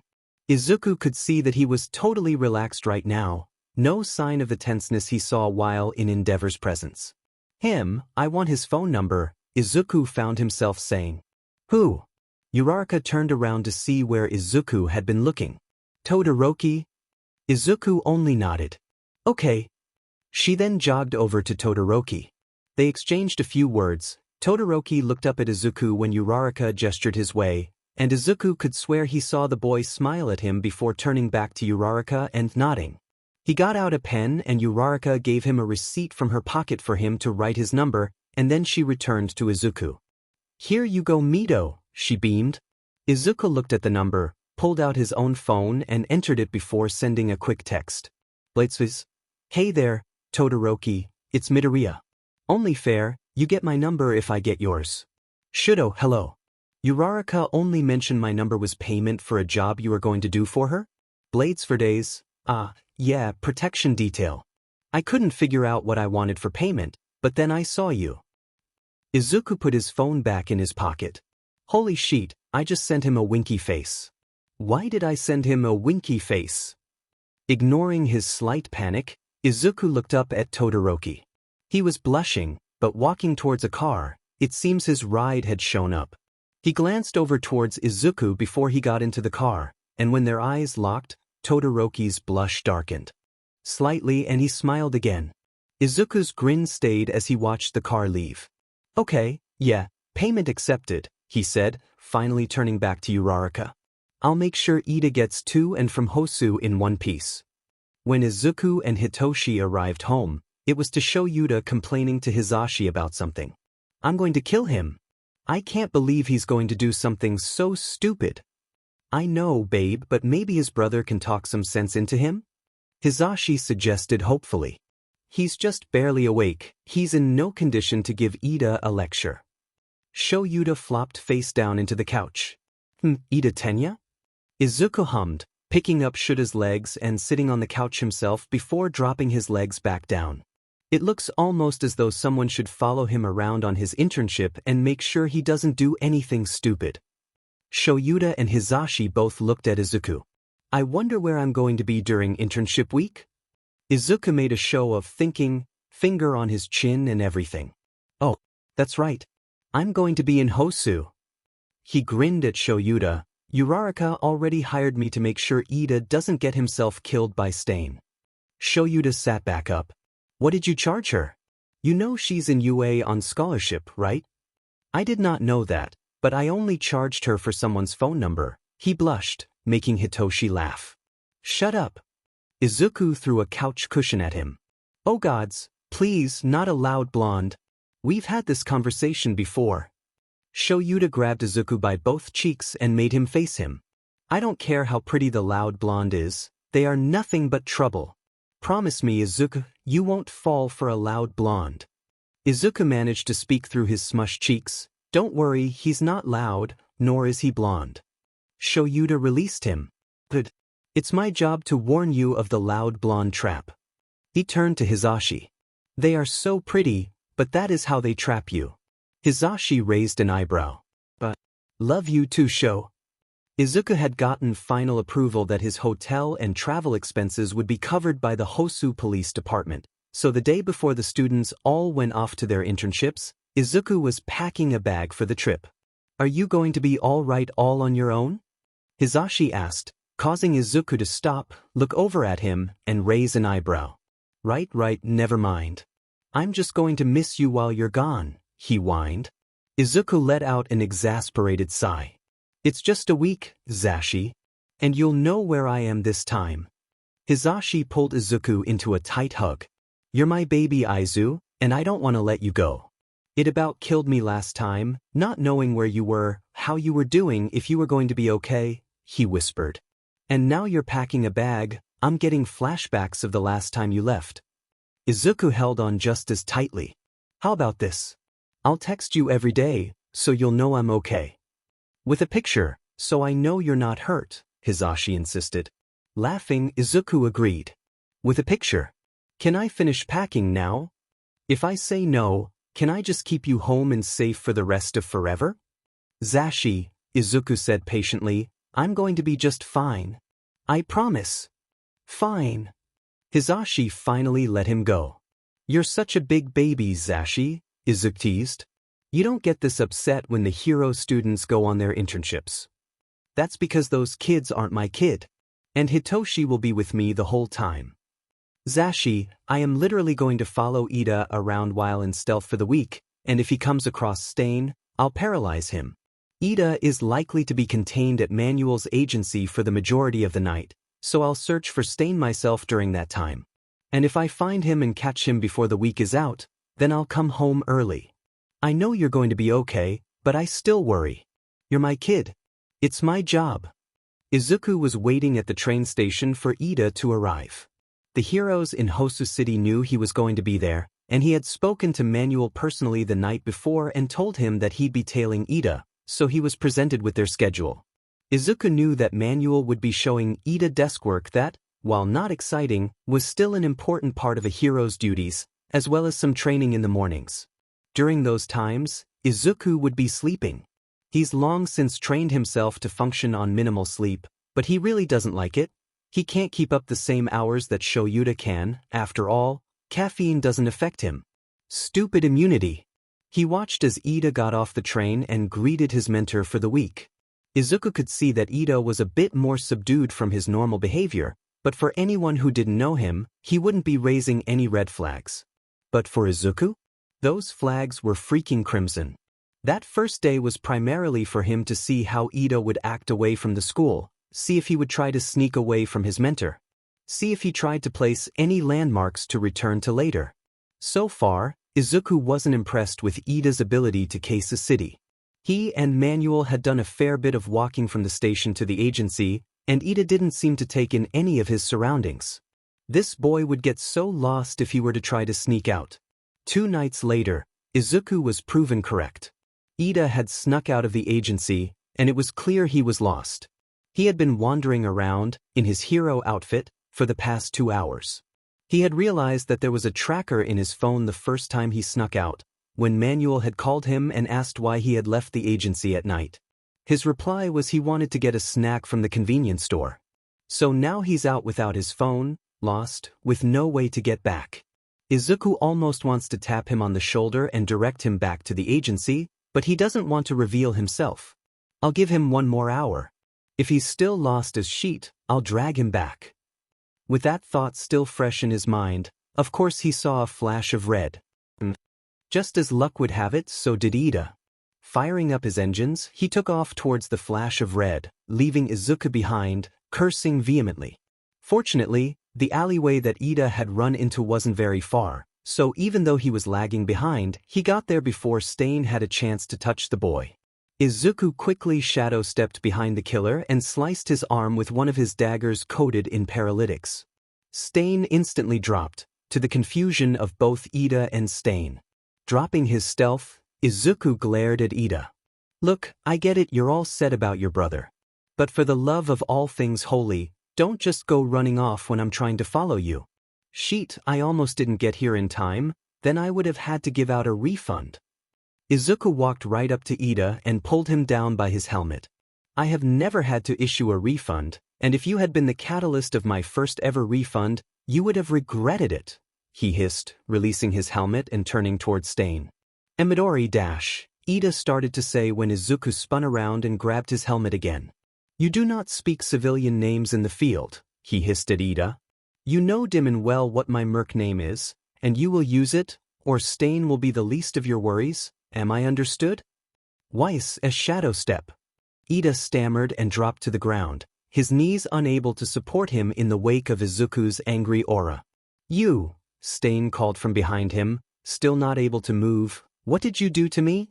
Is this your quirk? Izuku turned to look at him, pulling out his cell phone at the same time, texting the police that he had captured Stain. Yeah, that's part of my quirk. Izuku put his phone back after he got a confirmation text. Izuku walked over to Native, the hero who must have been Stain's original target, and knelt next to him. You okay? Why yeah, my shoulder got hit, but it isn't too bad, Native said. Good. Izuku got back up and pulled out a slim needle. Slowly rubbing his fingers together, he pulled the needle between the pads of his thumb and first finger, coating the needle in a stronger paralytic than the one currently affecting Stain. I've heard of you, Stain jeered. The cowardly assassin who attacks from the shadows, killing for nothing more than money. Partially accurate, Izuku admitted. I am an ambush fighter, primarily, and I coat my blades with poison. Speaking of, Izuku jabbed his needle into Stain's neck. There, now I won't have to worry about the paralytic wearing off for another few hours. Izuku smiled brightly. This society, overgrown with fake heroes, where the word itself has lost its true meaning, and the criminals who wave their power around idly should all be purged. Criminals like you, fake heroes like him, and future fakes like that brat. Stain couldn't move his body, but he pointed at everyone with his eyes alone. You should all be cleansed from this corrupt society. What makes us fake heroes? Ida demanded. With a growl, Stain answered. You all only do the work you do in exchange for money and fame. You don't save people with the sole goal being to save and protect. If I must be the one to stain my hands in blood to cleanse the world from the fakes, then so be it. That's not true. Heroes, like my brother you injured, are good people, and they protect the innocent. They act like heroes for the camera, but they are all money worshippers. Stain snapped back. Until this world realizes its mistake, I will continue to appear. Well said, Izuku agreed. Mia, shadow step. How can you agree with a monster like him? Ida shouted. Izuku shrugged. The man's not wrong. There's a very small handful of heroes who I actually respect and trust unconditionally. But he's a murderer. Ida countered. And? So am I. I have a larger body count than he does. He's only got a bit over 20 to his name. Izuku smirked. My count is in the triple digits. Boy, you seem proud of that fact, Stain pointed out as Ida sputtered in shock. Yeah, I am. My work takes skill and accuracy, both things I honed from a young age. Why do you do this? Do you kill for sport? For the money? Stain seemed genuinely curious, but his voice was still laced with disgust. Nah, mainly because I had my dream of being a hero ripped away from me when I was young. Then I had to survive on my own, and with my quirk, no one would ever think of hiring me for honest work. Izuku smiled sadly. Mercenary wasn't my first choice, that was underground hero, but I actually really like it now. I have the option to quit, go straight, become a hero or an analyst. But I don't want to. I found my niche in this world. Izuku looked up at the sounds of approaching sirens. My skills are recognized by all, heroes, villains, governments, everyone. Izuku's smile was genuine now. Now, I think it's time to get you put in actual cuffs. Tsuragami Kenji, the police chief, entered the office where Izuku and Ida were situated. Izuku for the takedown of Stain, and Ida because he was a witness. What Izuku hadn't counted on was Shouta entering the office behind Chief Tsuragami. "Oh, shit, Ida, I hope you have your will prepared," Izuku joked. Ida looked up at Shuta's face and paled. "S-sensei, I can explain." Izuku snorted. "Don't bother, your motives were never secret." "No, they weren't." "But please, Ida," Shouta growled out. "Explain." Ida merely bowed his head, no excuses coming. Chief Tsuragami chose that moment to step forward. "I want to thank you, Shadow Step, for the capture of the hero killer, and to ask you if you would be comfortable in having your identity disclosed to the media for the capture?" "No thanks. You can give the credit to whoever. Say it was an underground hero or something, that way you won't have to give them a name, what with the privacy laws surrounding the identities of the underground heroes.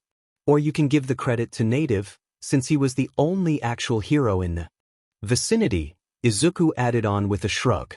"Just don't let my name slip and we're good." The chief nodded his head and then turned to Ida. "As for you," he began, but was interrupted by Izuku. "Meh, just growl at him, he's going to be getting a lecture from Eraser, and he technically didn't do anything other than wander around the city lost for a few hours after curfew. No matter what his intentions were, I got there before he could break any laws." Chief Tsuragami looked back and forth between Shouta and Ida, realizing that a lecture from Shouta would indeed be far more effective than anything he could do or say, nodded and instead said, "Again, you have my deepest gratitude, Shadow Step, and perhaps we will call upon your services again in the future." Izuku smiled his brightest smile. "Sure thing. Don't expect me to be so cheap next time, though." Soon it was just Shouta, Izuku, and Ida. Before Shouta could really get started in his lecture, Izuku cut in. "Shouta, I'm gonna head back to my hotel and grab my things. Is it okay if I tag along with you on the way home?" Shouta nodded. "I brought the car with me. I'm bringing you both back tonight." He glared at Ida as he said that. Izuku lightly punched Shuta's arm on the way out. "All right, I'll be back in about an hour. That should be about enough time for you to traumatize the idiot." Hitoshi had gone to Hisashi's agency for the past 2 days. He had learned all about how the station was incorporated into his agency, and Hitoshi knew he'd love to be a part of that.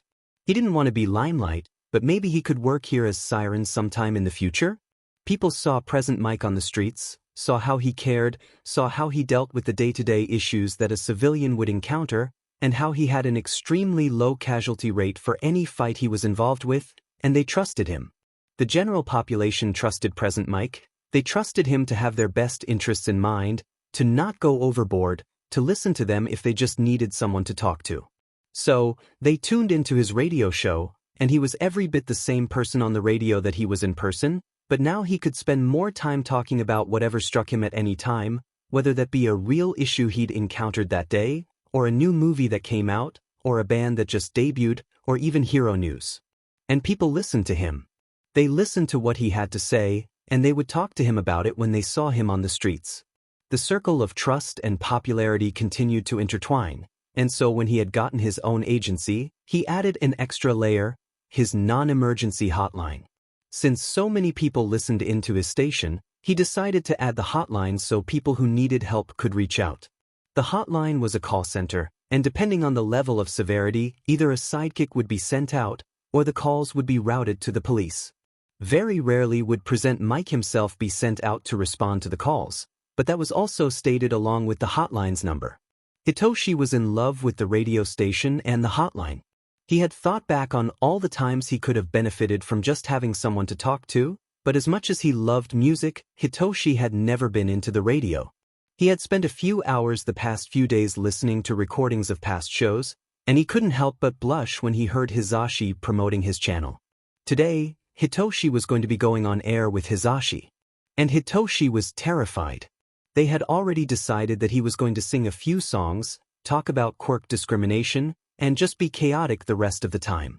Hitoshi had provided the music for the songs he wanted to sing, only one of which he actually told Hisashi of. The second was supposed to be a surprise for him. Nervous? Hisashi asked as they were sitting in front of their microphones, waiting for the song to finish up. Yeah, Hitoshi admitted. I think one of the hardest parts is going to be calling you Mike again, honestly. Hisashi ruffled Hitoshi's hair. I'm sure you'll be fine. You don't have any problems calling me Mike at school. That's because you look like Present Mic at school. Hitoshi countered. And it was true. Today Hisashi was wearing a simple black long-sleeved shirt with his hair pulled into a messy bun and simple wire-rimmed glasses.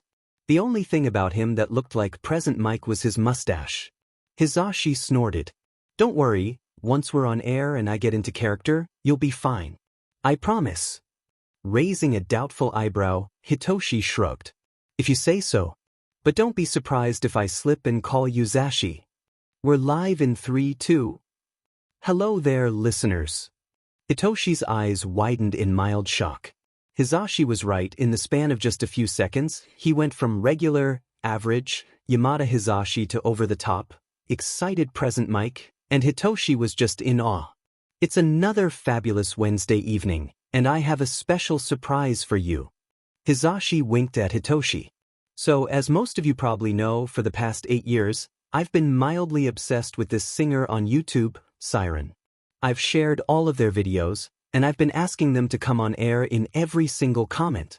Well, guess what? He paused for dramatic tension. He finally said yes. So, my wonderful listeners, please welcome Siren to the show. Hey there, Mike, thanks for having me. Hitoshi greeted. So, Siren, I have to know, what made you finally decide to accept my invitation to come on the show? Well, hang on, I need to check my notes for the answer we worked on, Hitoshi muttered, causing Hisashi to laugh. Here it is. Okay, so first of all, even though my answer was written out ahead of time, this is my real answer. I just knew I would screw it up. So, my answer, Hitoshi continued. It's sort of a story, so strap in, I guess? I never bothered to check my comments or how many followers I had, how many views my songs had, nothing.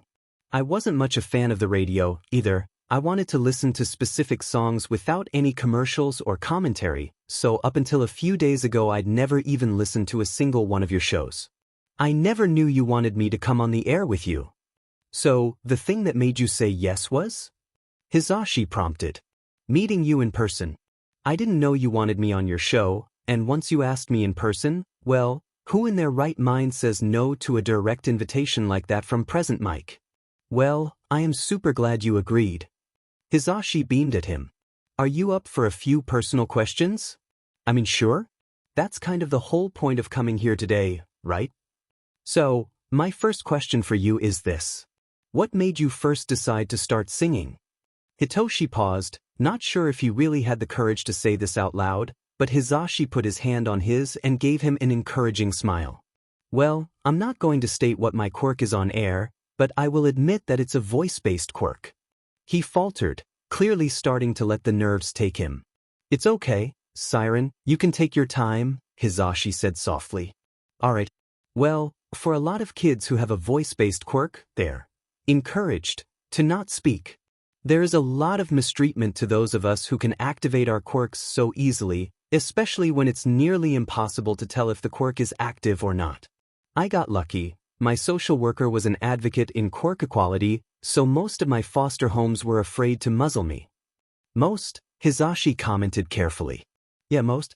My first 2 or 3 kept me in a muzzle and only let me out for meals. They tried to keep me quiet, silenced. I could be around the rest of the kids, but only if I had the muzzle on.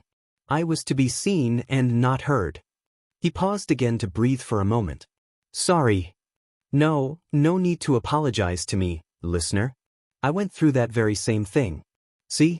If you look closely, I still have scars from the muzzle I was forced to wear as a kid. So, you'll never get any judgment from me on that. If you need a moment, we can put on a song. Thanks, Mike, but I'm good. I can finish this answer before a music break. Okay, if you're sure. Don't push yourself, though. If you need a moment, let me know. I had just gotten placed in the first home that didn't muzzle me. They still encouraged me not to talk, and refused to talk to me, afraid I would use my quirk if I spoke. I was so scared that I was just one mistake away from being muzzled again, so I stayed in my room most of the time. One day, though, some of the kids put on a Disney movie. Aladdin. Not the cartoon version, though. I hadn't ever seen this one. Hitoshi let a small smile show. The princess had this song, Speechless. And I could see myself in the lyrics, the defiance in her voice, the determination that she wouldn't be silenced, she wouldn't be afraid to speak. The first time I heard that song, Hitoshi continued, I cried. I wanted to be like that. I wanted to dare the world to silence me, to stand up and tell everyone that I cannot be broken, and that I wouldn't live unspoken. To just watch me, I wouldn't just lay down and live a life of silence. Hitoshi wiped away a tear. I looked up the full song later that night. It took me a little while to learn the lyrics, and then a few more weeks to figure out how to work YouTube and then to record the song. Hitoshi chuckled a little. I was sure I'd be terrible at it, so I didn't check the comments. And even now, I still don't think I'm all that good, but someone told me the other day that I have over 1 million subscribers, so I guess someone out there thinks I'm okay. One of those subscribers would be me, little listener. Hisashi cheered. Would you be willing to sing that song for us today, Siren? Yeah. I can do that. I figured you'd ask that, so I prepared the music. Well, you heard him, listeners. After this music break, we'll have Siren sing for us. I'm excited to hear the song that started it all. Hisashi pushed a few buttons on the console in front of him and the live icon turned off, signaling their mics were off. How was that? He asked. Not as bad as I thought it'd be, Hitoshi admitted. Hisashi nodded. The music track is ready. All you'll have to do is hit a button when you're in the sound room and you'll be ready. You'll be able to hear me, but I'll mute my microphone as soon as your music starts, and then we'll go to a commercial break when you're done. Sound good? Hitoshi nodded, and he was brought into the soundproof booth and got set up.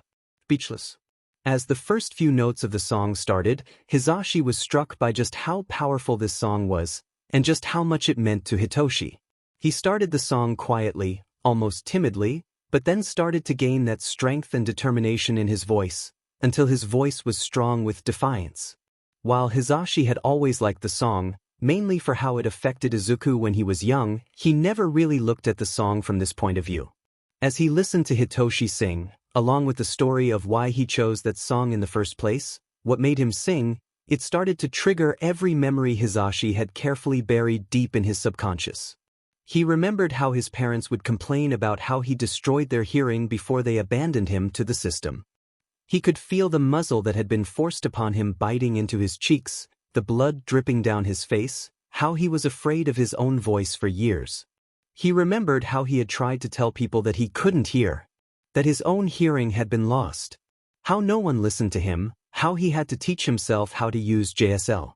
And still he was muzzled, his constant tears burning as they touched the cuts from the ever-present muzzle.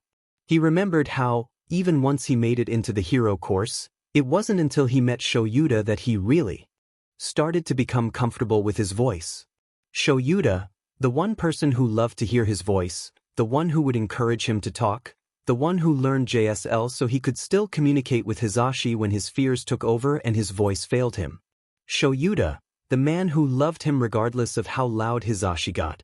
Shouta who never complained about the sheer volume of Hisashi's voice, not even when Hisashi found out that Shouta had gone to Recovery Girl for his own hearing. Shouta, who never once truly tried to force Hisashi into silence. Hisashi, once he realized he was damaging his love's hearing, made Shouta promise to erase his quirk if he got too loud, and oh how he loved Shouta for hesitating at that, but finally agreeing for Hisashi's own peace of mind. And this song brought it all back to him. As Hitoshi finished up the last few bars, Hisashi wiped at his eyes and cleared his throat before he unmuted himself. And that was Siren, singing Speechless.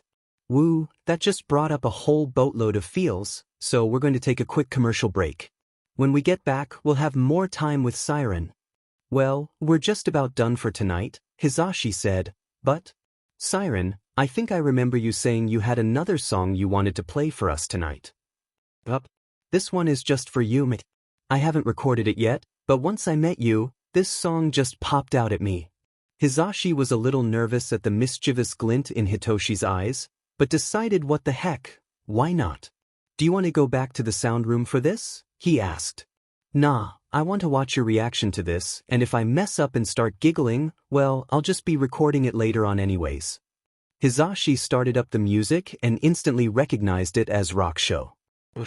Little girl, you like it loud. Come alive in the middle of a crowd. You want to scream, you want to shout. Get excited when the lights go down. Hisashi giggled. This was one of his favorite songs, and he couldn't deny that he loved all things loud. By the time Izuku and Shouta had arrived home, it was Thursday morning. Shouta shuffled into his bedroom and face-planted in his bed hard enough to wake up Hisashi, but Izuku hadn't managed to make it even that far. He flopped onto the couch and reached for the Present Mic blanket that was draped over the back of the couch and checked out for the next few hours. Izuku woke up a few hours later to the feel of a cat jumping on him. Ugh, get off, he grumbled, shifting a bit to try to make the cat move, with no success. He heard giggling, so blearily opened his eyes and saw Hitoshi covering his mouth, trying to muffle his laughter. That's not BSTRD, he managed to get out. Izuku looked at the cat that was laying on him, only to blink. There was no cat there. But there was a cat? He could feel the cat. What? While you were in Hosu, Dad picked up a new cat to foster. Turns out, the cat has an invisibility quirk and a sense of humor. This is Cheshire, and he's no longer a foster. As Izuku watched, the cat's head appeared, and he started liking a still invisible paw before staring at Izuku with bright green eyes. From just what he could see of his head, Cheshire was a beautiful gray tabby. He let out a quiet "thee" before he disappeared again. Mine. Izuku simply stated, You are my cat now. I will fight anyone who says otherwise. Izuku nodded his head and then laid back down on the couch. Since you're not BSTRD, you can stay there. Cheshire started purring. Anyways, Hitoshi managed to get out around his laughter. I know you were busy yesterday, but did you listen to Zashi's show? Izuku opened his eyes again and shifted so he was facing Hitoshi and not the back of the couch. No, I was stalking Ida all evening, then caught Stain, packed my stuff, and then listened to Shouta lecturing Ida for his irresponsibility. Izuku yawned. I thought the lecture would be over within an hour, but I grossly underestimated Shouta. Either that or he was pulling bullshit out of thin air. Which, thinking on it, is on point for him, so that's probably it. I was on the air with him yesterday, Hitoshi said. It was a lot more fun than I thought it would be, after we got past the initial bit. I'll have to check it out later. Maybe once you two are out, I'll see about pulling up yesterday's recording and listen to it with Shouta. The rest of the internship week passed, and soon Monday was rolling up. Izuku walked into the classroom and skipped right over to where Todoroki was sitting, smiling brightly. Hey, how was your week? You were with Glacia, right? Todoroki nodded. This time of year is the end of when she's effective. Her quirk works best in the winter and early spring, but she was still able to give me a few pointers on more precision work. That's good. Izuku dropped his voice to a barely audible whisper. I heard your dad wanted to host you for the week, and I was worried you'd end up with him. Todoroki opened his mouth to say something, thought about it, closed his mouth, thought a little more, and then finally said, He offered, yes. Izuku narrowed his eyes. There's a story there, huh? Todoroki slightly nodded. It's okay, I won't pry, but if you want to talk about it, I'm willing to listen. I can already tell it's not going to be pleasant. Todoroki looked at his left hand for a moment, and Izuku could see the silent struggle behind his dual-colored eyes. Finally, he seemed to come to a decision. I don't mind telling you, but only if there is somewhere private? Izuku gave him a soft smile. Sure. We can kick Shouta out of his office during lunch. Todoroki nodded, and Izuku moved over to his own desk. Shouta soon entered the classroom and looked around at all of the students. Well, I'm glad to see all of you managed to make it back in one piece, in spite of your best efforts. He paused for a moment, looking directly at Ida before moving on again. Today, we are going to be going over a special lesson, using hero names in the field. He stared pointedly at Ida again, and tomorrow our lecture will be about vigilantism. Izuku and Todoroki had stopped at the cafeteria to get some food before heading over to Shouta's office. Upon opening the door, the two boys saw Shouta wrapped in his sleeping bag on the couch. Out, Izuku commanded. Shouta cracked an eye open. This is my office, you get out, he countered. Todoroki wants to tell me something private, so you gotta go. Izuku poked Shouta in the cheek. Go kick Zashi out of his office or something. People actually go to his office. I wouldn't get any rest there, Shouta grumbled. Izuku rolled his eyes. Well, you have people who have come to your office. You won't get rest here either. I'm not leaving. Shouta rolled over to face the back of the couch. Ugh, fine. I can give you a 30-minute trank nap. How does that sound? Izuku offered. Shouta turned back to Izuku and glared. Last time you said 30-minute trank nap, it ended up being almost 19 hours. I was 8. I've gotten better. Izuku defended himself. Shouta quietly stared at Izuku for a few minutes before sighing in defeat. If I don't wake up in 30 minutes, you better take over my classes for the rest of the day. After a moment of thought, Izuku agreed. Fine. He held a finger to Shouta's mouth, and seconds after Shouta liked Izuku's finger, he fell into a deep sleep. Turning to Todoroki, Izuku grinned. He'll be unconscious for 30 minutes. Izuku then guided the boy into one of the chairs that were in front of the desk and with a more somber look, asked, Do you still want to tell me the story? Or would you prefer to draw on Shouta's face while he's sleeping? Todoroki blinked at him. Won't Sensei be upset if we drew on him? He asked. Izuku shrugged. If we're quick about it and are back in our seats before he wakes up, he won't notice until someone points it out. Izuku then pulled out a marker from Shouta's desk and smirked. So, do you want to? Todoroki spent the next 10 minutes telling Izuku a story that simply broke his heart, all while drawing whiskers on Shouta's face, one of abuse disguised as training, a brother lost to the desperate attempts to please their father, a mother driven mad enough to hurt her child, another brother neglected due to his quirklessness, and an older sister trying desperately to hold their family together. While Izuku listened, he had been braiding sections of Shouta's hair so he would have cat ears to match the whiskers Todoroki had drawn on his cheeks. The two boys sat back and admired the look their teacher was now sporting and moved back to their seats. Okay, so I guess that kind of explains away a question I had, Izuku muttered, focusing back on Todoroki. What question? He asked, tilting his head. I was curious as to why you didn't use your fire when you clearly have it. It's to spite your father, isn't it? Todoroki nodded. I want to show him that I can be a hero without his power. Izuku let out an annoyed breath. So, you're totally going to hate what I'm about to say, and I get it. Please don't hold this against me. It's something that I was told when I was younger, back when I still had hopes of being a hero. Todoroki tilted his head again but nodded. So, when I was little, I was very heavily discriminated against for having what everyone else called a villainous quirk. I had agreed with Shouta to train my quirk, but I only trained parts of it, my stealth, teleportation, and agility. I had refused to touch on my poison ability for the longest time, because that's what everyone was afraid of.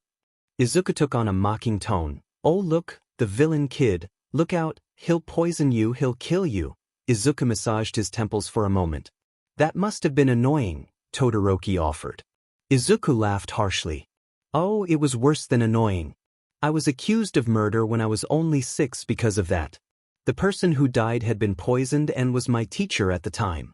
It was a coincidence, but only one person, a detective with a lie detection quirk, believed I hadn't done it. Izuku tugged on his braid. My point is, I was terrified of my own quirk. I wanted to be a hero, but I didn't want to use that part of it. Izuku looked up at Todoroki earnestly. What are you going to do, Todoroki, when the only way to save someone will be with your fire? Will you be able to live with yourself if there was something you could have done, but because you couldn't use your quirk confidently, you let someone die? I'm not talking about your father here. This has nothing to do with him. But let's say a villain has a quirk like Kamui Woods, or like Best Jeanist. They would both be very weak to fire, and ice wouldn't be too much of a hindrance for them. What if the only way to save people from them was with your fire? How would you feel? Todoroki's expression was mixed. He wanted to deny Izuku's words, but at the same time he knew the boy was right. How would he feel? I don't know, he finally admitted. Izuku nodded. That was almost my same reaction at the time. But look, Todoroki. Here's my advice for you.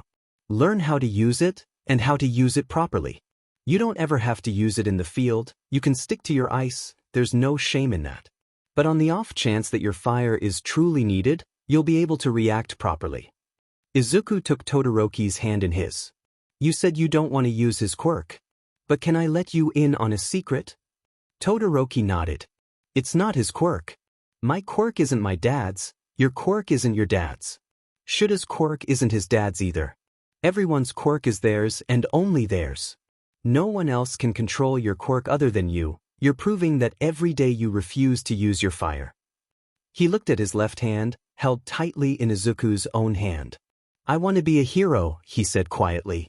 I don't want to let anyone get hurt if I can save them. But, he hesitated and looked up at Izuku. I don't want to learn from my father, he whispered. And that's totally okay, Izuku said, equally quiet. You can learn from another hero. I'd prefer that, honestly. Endeavor is a walking dumpster fire who doesn't care for human life. You would be a lot better off learning from, You know the term BFG, right? Izuku asked. Todoroki nodded. Of course I do. Both my father and All Might are BFGs, as is Present Mic. The term BFG was originally a pre-court term. Todoroki wasn't sure where it came from, but it meant big FING gun. In today's world, the term was used for a hero who held a massive amount of destructive power. Izuku nodded and smiled brightly. I'm impressed. Not many people realize that Mike is technically a BFG, since he has one of the lowest casualty rates and property damage among all categories of hero. But yeah, with your quirk, you're likely to be a BFG in your own right, and learning from someone like Present Mic would help you way more than Endeavor ever could. Do you think he would even bother training me? Todoroki asked. Oh yeah, that's a given. I could get him to do nearly anything I wanted, Izuku said flippantly, earning him a snort from Shouta, who must have woken up. Oh hey Shouta. I guess it's been 30 minutes already. Izuku shrugged. Todoroki, I have been helping to train Shinso, along with Shouta, and if you want to tag along, I can probably manage to drag Mike to the gym we're training at so you can talk to him, and maybe even start training with him today. And if he's busy, you can help with Shinso's training. Shinso. Todoroki seemed to be in thought for a moment, but then recognition hit him. The boy with the purple hair I fought in the sports fest? Izuku nodded.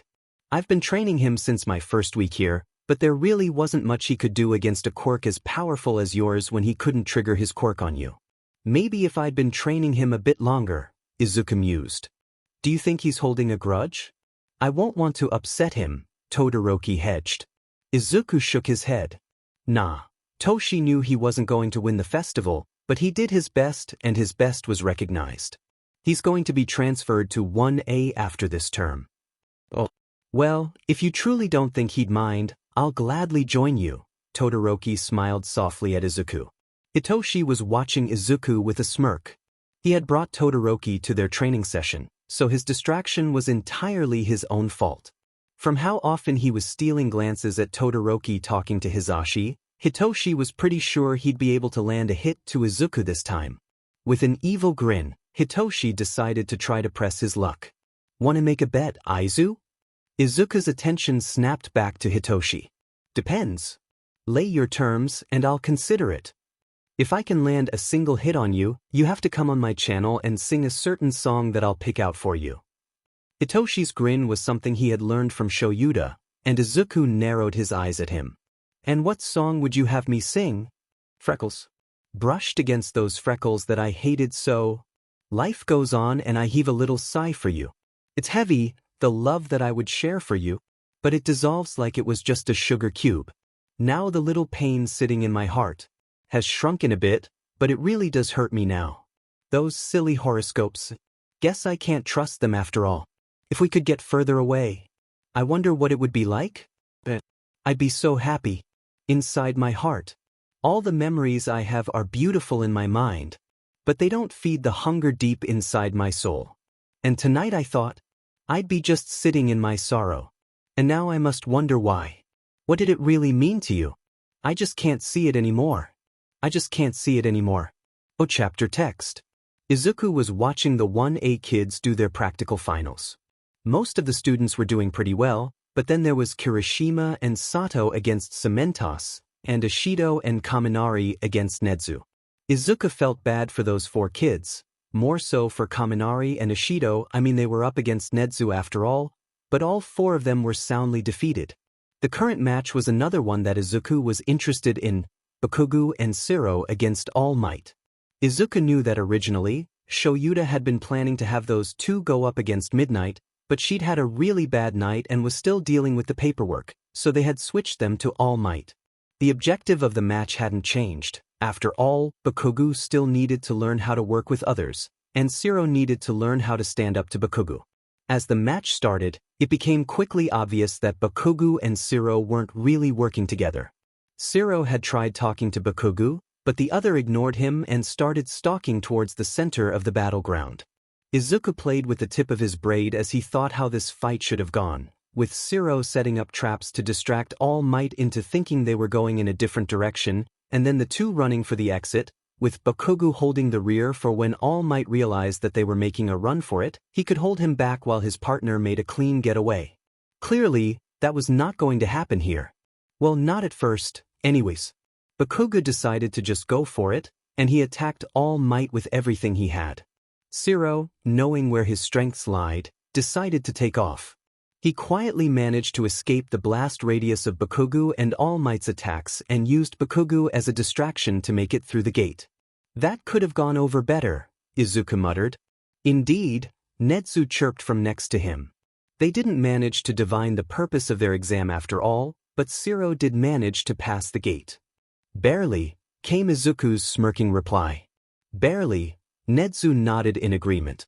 Izuku couldn't keep the grin off his face if he tried as he saw Bakugo limping towards Recovery Girl. As a side note, Nedzu mused, I would like to speak to you after classes today if you don't mind. Izuku nodded. Sure thing. Can I get a preview on the chat now? Nedzu hummed in assent. It's about the summer camp, he said, and then walked off. Blades for days, congrats on your fight against Shouta. Shudo, thank you. Sensei was very difficult to fight against. Blades for days, your initial plan for Yamamo to create little dolls wasn't the best way to determine if Shouta was watching you, though. Shouta is primarily an ambush fighter, so he normally would have let you keep your quirk active right up until the point of attack. Shudo, so he erased our quirks like that to make it easier for us? Blades for days? Yep. And I'm sorry, but I'm changing your chat name, it's so boring. Butterfly knife? What's wrong with my name? Why is this my name? Blades for days. Because it's a cute knife, and I'm teaching you how to use knives? Butterfly knife. Does this mean you think I'm cute? Izuku stared at his phone and blushed. Yes, that is exactly what that meant. But since when was Shudo the type to tease him about that? Izuku whined as he slipped his phone in his pocket without answering. He knew Shudo would be able to figure out that yes, he's very cute. Izuku reached up to knock on the door to Nedzu's office, but it opened on its own like always. Inside were Nedzu, Shouta, and Hisashi. Ooh, it's a party! Izuku joked as he squeezed in between Shouta and Hisashi, in a spot that was not supposed to be a spot, causing Shouta to huff in annoyance and scoot over while Hisashi snickered and wrapped an arm around him tightly. Nedzu offered Izuku a cup of tea which he gladly took. So, you said this had to do with the summer camp? Izuku prompted. Yes. Nedzu chirped. As you know, we have had some leaks about various security measures this year, and to try to avoid these as much as possible, we are limiting the knowledge of where the camp is to only the teachers who will be attending the camp. Izuku nodded and took another sip of his tea. So only Shouta and Vlad, right? Indeed, Nedzu agreed. Only Shouta-kun and Sekijuru-kun. Izuku had been about to take another sip of his tea when he realized something. Wait, if it's only Shouta and Vlad, does that mean not me? That is correct. Since no one will know where the camp is, I feel this is a good opportunity for you to take a vacation.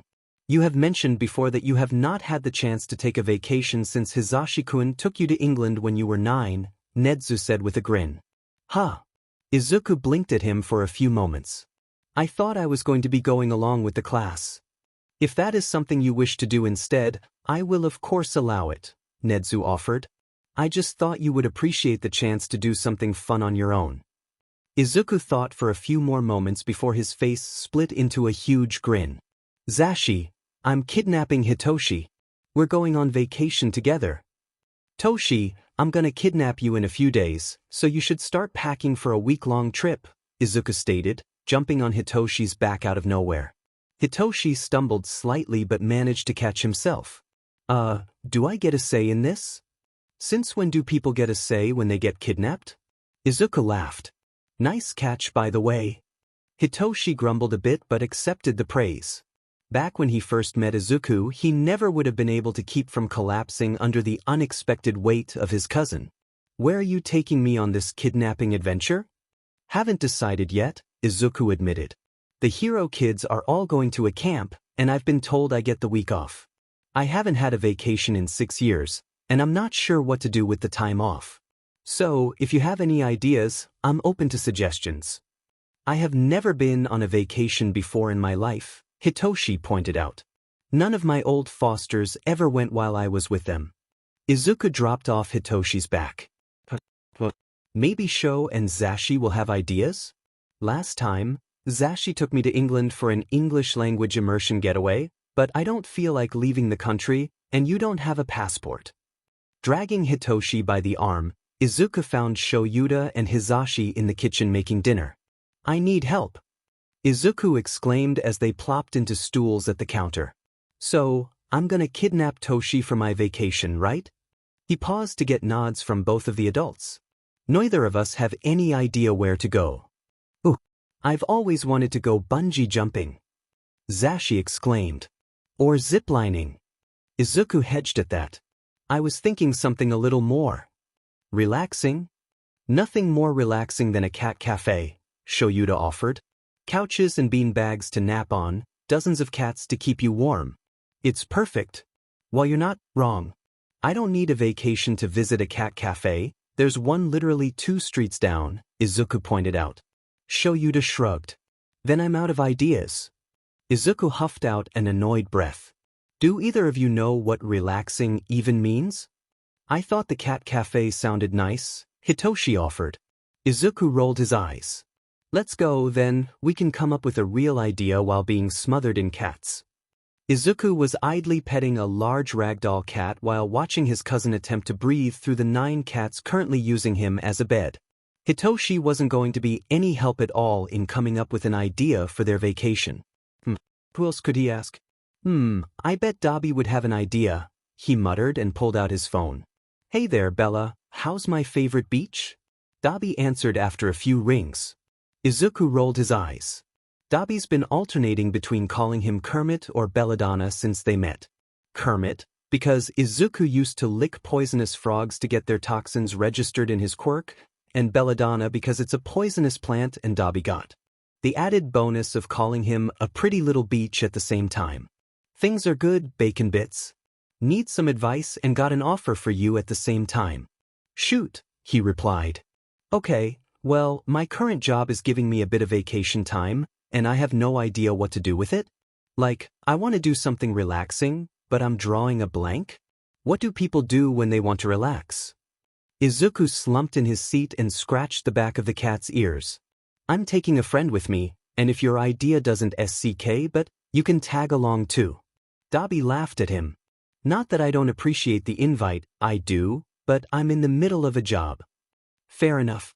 But do you have any ideas? Maybe I'll treat you after you're done. Tempting.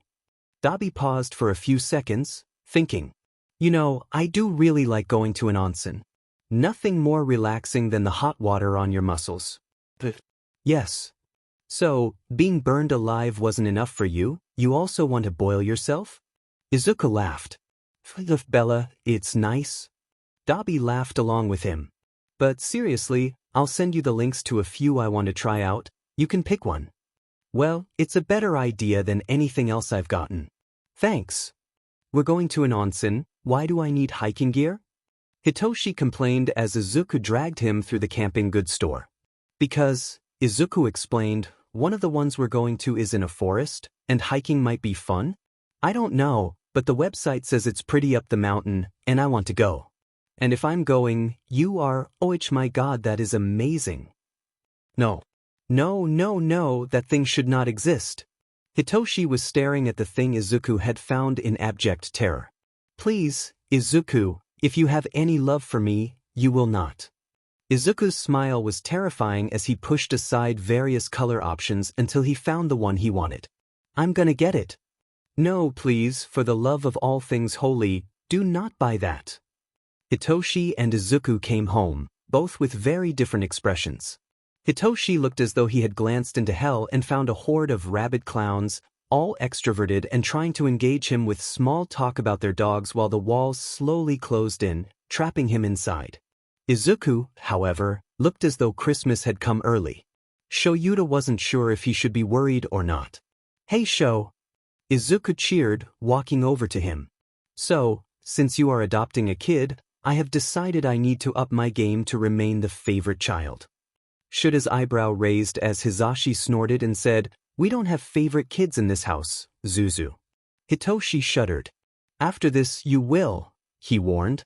Hizashi and Shouta shared a curious expression as Hitoshi went to hide behind Hizashi and Izuku handed Shouta a bag with a fairly large box in it.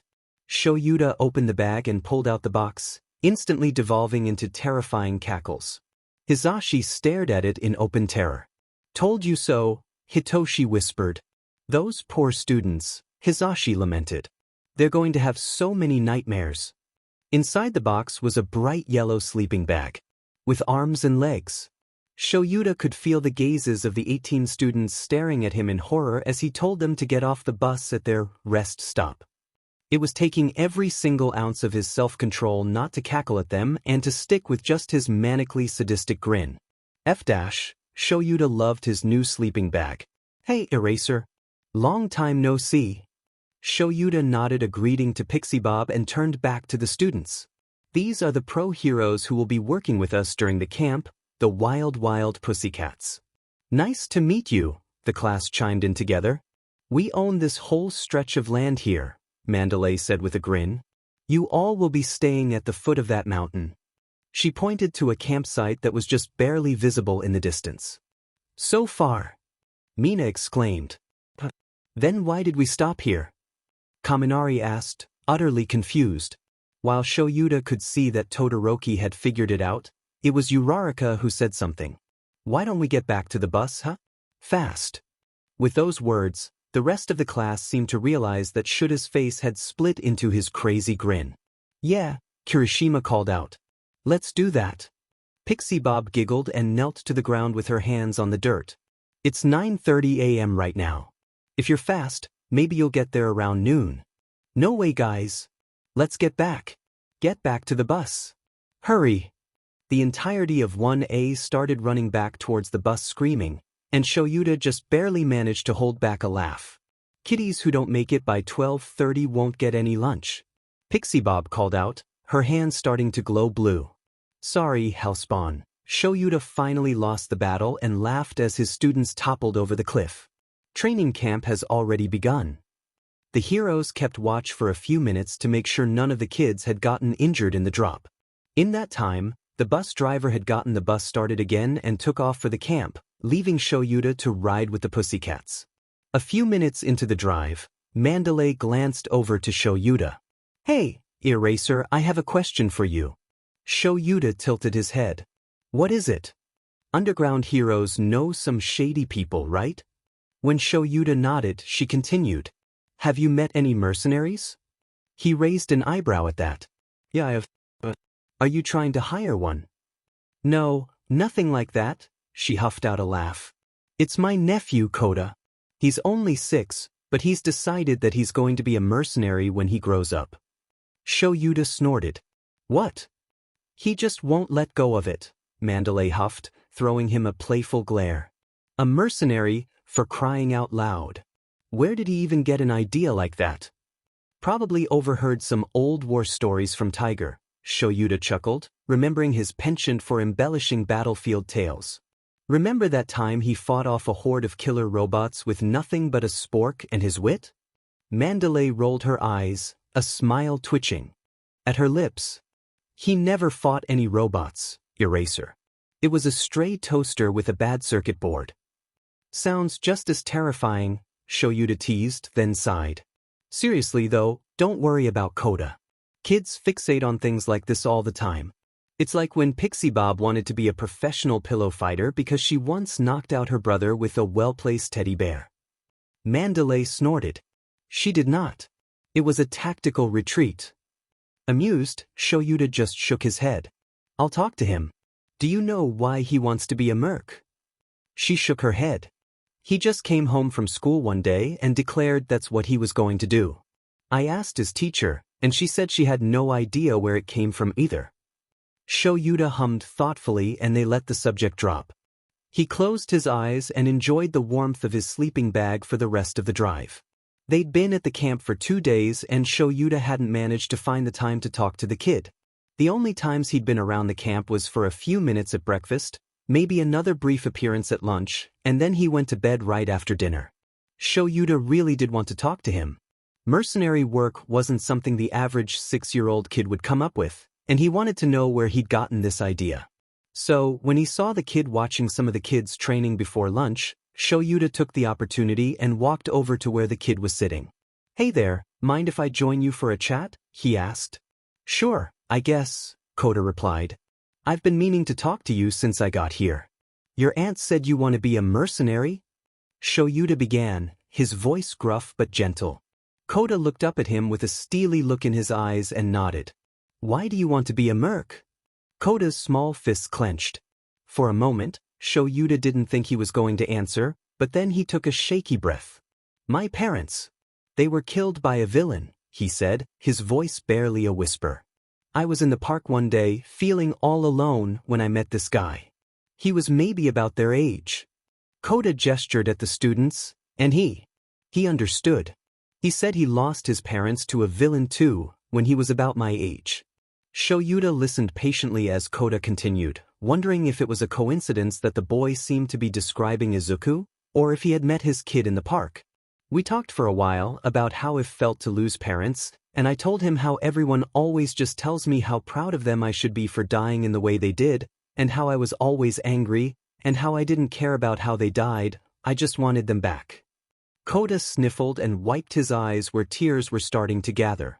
And then he hugged me. Said it was all the payment he needed. 2 days later, that villain, the one who killed my parents, he was dead. Shouta huffed out a breath. You met Shadow Step. It wasn't a question, but a statement. That sounded just like something his kid would do. Kota's eyes widened. Yes, I did. He's amazing. He said he was a mercenary. I want to be a mercenary like him. You know, I trained him for a few years, Shouta said. Really? Kota had stars in his eyes at that. Michim. And his quirk is the only reason he was able to make it as far as he has. Without a quirk suited to that kind of career, you would be a lot better off choosing something like hero as a career path. Kota huffed out an angry breath. No. I want to be a mercenary. You're not going to change my mind. He then got up and ran off in the direction of wherever he had been spending his days. Well, that didn't go as planned, Shouta muttered. Steam wreathed the mountaintop onsen like a ghostly veil, obscuring the snow-dusted peaks beyond. Izuku sighed, sinking deeper into the warm, mineral-rich water. His muscles, still aching from the arduous hike through the mountain pass, finally surrendered to the soothing heat. Across the pool, Hitoshi lounged against the rocky edge, eyes closed, his usual stoicism melting under the onsen spell. The silence between them flowed comfortably, punctuated only by the gentle clink of water droplets and the chirping of unseen birds. This hike. Hitoshi finally broke the silence, his voice muffled by the steam. I thought I'd die halfway up.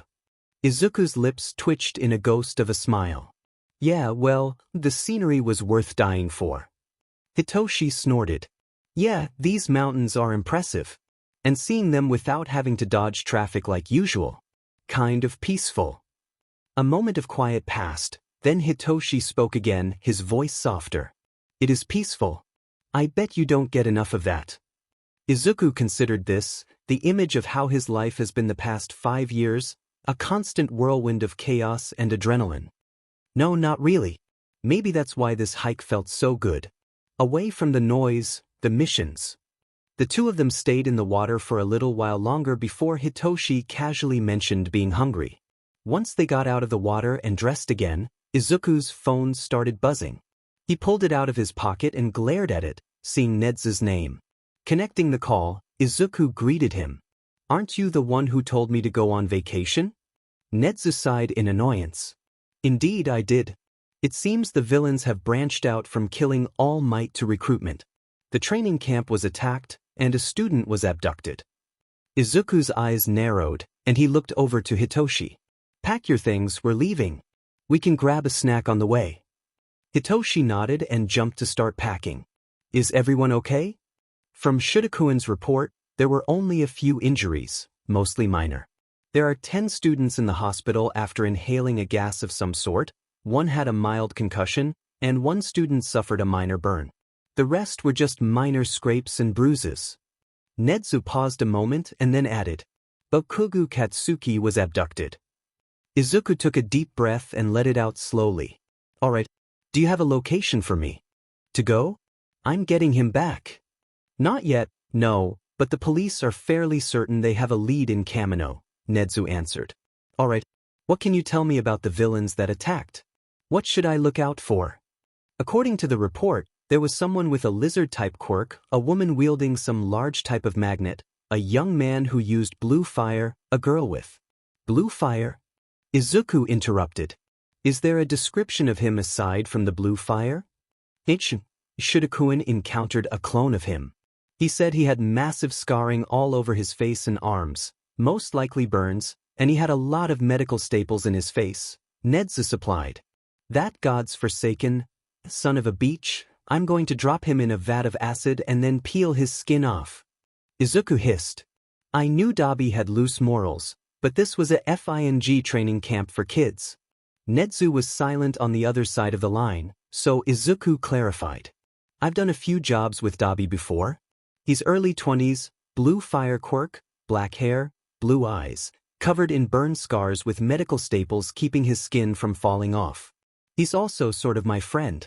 If he was involved, I'll have a location in just a little bit. Before Izuku could end the call, Nedzu spoke up. Name your price. For what?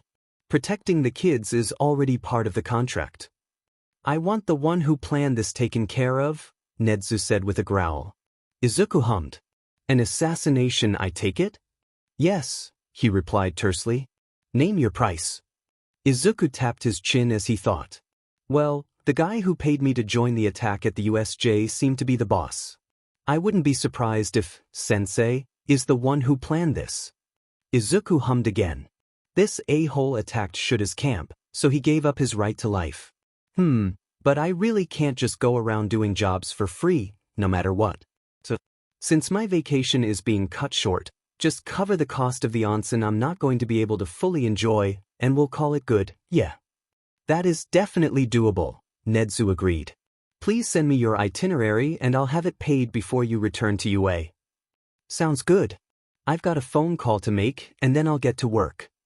Izuku ended the call with Nedzu and pulled up Dabi's contact.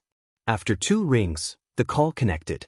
Kermit, that's 2 calls in as many weeks. What's the occasion? Dabi said in lieu of a greeting. Hey there, Bacon Bits.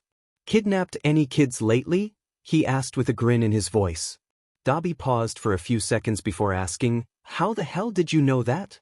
Oh, it's just that I was recently hired to protect a bunch of hero brats. No one was supposed to know the location of their camp, so I was told to take a vacation. My boss just called and told me one of the kids was kidnapped while I was on said vacation. There was a heavily scarred guy with blue fire in the middle of the villains who attacked the camp. Ring any bells? Izuku could practically hear Dabi's heart beating through the phone. No. Izuku's expression turned dark. Dabi, you're a smart man. Tell me, how many people have actually managed to escape me? 0, he replied in a terrified whisper. Do you believe you have what it takes to be the first? The kid's unharmed, I swear, he said, voice cracking slightly. Shadow Step, I swear I didn't know this was your job, I would have turned it down. I believe you, Bacon Bits. And I'll tell you what. Since I like you, tell me where the kid's being held, and when I show up to take him back, I'll let you live. I could take care of this a lot easier if I was alone, Izuku muttered to himself as he stood next to All Might, waiting for the signal to attack. After he had gotten the location of where the League was holding Bakugo, he had called Nedza back and given him the information. Soon after, Yaoyorozu had woken up from her head injury and informed the heroes that she had managed to slip a tracking device on the Nomu she had fought in the forest. The two locations didn't match. Izuku had wanted to take care of the entire attack on his own, something that would be incredibly simple for him. All he'd need is to have Dabi open a door for him, pretending he was going outside to smoke or something similar, and he'd be able to sneak in, paralyze everyone, get Bakugo out, and then head over to the secondary location. Quick, simple, efficient, just like all of his jobs are. But for some reason, All Might didn't trust him not to kill everyone. Which Izuku just felt was rude. He knows how not to kill people. Izuku cracked his knuckles and then pulled out a dagger. He hummed to himself, contemplating between a paralytic or a quirk suppressant when All Might spoke up. I'd prefer it if you didn't use any lethal force, he stated with a small frown on his normally smiling face. Izuku raised an eyebrow. I wasn't planning on it. At least, not with these guys, he admitted. Nedzu does want me to take down their leader, and him I will be using lethal force on. All Might winced at that. The leader is my responsibility. Then you better hope you get him before I do, Izuku replied easily. He might survive you, but he won't survive me. All Might seemed disturbed by Izuku's statement, so much so that he missed Ed's shot saying through the comms, Kamino Pizza de Roi, which was the code for the raid to start. Izuku had to gesture towards the building with an exasperated look for him to remember he needed to make an entrance. Izuku smirked at All Might's flustered reaction. As the hero finally bellowed his iconic, I am here. As he smashed through the wall, Izuku slipped behind him, one dagger coated in a paralytic poison and the other in a quirk suppressant. It took less than a second for Izuku to locate his first target, Kurogyri. He knew Kurogyri was their warper, their way in and out of a situation, and if he wasn't taken down first, they could all get away. So, with a quick shadow step to the warper's back, Izuku got 2 quick slices on him to spread both poisons. Kurogyri went down. Next, Izuku shadow stepped into Magna's shadow and delivered the same quick strikes to disable her, before spinning around to double strike Mr. Compress as he was reaching to use his quirk on Izuku. Nice try, Izuku smirked as he fell. Better luck next time. The glint of Toga's thrown knife snapped Izuku's gaze to the blonde girl. He pivoted with dancer-like grace, the blade shearing past his ear and embedding itself in the wall, barely missing the stunned and staring All Might.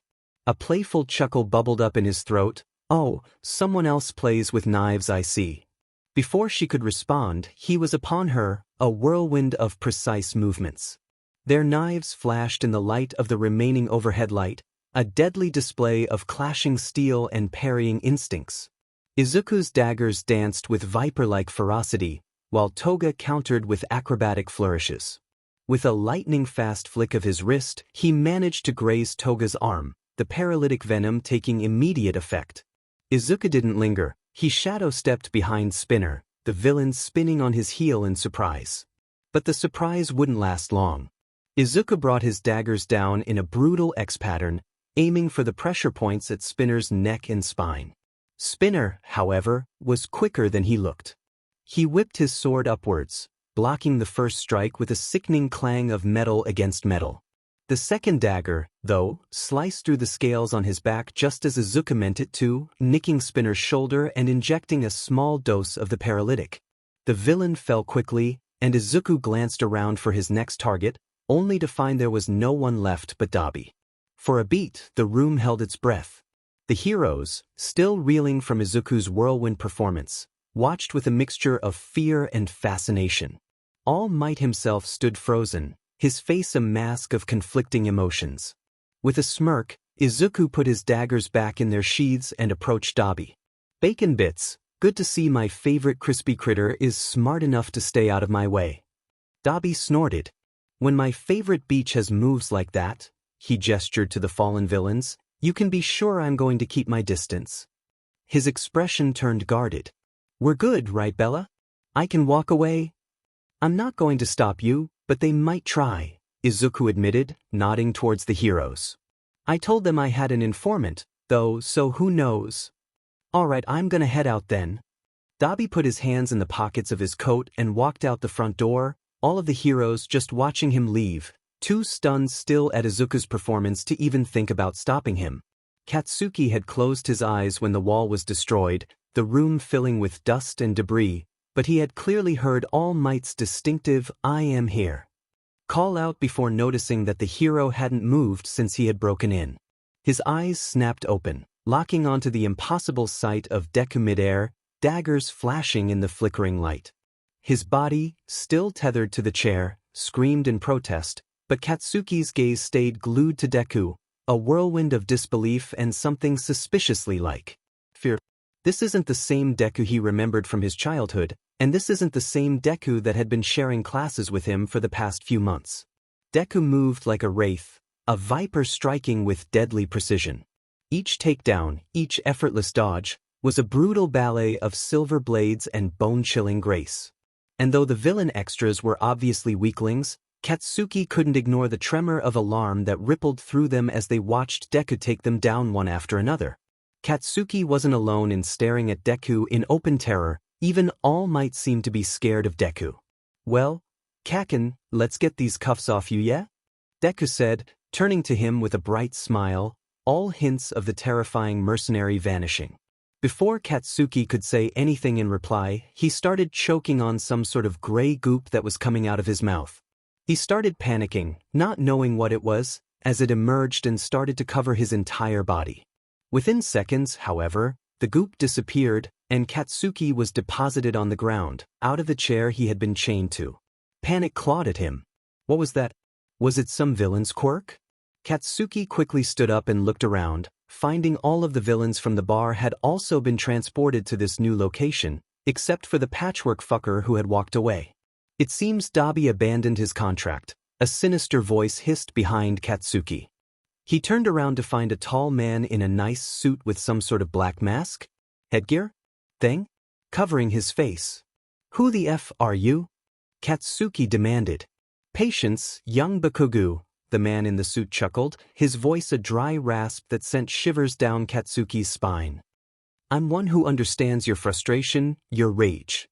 One who can offer you the power to control it, to make the world bend to your will." He stepped closer, the black mask glinting in the dim light. "I am the one who knows what drives you, what fuels your fire. I am the one who can help you become more than just a firework, a supernova that will leave the world in ashes." Katsuki scoffed, trying to mask the unease twisting in his gut. "Supernova? Don't give me that bullshit. I'm not playing your games." But the man didn't flinch.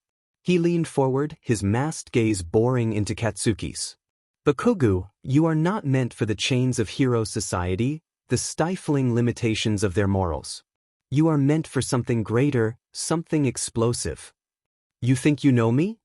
Katsuki spat, his voice tight with anger and something else, a flicker of fear he couldn't quite deny. "You think you can just offer me power and I'll jump at the chance to be another one of your pawns?" No, Bakugu. I offer you freedom. Freedom from the expectations, from the rules, from the heroes who never understood your true potential. I offer you the chance to become something more, something that will make All Might himself tremble. Katsuki's eyes burned with defiance. Freedom, he sneered, his voice laced with venom. I don't need your twisted power to surpass anyone, least of all Might. I'll forge my own DMN path, with my own DMN explosions. He lunged, his palms crackling with raw power, aiming for the man's masked face. But the villain, seemingly anticipating the move, sidestepped with inhuman agility. The blow missed by a hair, sending a shockwave through the air that rattled the remains of the building behind him. Impulsive as ever, young Bakugu, he chuckled, his voice a dry rasp. But temper tantrums won't change the truth. You're simmering with potential, a tinderbox waiting for a spark. I offer you the match. Before Katsuki could reply, a booming voice echoed through the night, shaking the very ground. Enough, all for one. Dropping out of the sky, All Might arrived, creating a crater where he landed. The man's chuckle turned into a guttural laugh. Ah, the symbol of peace himself, he rasped. Have you come here to die? Or to watch as I turn this young man against you? All Might's gaze landed on Katsuki, a flicker of concern in his eyes. Bakugu, come away from him, he boomed, his voice laced with urgency. Don't listen to his lies. Yeah, no FING sheet. Katsuki yelled and ran behind All Might. This fucker's insane. All Might breathed a small sigh of relief, and then schooled his face into a more serious expression. It seems you didn't take the hint and stay dead the last time we fought. So, I'll have to defeat you a second time. Izuku's not upset that All Might left. After all, he's pretty sure the man went to the secondary location where the villain's boss most likely used a quirk to summon the villains to him for an escape or something. He's a little miffed that the villain took Kaken, though, but that's the main reason Izuku's fine with All Might leaving. He's probably going to be able to get to the villain long before Izuku could. No, Izuku's upset that All Might left them with all of these Nomu. Izuku had managed to swap out the current poisons on his blades to Raisen before he started cutting through the monsters, not only dodging the claws and various appendages of these things, but also fire blasts from Endeavor, who clearly doesn't know how to aim. Izuku wanted to take off towards the secondary location, the warehouse, but he wanted to take down a few more of these Nomu before he left. Kid! Gran Torino landed next to him after kicking a Nomu in the face. Shouldn't you be following the big guy? Just a few more and I'll head out, Izuku answered, stabbing one in the gut, before spinning around to slice another in the arm. I want to poison as many of these as I can, reduce the burden on the rest. We appreciate it, really, but if All Might is going to be facing All for One like I think he is, he needs you more than we do. He kicked another Nomu away and towards Endeavor and his fire blasts. Come on, kid, I'll give you a lift there. No thanks, I can get there on my own. Izuku ended in a yelp when Gran Torino grabbed him by his armpits and took off towards the warehouse location. Gran Torino soared through the chaotic battlefield, Izuku struggling in his grip. Stubborn but kid, he chuckled, dodging a swipe from a Nomu that Endeavor promptly incinerated. But trust me, you're needed more where the storm's brewing. They reached the warehouse just as All Might crashed through the building across from the warehouse, landing in a heap on the rubble-strewn floor. All for One stood across from him, a dark grin splitting his face. The air crackled with raw power, the very atmosphere humming with anticipation. He gritted his teeth, watching as All for One unleashed a torrent of stolen quirks, each one slamming into All Might with devastating force. The symbol of peace, once seemingly invincible, was now on the defensive, his attacks landing with less and less impact. Right there, kid, Gran Torino yelled, releasing Izuku midair. Don't hold back. Izuku rolled eyes as he fell through the air. Really? The old man just dropped him like this? If Izuku couldn't teleport, the old man would have just killed him. Instead, Izuku vanished and shadow-stepped to the villain's back and dug both of his blades into his back. All for One quickly turned around and Izuku managed to dodge back a few meters to avoid getting impaled by the villain's tentacle arm. He continued to dodge attacks, both waiting for his poisons to take effect and for All Might to catch his breath. But it was taking too long for the villain to drop. What was going on? He should be having trouble breathing, lungs unable to take in air, drowning in fluids by now. Why was he still alive? Izuku vanished again, determined to step back and watch for a moment.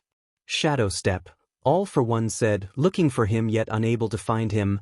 I know all about your silly little poisons. Do you really think I would have risked hiring you, knowing you could turn on me, if I didn't have a quirk to nullify poisons? That makes sense, Izuku thought to himself before narrowing his eyes. So, the BSDRD's immune to one of his most lethal poisons. Let's see how immune he is once his quirks are suppressed. In his 5 years as a mercenary, Izuku had come across a few people with poison immunity quirks, but none of them had been immune to quirk suppressants like Izuku was. With that in mind, Izuku reapplied one blade with the suppressants, and then paused. He could leave the second blade with ricin. Or, he could use his most deadly cocktail of poisons. One that made ricin look tame. He smirked as he coated his second blade with his custom poison. Let's see him survive this. Izuku tightened his grip on his blades and shadow-stepped behind All for One. Again and delivered a quick 3-slice attack on his back, ending with a stab to his kidneys, all with the blade coated in quirk suppressants, before stepping back to admire his work. I already told you, child, your poisons won't work on me, the villain sneered at him. But if you agree to work for me once again, I'll allow you to live. Izuku tilted his head. You really think I'm going to work with you again? That's adorable. He let his smirk turn dark. Also, are you sure my poison isn't taking effect right now? You're still bleeding. If his eyes had still been there, All for One's would have widened at the revelation that his wounds hadn't healed yet. What did you do? He asked in a hiss. One of my oldest poisons, Izuku laughed darkly. Law enforcement grade quirk suppressants. It's the good stuff. I even upgraded it to Tartarus grade about a year ago. Your quirks aren't going to work until that manages to work its way out of your system, but Izuku darted in quickly and stabbed him in the shoulder with his second dagger. You aren't going to live long enough for that to happen. All for One grabbed at his shoulder, trying to stem the flow of blood. Izuku had purposely not gone for his throat. He didn't want this ending too quickly. He wanted to watch as the poison spread in black veins across the villain's body. All for One dropped to his knees as the poison started to take effect. This poison caused paralysis, organ failure, and prevented a person's blood from clotting. This villain was going to start bleeding through his pores any second now, and his nerves would start feeling like they were being soaked in acid and lit on fire, all while his lungs seized up and prevented him from taking in the breath needed to scream in pain.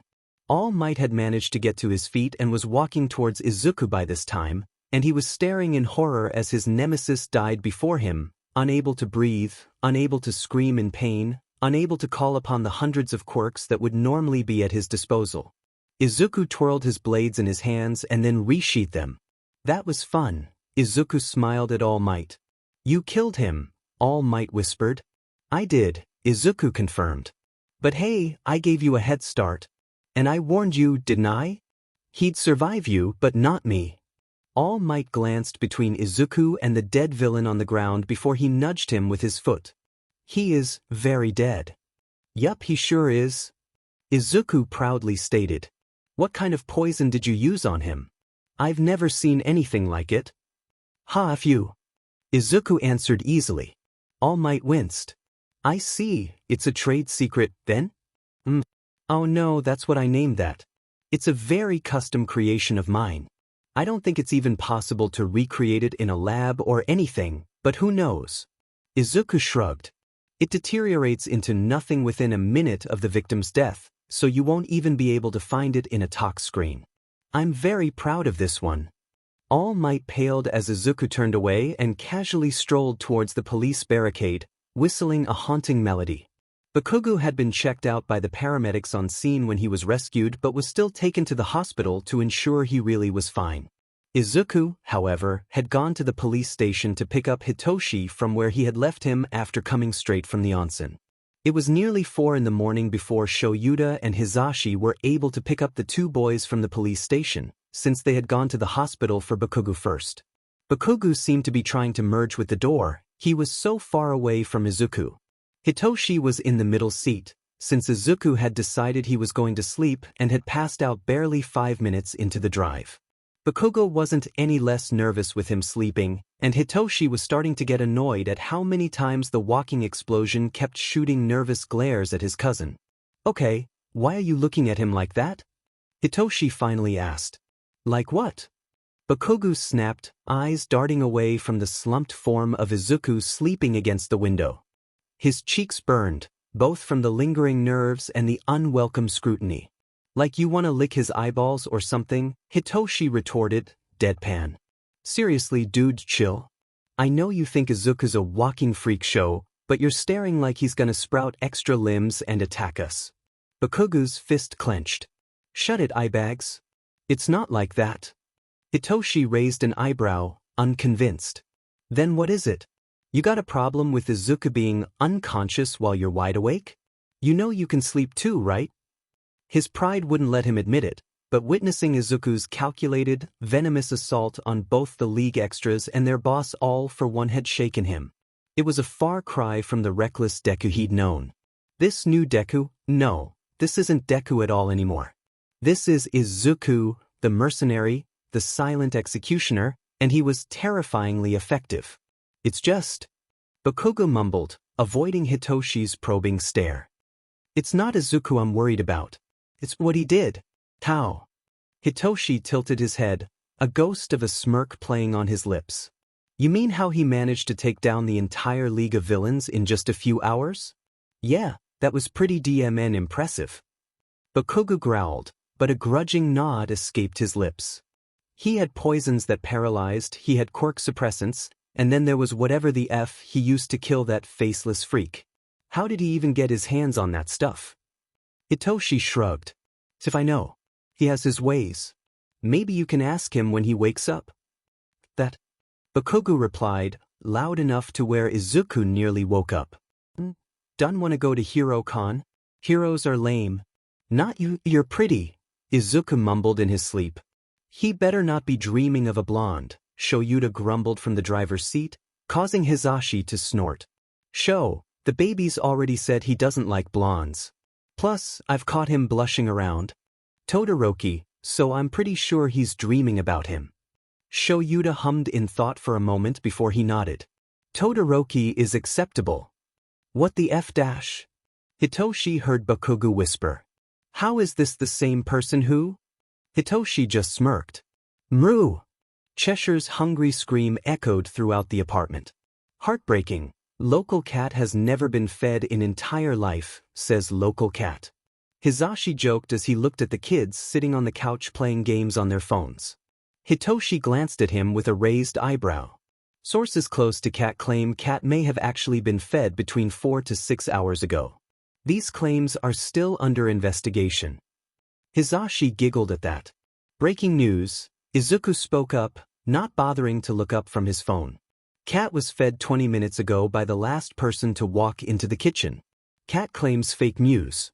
Walking into the kitchen to look at Cheshire's bowl, Hisashi added, "We now have exclusive footage shot by our News at 9 chopper that confirms there's literally still food in the cat's bowl right now." "What the hell did I just walk in on?" Shouta asked as he took off his boots. "Mru!" Cheshire screamed again. "Oh." Shouta nodded in understanding. "Izuku, go change his litter box. That's why he's screaming." Izuku looked up at Shouta as he put his phone in his pocket. "I thought your quirk was erasure, not cat talk? When you've been around as many cats as I have, you pick up a few things," he answered with a shrug. "Now hurry up. I've got something to talk to you two about." "Oh, are we doing that now?" Hisashi asked. "Might as well." Izuku quickly cleaned out the litter box only to have Cheshire step immediately into it and squat. "Seriously?" Izuku groaned. "You saw me just clean that." "Mew," the cat responded, and then cutely brushed against Izuku's leg before turning invisible to go do whatever it is invisible cats did. After cleaning the box again, Izuku went back to the couch. "So, what did you want to tell us?" Shouta was sitting in the love seat, petting Izuku's invisible cat with a smirk. As you pet my traitorous cat. He was my cat first, Shouta countered. Anyway. Hisashi butted in. Didn't you have something to tell them? Right. After the recent events, Netsu has decided he's not taking any more chances with villains targeting the students, and he's converting the school into a boarding school. The dorms are currently being built, and students will be moving in next week. Izuku crossed his arms and slumped back into the couch. Come on, really? I finally come home, and now I have to move into a dorm? This is bullshit. If you really want to stay in the apartment, I'm sure Netsu would let you, Shouta said with a shrug, but both me and Zashi are going to be staying at the dorms, so you'll be here all alone. Izuku narrowed his eyes at Shouta, before huffing in defeat. Fine, I guess I'll move into the stupid dorm. It's not like I actually unpacked my things and settled in, keeping only a small to-go bag packed for any jobs or anything. But wait, I did. Hisashi came up to Izuku and started running his hands through Izuku's hair. I know you're upset, baby bean, and believe me, I didn't want to move into the dorms at first either for the same reason. But Netsu has both Shouta and me in an apartment-type dorm, and it's got a few spare rooms, so you boys both have a room there with us. Hitoshi startled at that. You really have a room set aside for me? Of course we do. Hisashi exclaimed. We just gave you a home, you're our kid. There's no way we just make you live in a cold dorm all by yourself. The dorms aren't going to be cold, Shouta huffed. They're all the exact same, Hisashi countered. The temperature won't be cold, but until they are all personalized by the kids, they'll just be as cold as the average hotel. Izuku raised his hand. Can confirm. Hotels are cold and impersonal, and even the luxury hotels have that same feeling. I much prefer here, where the entire space has personality and feels lived in. Been to a lot of luxury hotels? Hitoshi asked. I've got top-tier memberships to 12 different chains. For the past 3 years, I've lived solely in luxury. The cheap hotels always have a distinct smell of urine, no matter how much air freshener I use, Izuku shuddered. Sounds pleasant, Hitoshi grimaced. Well, Shouta interjected before the conversation could get too far off course. These dorms won't smell like urine, but they might smell like fresh paint. You'll both have a room in our apartment at the teachers' dorms, but you'll also have your own dorm room in the 1A building. Wait, but I'm not in 1A yet? Hitoshi reminded them. I'm still in 1C. Not exactly, Hisashi said, moving from Izuku to sitting next to Hitoshi. Your transfer to 1A is effective as of the start of the next term. So, since you'd only be in 1C for about 10 minutes at most, Netsu's decided to have you move into the 1A dorms instead. Your transfer will be announced on move-in day. Okay, but if I'm moving in with a bunch of people I don't know, I want my room next to Izu's, Hitoshi demanded. Shouta raised an eyebrow. That's already where your room was going to be, he stated in a deadpan. Sweet. Hitoshi had left his recording equipment at the apartment in the teachers' dorms, not wanting to give away the fact that he was siren to any of his new classmates. Classmates he still hasn't really gotten the chance to meet yet. And he flat out refused to meet them without Izuku there with him. Yes, he knows he's being unreasonable. No, he's not changing his mind. Hey Aizu. Hitoshi knocked on the door to the room next to his, opening it slightly as it hadn't been fully closed. Izuku hummed as he adjusted a small present mic figure on his desk. Hitoshi forgot what he was going to ask as he looked around the room. It was nothing like the room Izuku had at the apartment. That one had weapons in easy reach, a few knives on display, and generally had the feel of a mercenary's room. This one, however, looked like a Present Mic fanboy took over. This room was a kaleidoscope of his unexpected interests. A wall proudly displayed a collection of Present Mic posters, each signed with personal messages in the hero's signature flamboyant script. A life-size cardboard cutout of Present Mic, complete with a boombox, stood guard in one corner. A beanbag chair shaped like Eraserhead's hero head, complete with tiny yellow felt goggles, sat invitingly in another. Yeah, consider this my guilty pleasure room, Izuku chuckled sheepishly, realizing Hitoshi's wide-eyed surprise. A place to unwind that doesn't remind me of work. Hitoshi raised an eyebrow. a rare spark of amusement dancing in his usually stoic eyes. "Didn't know you had a workroom and a fun room," he quipped, his voice betraying a hint of genuine curiosity. "Well, you learn something new every day," Izuku shrugged, gesturing around the room. "So, what did you need?" Hitoshi shuffled his feet, his gaze flitting across the eclectic collection of Present Mic memorabilia. A signed photo, a limited edition bobblehead of the hero mid-vocalization, and even a pair of fuzzy yellow speaker-shaped slippers were just a few of the eye-catching items. "I knew you loved them, but holy shit, you love them, huh?" "Yeah, I do," Izuku easily admitted. "I told you about how I met them, right?" Hitoshi tilted his head. "No, I don't think you did." Izuku huffed out a breath and sat on his bed, gesturing Hitoshi to take a seat. He sat in the surprisingly comfortable black and yellow Present Mic chair that was in front of the desk. "I met Zashi, or rather, Present Mic, before I met Eraserhead, but I met them on the same day. I had gone to a hero con with my parents. We went specifically to meet Present Mic. My anxiety started acting up really bad, being surrounded by so much hero merch, so we left early. I thought I had missed the chance to meet Mike, but he was walking towards the con as we were leaving. He was, how do I say it? Aside from my parents, he was the first person to ever say I wasn't a villain, to give me hope. He believed in me."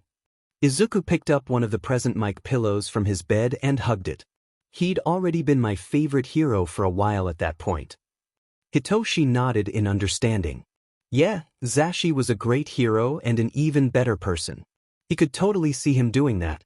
Later that day, Izuku continued, my parents were killed in front of me. That's when I met Eraserhead. Just like Mike, he hadn't blamed me or called me a villain. He was the second underground hero I had met. The first one had tried to blame me for the death of my teacher. Weren't you like 6? Hitoshi asked. Izuku nodded. Yeah. But my quirk is villainous, so clearly it was my fault.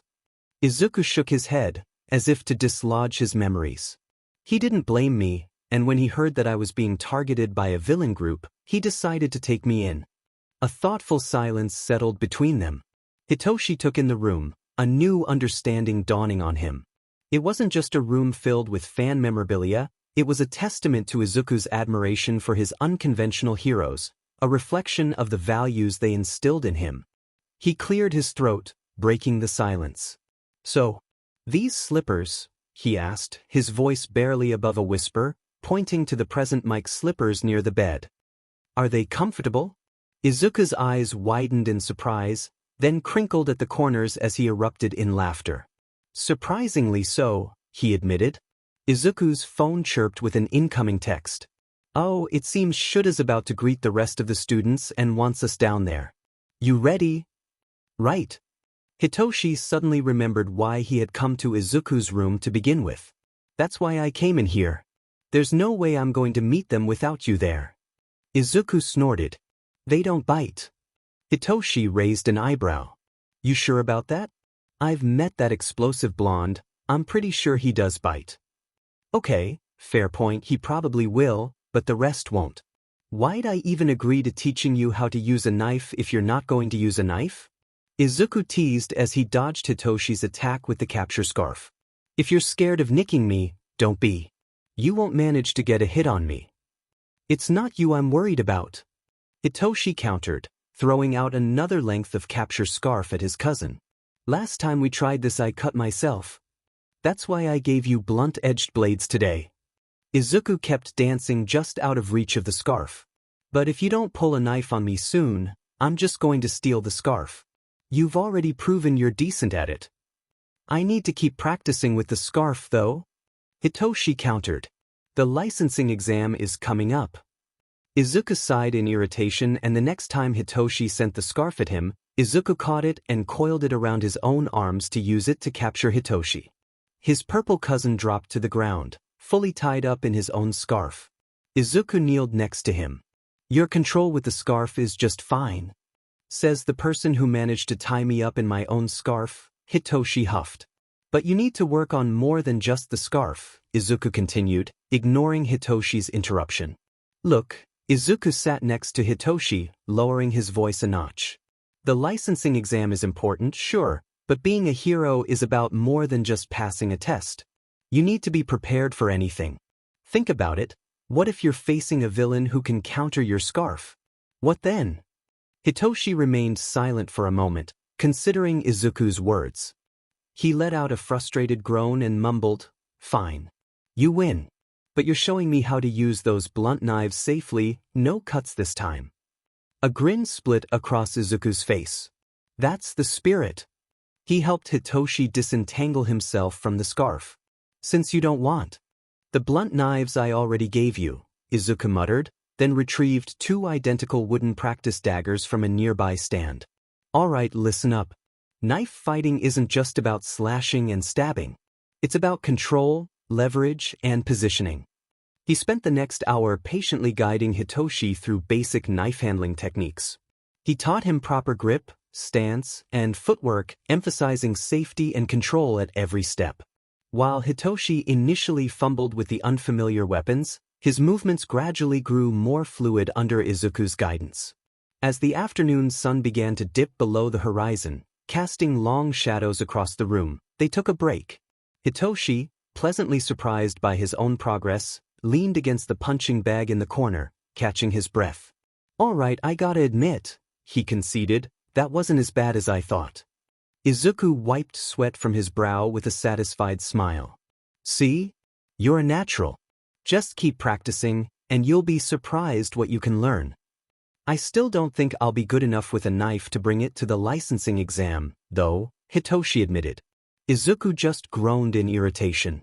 "I knew I should have started your knife training earlier. Shudo's bringing a knife to the exam." "Todoroki, do you have a sec?" Hitoshi asked as they were on their way to the bus. Todoroki just nodded. "Izuku said you added a knife to your gear? He's been training me longer than you. How'd you learn knives so quickly?" "It helps when you've grown up with an unforgiving training regimen that brutally punishes failure," he replied. "My father doesn't accept anything less than perfection, so I've trained myself to learn new things quickly to avoid punishments." Whatever Hitoshi had been expecting, it was not that. Holy shit. Oh. Todoroki seemed to realize how Hitoshi was taking that answer, so he added on, "It also doesn't hurt that Izuku kissed my cheek whenever I got something right." Hitoshi snorted at that. "Gay." Todoroki raised an eyebrow at that. "Yes, and? Don't pretend you haven't been staring at Kaminari ever since the sports festival." "Just because you're not wrong doesn't mean you need to say it," Hitoshi blushed. The two were quiet for a few moments while they continued to the bus when Hitoshi spoke up again. "I'm curious about something, and you don't have to answer if you don't want to, but from what you just said, it sounds like your dad isn't the nicest." "He's a raging beach," Todoroki said plainly. "But continue." Hitoshi blinked at him. Why haven't you said anything to anyone?" Todoroki raised an eyebrow at that. "And what would anyone do? He's the number 2 hero. As far as the HPSC is concerned, he can do no wrong. My brother, Natsuo, has tried to bring evidence of how he treats us to the police before. He had pictures and videos and everything. Nothing happened." Todoroki shrugged. "I think Izuku had a conversation with him, though, because he's been better lately." "That actually makes sense," Hitoshi nodded. "I was going to suggest telling Izuku about him and seeing what that gremlin decided to do, but it seems there's no need." They finally got to the bus and had to stop to blink at the scene before them. Shouta had been forced to sit on the ground, and Izuku was brushing his hair while he had a hair tie in his teeth. Just because you don't care about your hair doesn't mean you have to subject Zashi to this rat's nest on your head. "I was busy this morning," Shouta pouted. "That's no excuse to not brush your hair." Izuku smacked Shouta on the head with the brush. "I swear, the things Hizashi puts up with for you is ridiculous." Izuku pulled his hair into a bun and tied it off. "Can I get up now, or are you going to paint my nails too?" "Don't tempt me, Shouta," Izuku warned with a grin. Hitoshi snorted. The ride to the provisional license exam was going to be fun. "Hey, Midoriya," Sue croaked from the seat behind Izuku. "Since you're coming along with us, will we finally get to see your hero costume?" Izuku raised an eyebrow. What are you talking about? I don't have a hero costume, since I'm not a hero. Well, you're coming along to the licensing exam, aren't you? Are you going to participate in what you're currently wearing? She asked. I'm not going to be participating though. Izuku shrugged. I'm just here to watch and cheer you all on. I'm sure you'd do quite well in the exam if you were to try, Ida spoke up with a hand chop. I have heard you are quite experienced in combat. Izuku sighed in exasperation. How many times are you all going to try to turn me into a hero? I'm not interested. Ida pushed his glasses up. Mercenary work is not sustainable, Midoriya. Sooner or later you'll be arrested for the crimes you're committing.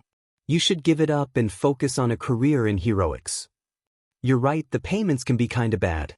For killing that villain that kidnapped Kaken, all I got was the cost of the reservations at Hashinoya Karuizawa covered.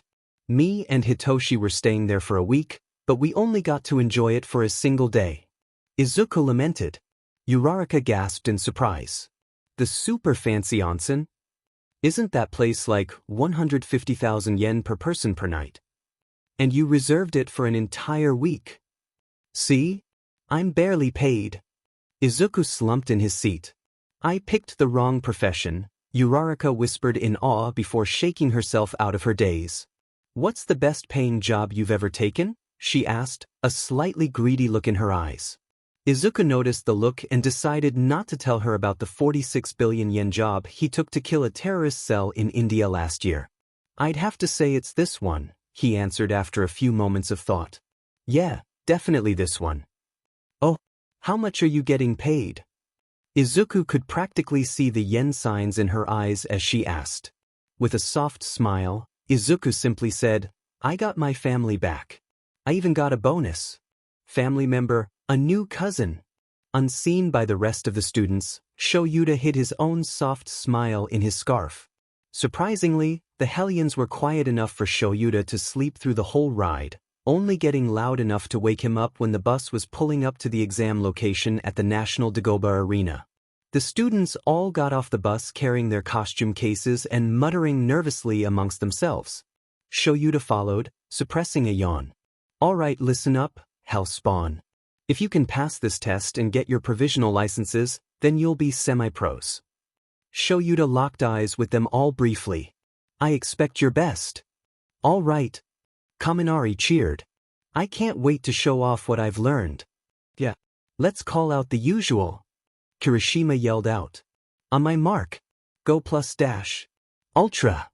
A kid in a shiketsu hat interrupted. Shouta was pretty sure he remembered this kid from the recommendation exam. He was the kid that got first place in the obstacle course, beating out Todoroki by barely an inch. You know, one of the other shiketsu students who had followed the kid said, it's very rude to barge into other people's huddles like that, Inasa. So, very sorry, he yelled out before bowing so low he hit his forehead on the ground. Who is this guy? Kaminari asked. I do not trust his enthusiasm. Oh, that's right, Shouta muttered. Yurashi Inasa was his name. Yurashi looked at Todoroki and his excitement seemed to fade. You have that same look in your eyes as your father. Shouta saw that Izuku was about to call him out on his rudeness, but then Todoroki spoke up. I would expect so, yes, as we are related. Yurashi seemed to get confused at that. That's not what I meant. If you look closely, Todoroki continued, I also have my mother's eyes. You see? This one is gray.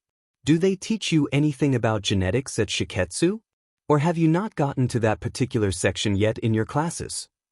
Izuku, the ever-faithful sheet-stirrer he is, added, I'm pretty sure that's just basic biology show. He should definitely have already known that a kid normally has traits from their parents, such as their eyes. Shouta had to quickly turn away to keep from snorting at his kid's antics. While he was able to successfully avoid laughing at Izuku, by turning his head he caught sight of the last person he wanted to see. He scowled at the green-haired woman who brightened up as the Shiketsu students left. Eraser, she called out, I'd know that scowl anywhere. Joke, Shouta grumbled. He looked back to the kids and winced when he saw that Izuku had noticed Joke's arrival. In that moment he remembered every single instance where either he or Zashi had complained to him about her. "Be nice," he hissed warningly to Izuku. "We'll see," was his reply. And really, Shouta couldn't realistically ask for more. "I wasn't expecting to see you here today, Eraser," Joke exclaimed loudly, latching onto Shuta's arm. "What do you say to getting dinner tonight and discussing the upcoming wedding?" Shouta managed to pry his arm away from her and growled out a simple, "No," before taking a few steps away from her. "Oh, Eraser, such a kidder," she laughed. Sensei?" Uraraka spoke up, mischievous twinkle in her eye. "Who's this?" "I'm Eraser's fiancé." Joke again moved to latch onto Shuta's arm, but he managed to step aside in time to dodge her. "No, you're not," he glared at her. "This is Ms. Joke. She's a teacher at Ketsubutsu and an underground hero." "How'd you two meet?" Hitoshi asked with a playful smirk. "Hitoshi." Izuku's voice was quiet, but there wasn't even a trace of teasing on his face. "Don't." Hitoshi instantly backed off, realizing that there was more to this than he was aware of. "Our agencies were close together when we started out, and we fell in love."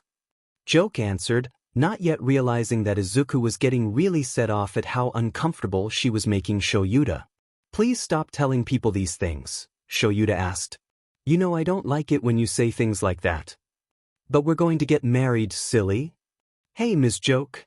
Izuku spoke up, innocent twinkle in his eye that Shouta did not trust. "Yes, kiddo? Can I stab you?" he asked with a huge grin. What? What kind of question is that?" She backed up, looking at Izuku oddly. But I want to stab you. So, I think I'm going to. I mean, that's all right, right? To do something without someone's consent? Even when they tell you not to, or to stop." Izuku tilted his head inquisitively. "I mean, that's what you're doing to Eraser after all. You can do it, and you're a hero, and of course you're not doing anything wrong, so I can too." "That's not how these things work," she tried to scold him. "You can't just go around stabbing people." "I don't know," he hesitated. "You see, my quirk kinda makes things like morals a bit questionable for me. I need to learn by seeing those around me, people who are in a position of power, people like heroes, to teach me what kinds of behavior are acceptable and what kinds of behavior aren't. And you're showing me that doing things against the consent of others is perfectly fine." Izuku pulled out a dagger from his thigh sheath and gave it a twirl. "So, with the lesson you're teaching me, that means I can stab you." "Izuku, I told you to be nice." Shouta hissed. "This is me being nice," Izuku countered. "I haven't actually stabbed her yet." Joke seemed to realize that Izuku might actually be serious about his threat to stab her and made a hasty retreat. Much to Shuta's relief. "Who would have guessed all I had to do was threaten to stab her to make her leave me alone?" "It's a good thing I'm not down there," Izuku commented wryly as he combed his fingers through his hair. "This test would be too easy for me." "You do have an unfair advantage with tests like this," Shouta couldn't help but agree. "All he'd have to do is vanish and shadow step to whoever his target is, then tap their 3 discs. He'd be done in less than a minute." As they watched, one of Joke's Ketsubutsu kids caused an earthquake and a good portion of the arena was destroyed, breaking up the formation most of Shuta's kids were in.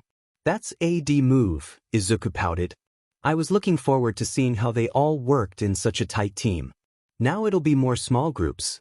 I already know how they work in small groups." "It won't make much of a difference," Shouta mused. "Those kids are all going to pass." Izuku huffed an annoyed breath and sat back in his seat. "I know. But I was really looking forward to seeing something new." It took a few minutes, but then Shouta pointed out, "That's something new." Ew.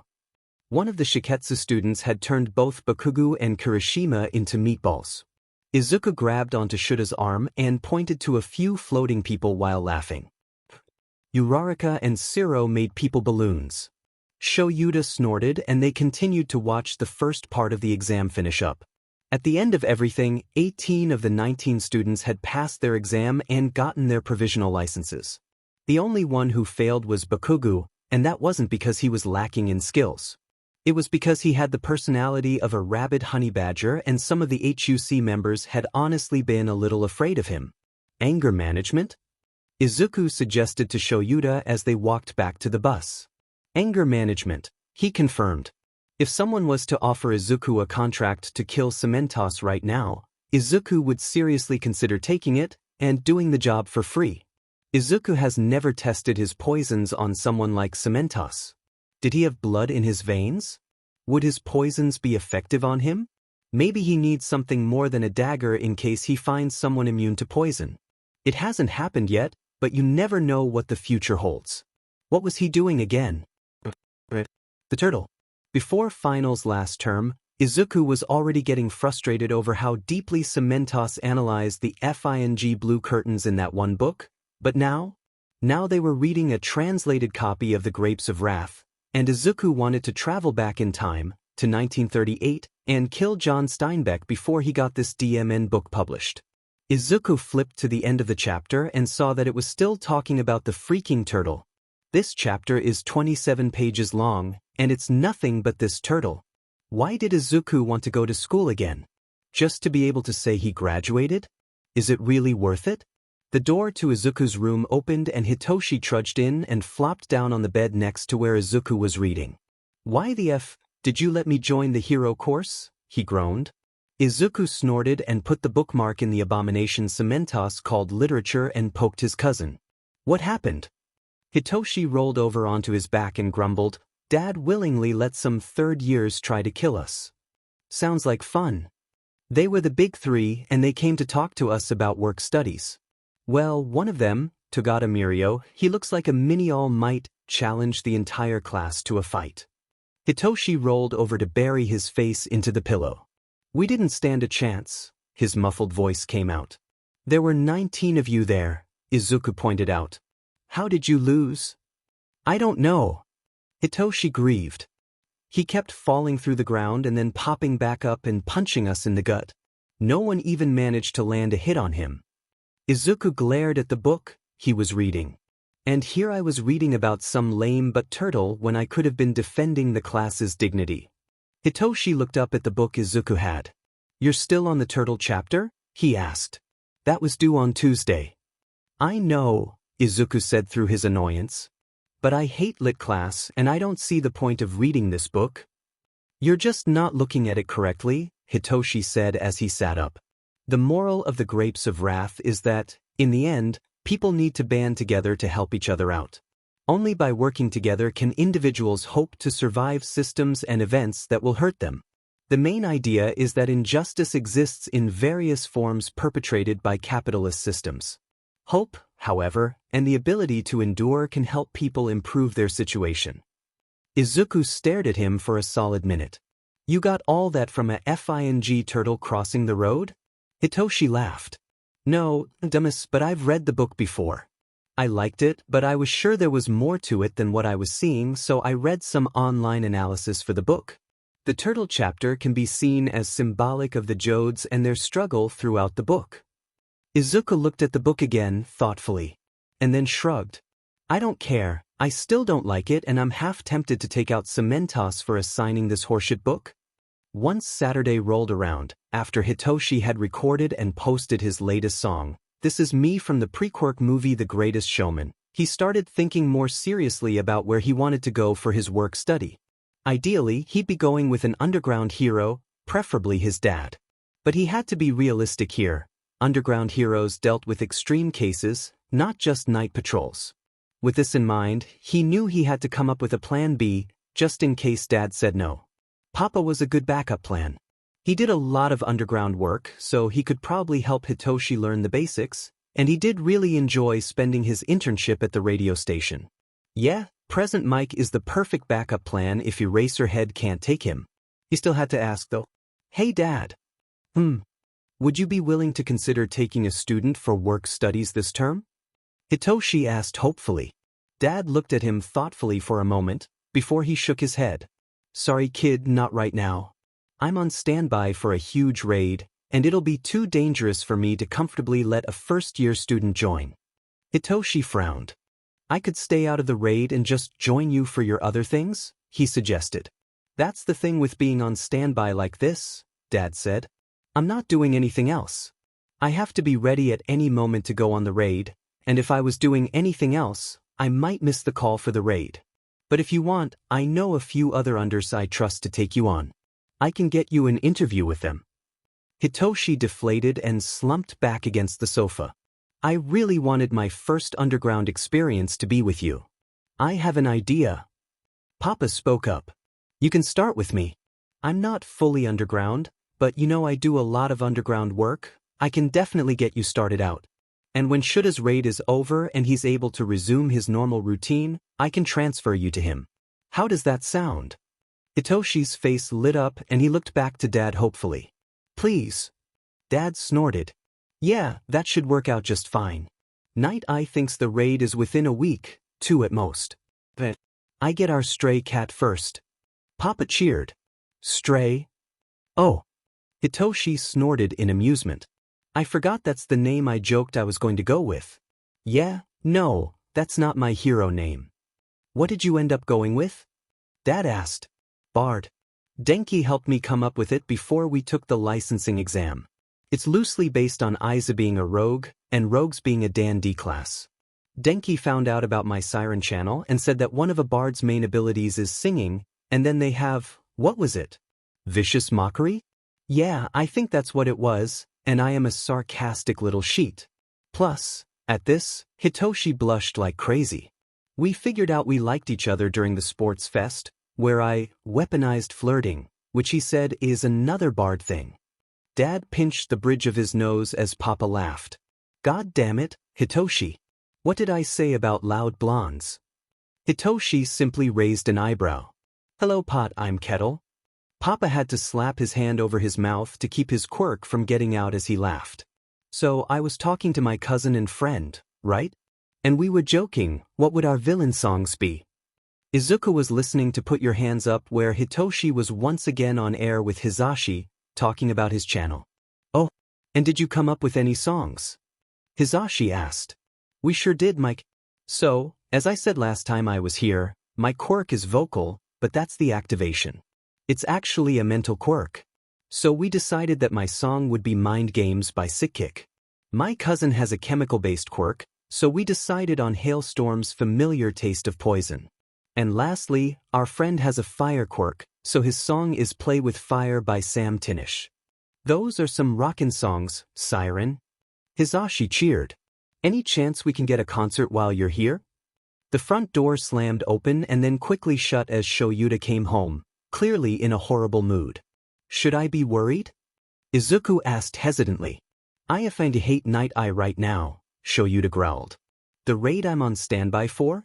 There's a little girl being held captive by a Yakuza boss, being tortured and experimented on, and we're not storming the building tonight. Izuku shot to his feet. Why the hell not? I hate that I agree with his reasoning, but we don't have enough intel.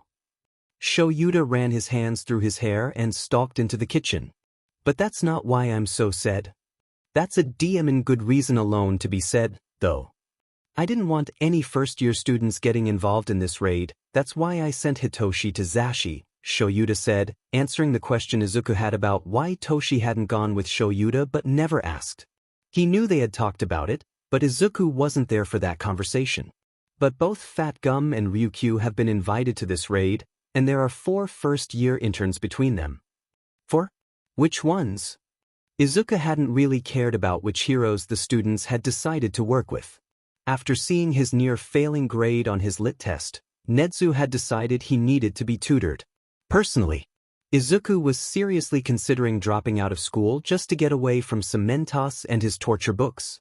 Fat Gum's got both Kirishima and Yaoyorozu, while Ryukyu's got Azui and Uraraka, Shouta answered. Can't you just tell them they can't be involved in the raid? Izuku tilted his head to the side. I mean, as their teacher, that's something you can do, right? Izuku had followed Shouta into the kitchen and was now leaning against a counter. Shouta pulled a mug out from the cabinet and slammed it shut hard enough to rattle the rest of the mugs. Those kids really will be a huge help to the raid, he snarled. I just hate that we have to bring them along. They're too young, too inexperienced for shit like this. It's too soon for them to be involved in a major operation like this. Izuku narrowed his eyes at Shouta as he started the coffee maker, rage simmering away. If he could get a little more information out of him, Izuku could probably get Shouta to accidentally hire him to take care of the entire thing. Did Night Eye send an info packet home with you to study? I'm not taking you with me, Aizu, Shouta tossed over his shoulder. I'm not asking to tag along, he refuted. And he wasn't asking to tag along. Izuku was going to go before them, make sure there were no more Yakuza members available to fight before the students ever had the chance to fight. That didn't stop Shouta from staring at him suspiciously. Yes, I have an info packet. No, you can't see it. Izuku shrugged. He'll just wait for Shouta to fall asleep before sneaking into the packet, no big deal. Again, I didn't ask that. But hey, can you toss me a jelly pouch? Shouta kept staring at him for another minute before he sighed. Yeah, sure. Cherry or mango? Cherry, please. Shouta tossed the pouch at him, and as Izuku cracked it open, he whispered, "Payment accepted." Slipping out of the dorms was child's play for Izuku, as was getting to the Shy Hasaikai's compound. Getting inside was only moderately more difficult, but once he was inside, it was on. He was very careful not to kill anyone. He knew Shouta would be sad if he slaughtered everyone, so he instead used his needlepoint daggers and coated them in his special paralysis tranquilizer poison. It would keep his target unconscious for 12 hours and paralyzed for an additional 6 afterwards. That should give the police plenty of time to collect them all. Izuku didn't have much of an issue with anyone up until he reached Sakaki. Alcohol is a chemical, therefore a poison, so Izuku is immune to it. However, Sakaki's quirk sloshed isn't a chemical reaction. Izuku felt his balance shift, and for the first time in ages, he lost the element of surprise. Well, to a point. Sakaki was able to hear Izuku as he approached, but there wasn't anything he could do to protect himself. Unfortunately, Nemoto managed to get a good hit on him. Izuku looked at the tiny syringe bullets sticking out of his shoulder, pumping him full of quirk-destroying drags. Well, this might a CK. Everyone thanks Stall this isn't a cliffhanger. He reminded me there might not be enough left over for another full chapter. Shouta scratched his head and then went to step next to one of the officers who were giving last-minute information to the assembled heroes. After Night Eye used foresight on the Hasaikai member, we discovered the existence of undocumented underground facilities at the head of the Hasaikai's residence. Shouta nodded along. We were able to confirm that the girl we are trying to rescue is being held in one of the rooms there. Although we were unable to uncover the entire underground layout, the path the man took is the shortest route to our target, and it's the best intel we could have for searching the Hasaikai's expansive stronghold. However, another officer added, even if we head there, if they use their quirks freely on us, it would make the search difficult. Out of the corner of his eye, Shouta saw Uraraka sarcastically point to Shouta and mutter something to Kirishima, who snorted, getting slapped on the shoulder by Azui. He was glad the students seemed to be doing okay. So, we have made a list to the best of our knowledge of quirks registered to Hasaikai members. Please memorize this list. The officer handed out a list showing the strongest members of the Shy Hasaikai, the 8 bullets. Shouta wandered closer to the students, just existing next to them as he listened to the students chat amongst themselves, the 3 third-year students imparting a bit of last-minute commentary. It's nice to be able to just pull this out, huh? We don't want to give them time to hide, so we want to identify and apprehend all the members as quickly as possible, Togata grinned to the other students. Things are moving fast now, huh? Azui croaked. You're energetic for how early this is. I'm getting nervous. From detective work to cooperation with the police, there's so much I don't know. Uraraka exclaimed, lightly hopping on her toes. Right? Isn't it mysterious? Hato laughed. Yeah, schools don't really teach you much about things like this. But that's what these work studies are for. I had a hard time when I first started, muttered Amajiki nervously. All the pros are so calm, Kirishima pointed out. Yayorozu snorted delicately at that. It's most likely because they're used to this. An officer walked over to their group. Heroes, things might get a little violent. If you see even a hint of suspicious behavior or resistance, please deal with it immediately. Fat Gum nodded and handed something to Amajiki. Tamaki, eat this. It's swordfish. Why swordfish? He asked, taking the snack. Thanks, I'll be sure to eat it. Shouta let his attention snap back into focus when an officer turned to address them. We're up against gangsters who have survived until now. Don't let your guard down and carry out your respective tasks. We will commence the operation at 8:30. All hands move out. Commence. Once they've read the warrant, charge in. I'm counting on everyone to move swiftly. He keeps saying the same thing over and over. Shouta heard Yaoyorozu complain. Yeah, it's like he doesn't trust us, Kirishima agreed. Uraraka lightly slapped the back of Kirishima's shoulder. You know that's not what he means. Stop being mean. The officer who had the search warrant walked up to the front door and rang the bell. And waited. And waited. And rang the bell a second time. And waited. And waited. Why was no one coming to the door? Someone should have come by now. They weren't being all that subtle. Shouta was sure someone should have known they were here by now. The officer glanced back at the heroes. Should I just open the door? Everyone just looked at each other and shrugged. Eventually, the officer tried the doorknob and gave it a twist, not expecting it to open. But it did. God damn it, problem child. Shouta hissed. There were 3 Yakuza thugs laying on the ground, unconscious. Night Eye looked to Shouta. You seem to know what happened. Care to explain? My kid may or may not have read the mission brief you sent us home with after the meeting the other day. Shouta could feel the migraine coming. I told him he wasn't joining us and he seemed okay with that. I didn't think he'd come through before us, though. This is the work of a kid? Fat Gum asked incredulously. The group of heroes had started moving deeper into the compound, carefully stepping over the unconscious, not dead, bodies littering the halls. This seems a bit much for a kid. Shouta huffed an annoyed breath. Not when the kid in question is Shadow Step. The group continued through the compound, finding nothing but downed thugs. Eventually, they started to find members of the 8 Bullets. Well, they found their paralyzed bodies, at least. It took another 10 minutes wandering the hallways before they found Overhaul. Or rather, what was left of him. It seemed he was the only person Izuku had felt the need to kill, and kill him he did. The poison used must have been some sort of flesh-eating acid or something. Shouta distantly wondered if Izuku had sampled Ishido's acid, because his body was still sizzling in places as the acid slowly dissolved his limbs. Shouta heard retching from behind him and saw Kirishima holding Yaoyorozu's hair as she heaved near the wall. Did Izuku really do this? Uraraka asked in a shaky voice, eyes wide. He's always so, she trailed off, unsure how to phrase what she wanted to say. What exactly did you think he meant when he said he has skewed morals and no interest in being a hero? Shouta raised an eyebrow. He's never hidden the fact that he's killed before. Uravity, the life of a mercenary is not for the faint of heart. She looked at him and then took another shaky breath before nodding. Right. The group turned down a hallway and came across a closed door. Upon opening it, they found a scene that didn't match the rest of the compound's grisly sights. Laying on the ground, coloring in a princess coloring book, was Izuku. His long hair was down, and there was a young silver-haired girl carefully braiding his hair, tongue poking out from her lips in concentration. They both looked up when the door opened. Oh, hey guys. Izuku cheered upon seeing them. I didn't know how long it'd take you to get here, and I didn't want to leave little Eri all alone. Shadow and I has soft hair, the girl said softly. Shouta simply closed his eyes. Why, problem child?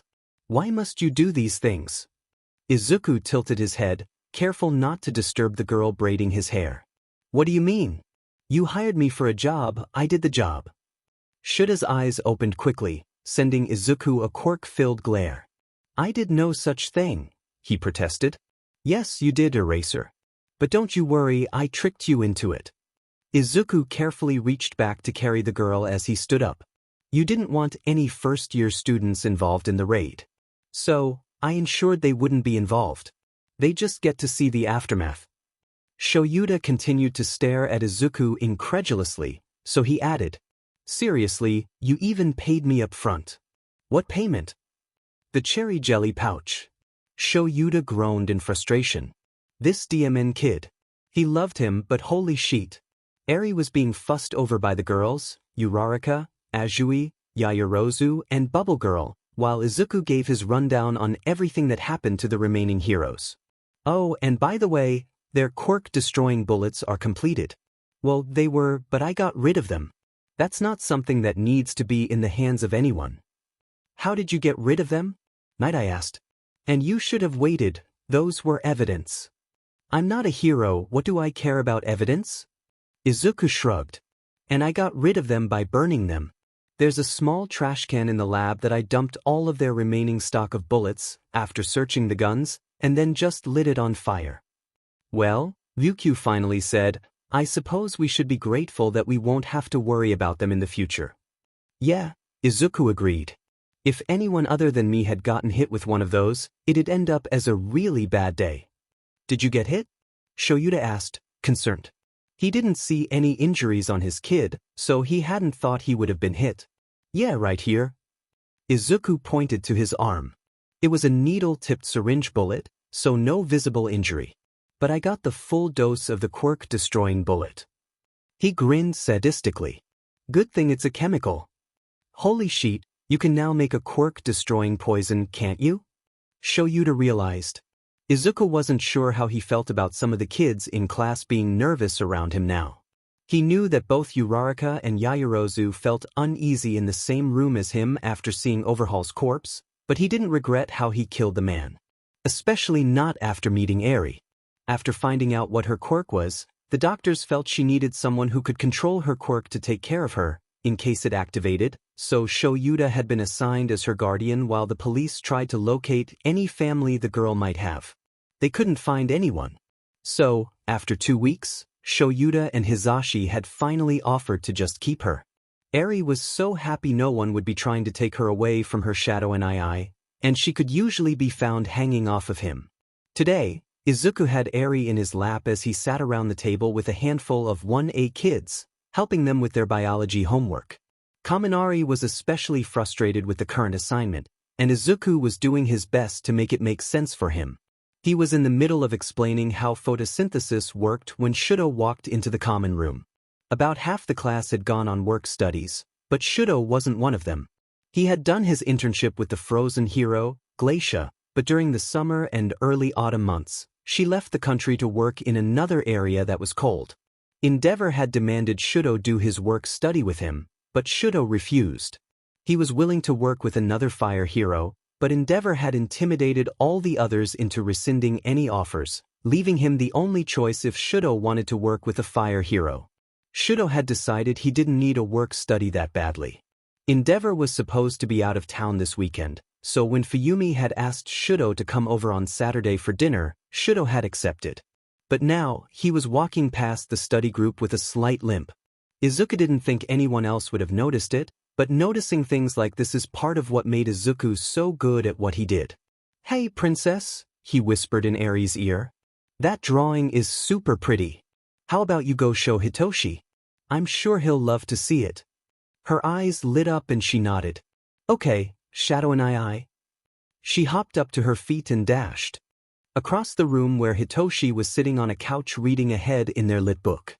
Hitoshi looked up to Izuku questioningly when Eri climbed onto his lap to show off her picture, and Izuku signed a quick, "Something's wrong with Shuto, keep the princess company?" He nodded and put his bookmark in. Izuku got up and made for the stairs. Once he was outside Shuto's dorm room, he knocked. He heard some rustling as if Shuto was trying to hide something before the door was quietly opened. Oh, hello Izuku. Did you need something? Shuto asked. Izuku narrowed his eyes at him and crossed his arms. I thought he was out of town? Shuto sighed and let Izuku into the room. He came home early, he replied in a whisper. I wish you had called me or sent me a text, Izuku said as he went to the hastily covered up bandages on Shuto's bed. Come on, let me help you with these. Shuto sat on the bed and pushed his pant leg up. Izuku winced when he saw the giant handprint bruise wrapped around his calf. What happened? He asked, activating his quirk to create bruise cream on his finger pads. Shuto was quiet, and Izuku thought he wasn't going to answer for a little bit, but then he sighed in defeat. Fuyumi and I fell asleep on the couch last night. I was laying down with my head in her lap. I woke up when father grabbed my leg and started to drag me to the training room. Izuku wiped his fingers on a bandage and then proceeded to wrap Shuto's leg. You know, all you have to do is ask, and your father will never again be able to hurt you. I know, he replied. Then why don't you? Izuku stared into Shuto's beautiful eyes, trying desperately to understand. I hate seeing you hurt like this. I don't want him killed, came Shuto's answer. It's not that I would miss him, but Fuyumi would be upset. There are other ways to stop him without killing him, Izuku pointed out. If you don't want me to kill him, then I won't. When Shuto lowered his head, Izuku gently put his hand under his chin and lifted his head up to meet his gaze. Please, Shuto. Let me do this for you. Shuto averted his eyes. What would you do? Izuku smiled deviously at him. I learned a new poison a few weeks ago, he answered.